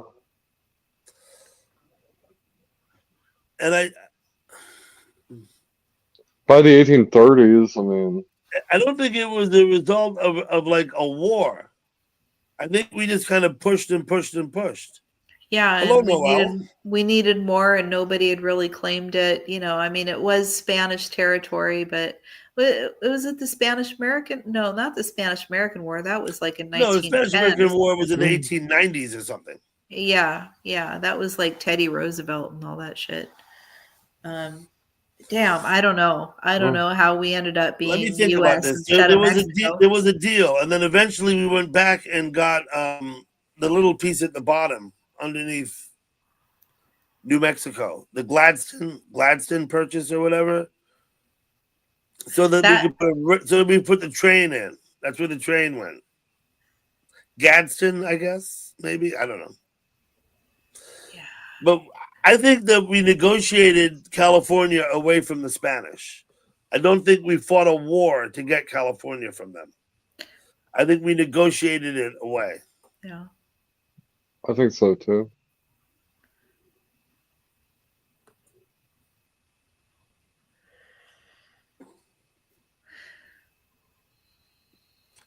I suppose things would be radically different too if Thomas Jefferson hadn't made the Louisiana Purchase in 1804 or whatever, too, right?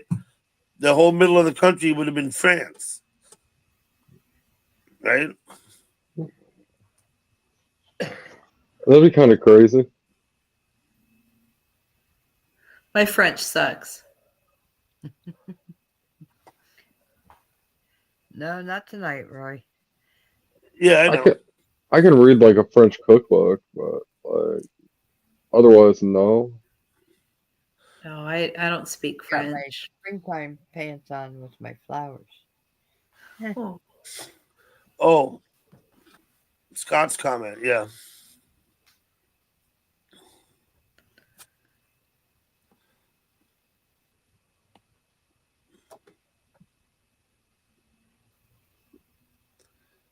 So now you got me wondering about the history, and I'm about ready to Google it. Are you looking it up already? No, I'm not already looking it up, but I'm thinking to myself, that's a rabbit hole that I could probably go down. California history, because, you know, I've got over 25 years in working for one state agency or another, first the university and now the state proper. I'm going to get a little trinket, a little ring. It's going to have my initials on the inside because I've got 25 years now. So I ought to know this shit about my own state, you know. I Okay. mean, I've lived here all my life. I've worked here all my life. I went to the university here. I remember it now. Twice. Now that I'm reading it, I remember it. I remember it now because it's the way they called it. They called it the Mexican Session. Remember learning about that in high school? The Mexican session or Session. secession? Cession, as in to seed, Oh, right? Modern day Western is in Mexico. The Treaty of Guadalupe Hidalgo in 1848. Oswald did not shoot Kennedy. Wait, claim. You know, it's 1256. No, I'm wrong. They're talking about something different. Wait, let me get there.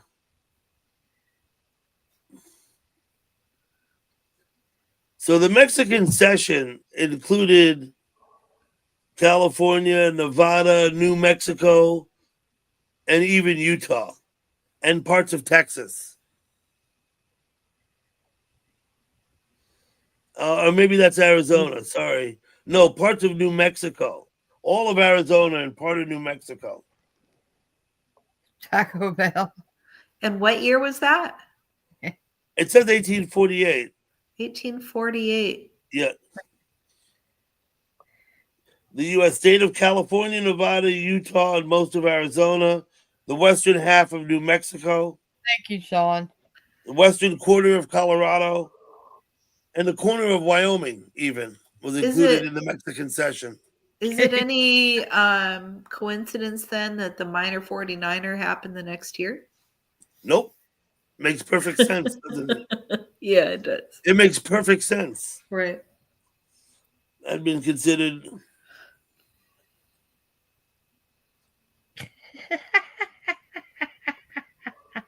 I'm trying to figure out why they made the session to. Why did they give us this? Why did they give us this, Jinky, right?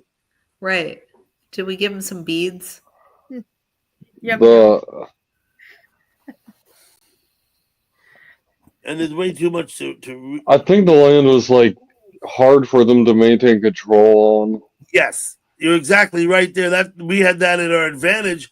It was a far reach for them to maintain. Well, it's a broad expanse, man. It's a lot of territory. When you drive across it, you realize like how much freaking land there is out there. It's crazy. It's a big country. Okay, they're calling the Mexican-American War in 1946. And that's sorry, 1846. I was like 1946. What the hell? I've never heard of this. James K. Polk was president from 45 to 49. And it looks like he initiated here the Mexican-American War in 1846. Now I'm going to keep reading. I'm sure it's going to tell me it resulted in this deal. Well, is there Venustiano Carranza in there anywhere? I haven't come across him yet. You can go to Wikipedia and just look at it. I'm just looking at it. Yeah. And I'm reading it. I'm reading through it quickly. Yeah, the Treaty of Guadalupe Hidalgo. There it is. The southern boundary was set by the war-ending peace at the Treaty of Guadalupe Hidalgo, which used and followed the original Mexican boundaries, Alta California and Baja. Okay. So they gave it to us to end this war, which I get the feeling Polk started solely purpose to get this land, right? Cheers. Cheers. Okay. I'm not going to read anymore. I've satisfied myself. Right. I know why they gave us the land, because we went down and poked them in the eye, right? Yeah, I want to read a little bit more. History is fascinating. You know, I don't have a mind for names and dates, but I do like a good story. You know? Am I missing something in the chat?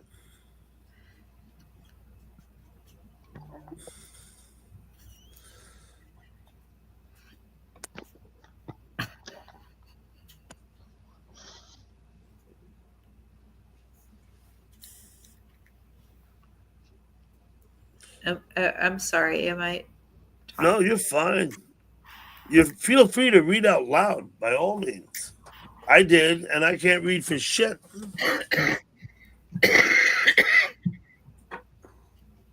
No, it's all good. I just get to giggle, and it's giggled my whole life.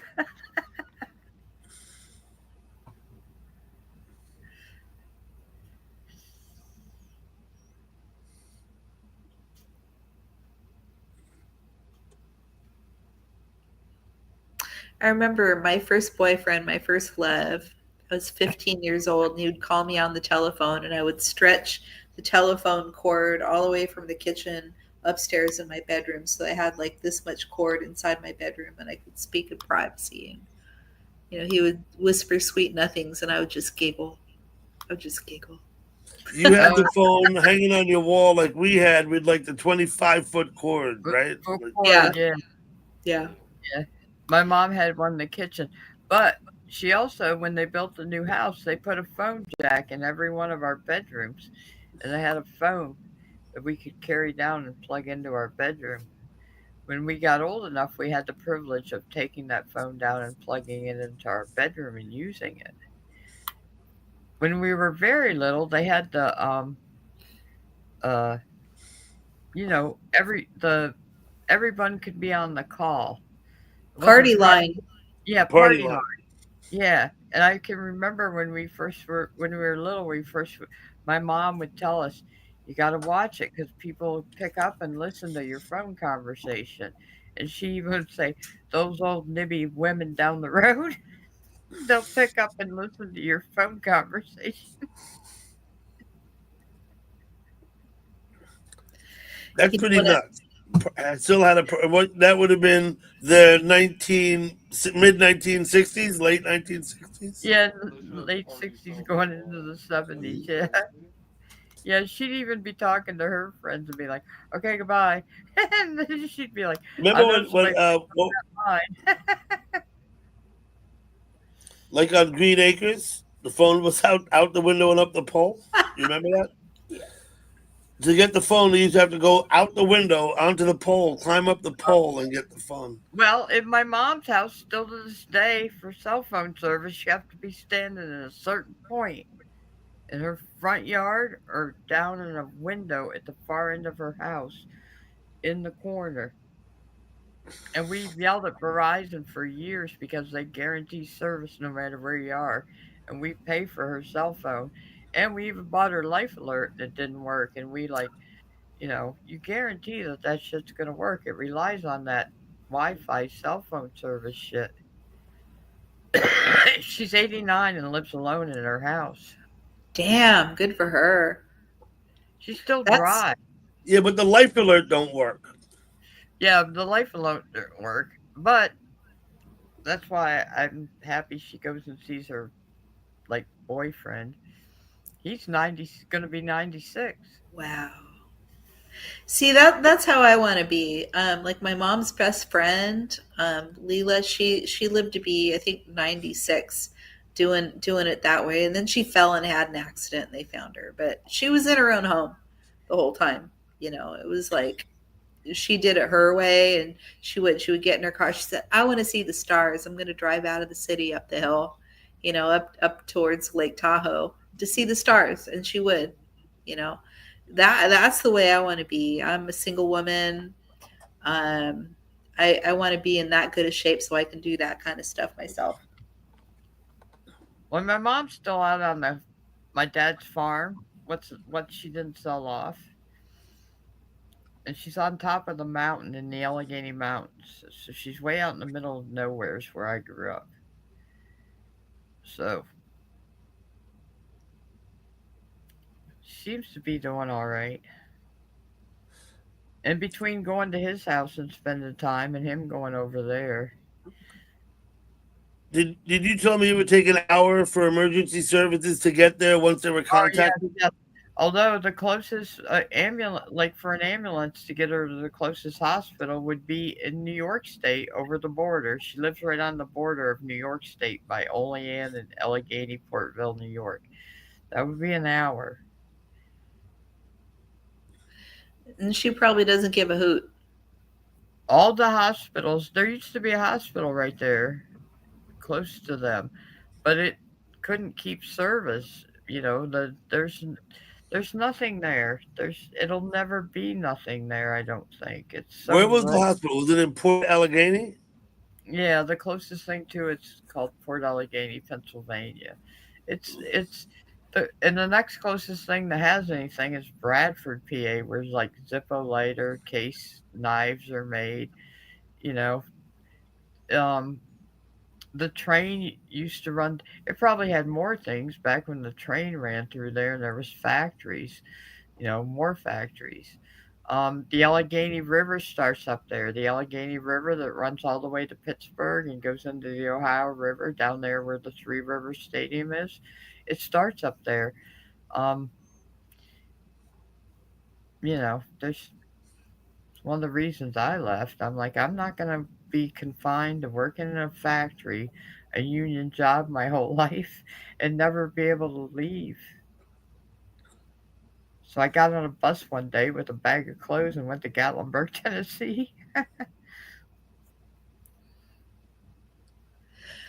Oh, I wish I could. I wish I could. I got 10 years. I'm going to stay Yeah, I put like in the trains. city I don't like anymore, you know? Actually, we jumped a few of those trains that stopped in our little towns up there and got off in other little towns when they stopped. There was a lot of factories along those little towns. But you said the train up there is now no longer runs. They don't get Ethan Allen Furniture. They had an Ethan Allen Furniture company, and the train would come and pick up Ethan Allen Furniture. There was a Hager's Men Clothing Company. There was okay, you remember the glass blocks that were made? They were only made. They put them in houses for windows and stuff. They were only made at one time, one place in the world, and that was in Port Allegheny. The train brought all their sand and everything and took the glass blocks away. There was also another glass factory that's still there.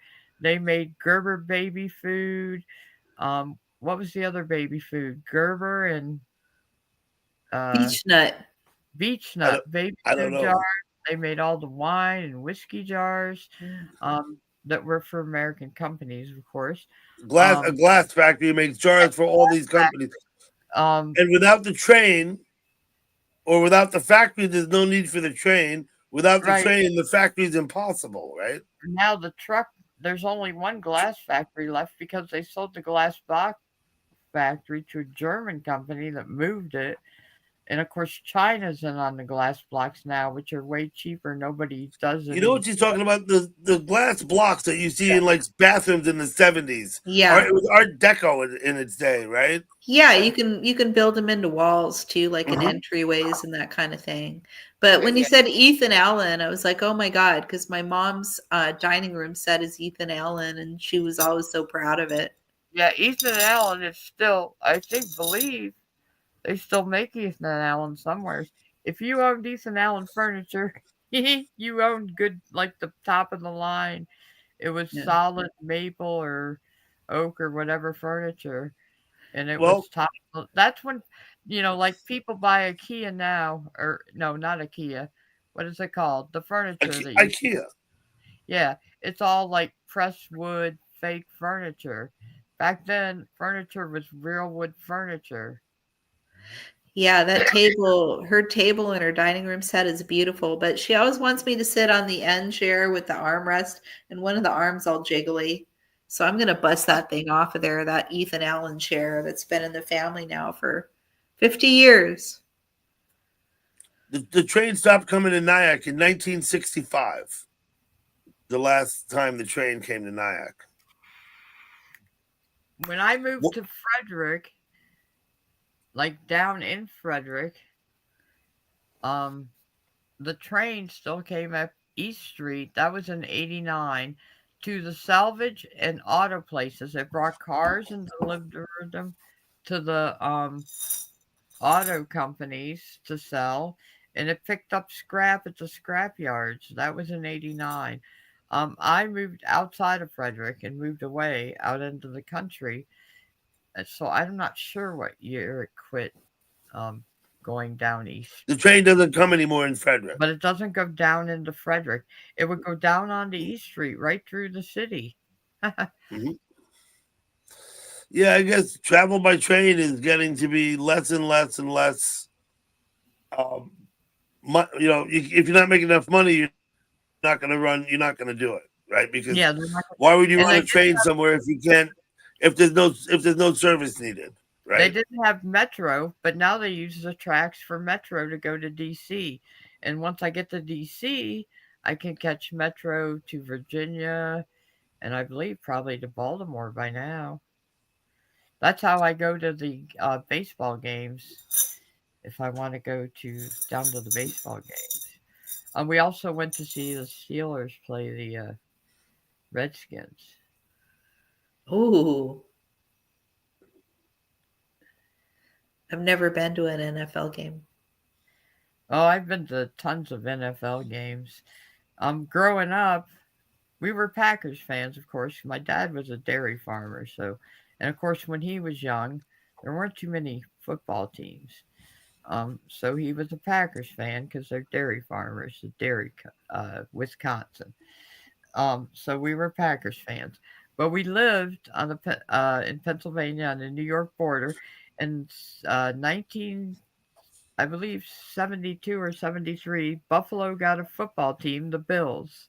So one night my dad was like, he loved football. He loved it. He was like committed to football and baseball, although he loved the Cardinals, the St. Louis Cardinals.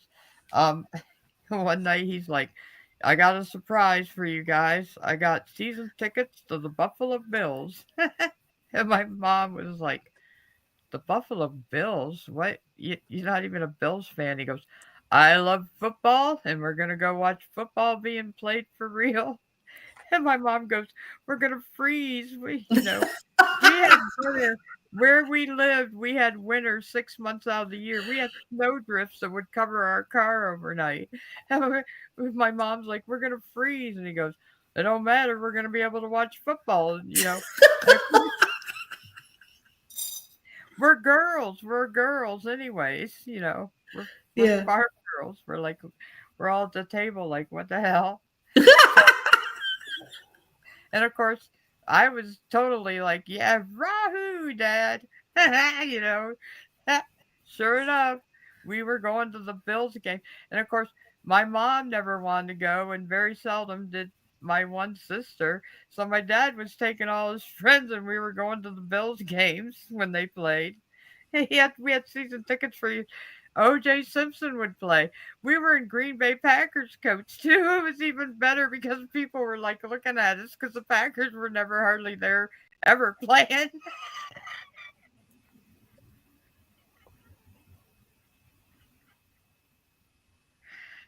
But they were always like, the juice is loose, because OJ was playing. It's funny now because at the time, my mom, she has a picture of us with OJ. Oh my God, really? At the time, my mom was like, oh man, you're going to have this picture, it's going to be worth something. And then later, how many years later, he's like, oh, did he kill his wife? Oh my God. It is worth something now, but not what you thought, right? Jesus. Wow. You got a picture with OJ. It's funny.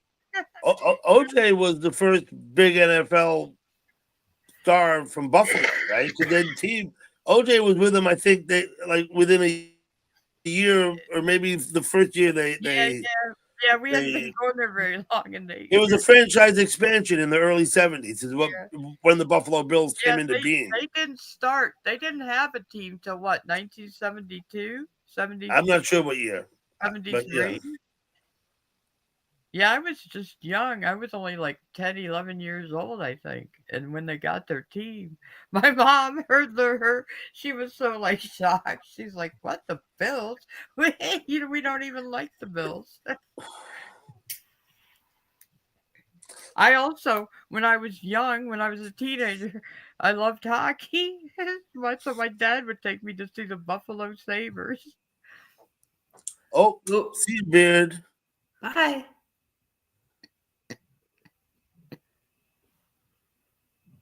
And at the time, we could get into Canada. We didn't have to have U.S. citizens could just go into Canada. So we went to Toronto a couple You of need times. a passport. You didn't need a passport. Yeah, we could just go over there. My marijuana is in the other room. How did that happen? We spent more time in New York State probably than we did traveling around Pennsylvania. Beard just retired. Yes, he did. Right. I'm going to excuse myself. I'll be right back. Yep. Garth, I would get up and leave if that happened. I would get up and leave. Hey, Hello, Rye. Mr. Ray Davis. Good to see you, Rye.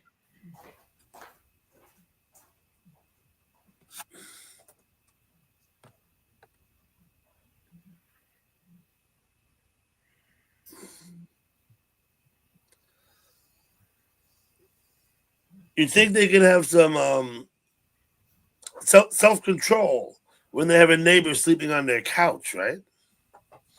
I don't know.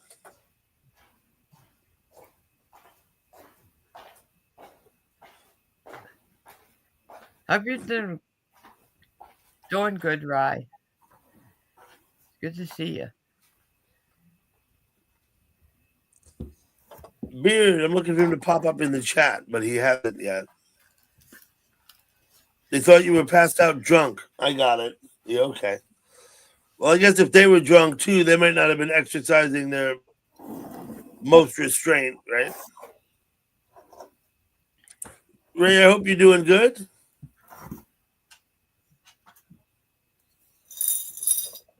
Laguna Beach.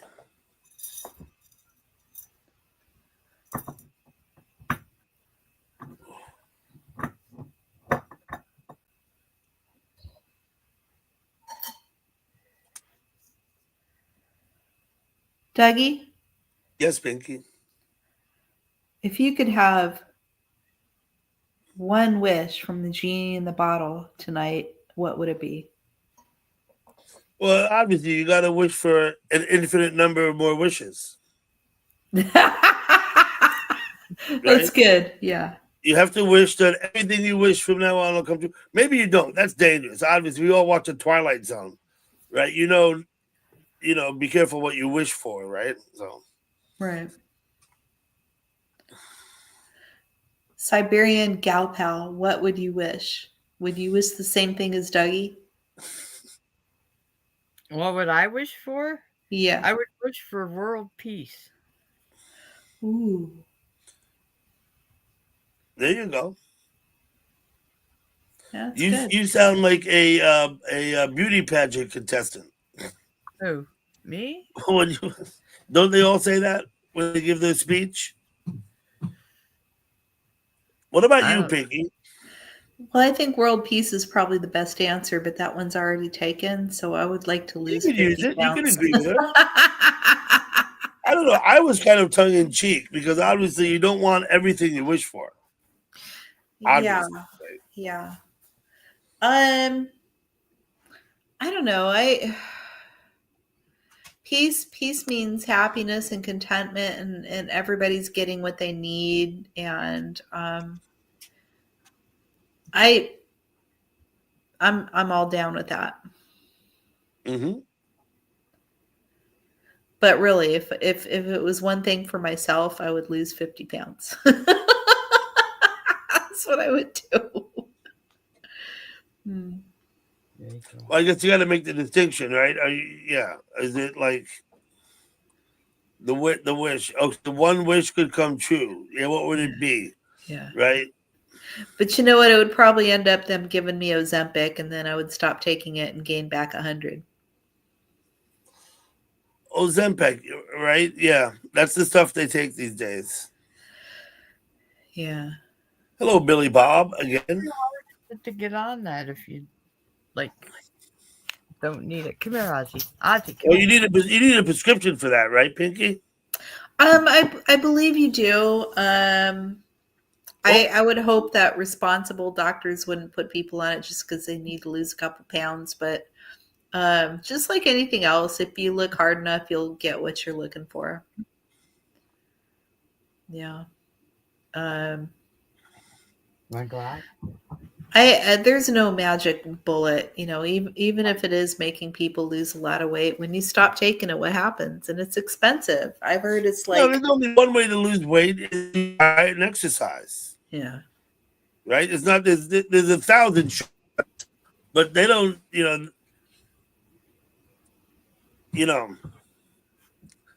control diet and exercise, right? And it's like $300 a month. I suppose the intermittent fasting thing is good, right? Yeah, I would need to move a lot more. I'm very sedentary. I think that's my deal. You know, I don't eat a lot. People look at me and they go, "Oh, she's a big girl. She must be in the fridge all day." You know, and that's not really it. 10,000 steps a day, they say. Yeah, I don't move enough. That's I'm an office worker. I'm a data analyst. I sit in front of a computer and I think. That's what I do. You know, I don't walk enough. I don't exercise enough. And I have asthma and I use that as an excuse, you know. Everything's an excuse. I know this about myself. I can come up with a billion good excuses, except for a good excuse to like do the right thing. I try and ride my Peloton every day. Good. Once in a while, for one reason or another, usually scheduling like I'll never do it after I eat. I have to ride the Peloton before I eat. I don't usually eat till about 1 or 2 in the afternoon. Right?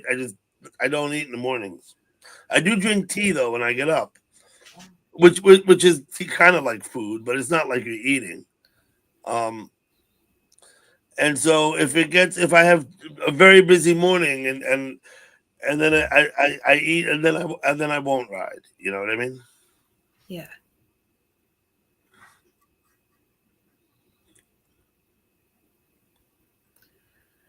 I don't know. I'm gonna die anyway.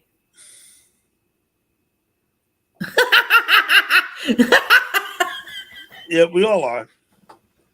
It's what you do. It's what you do before that matters. Right. Yeah. Yeah.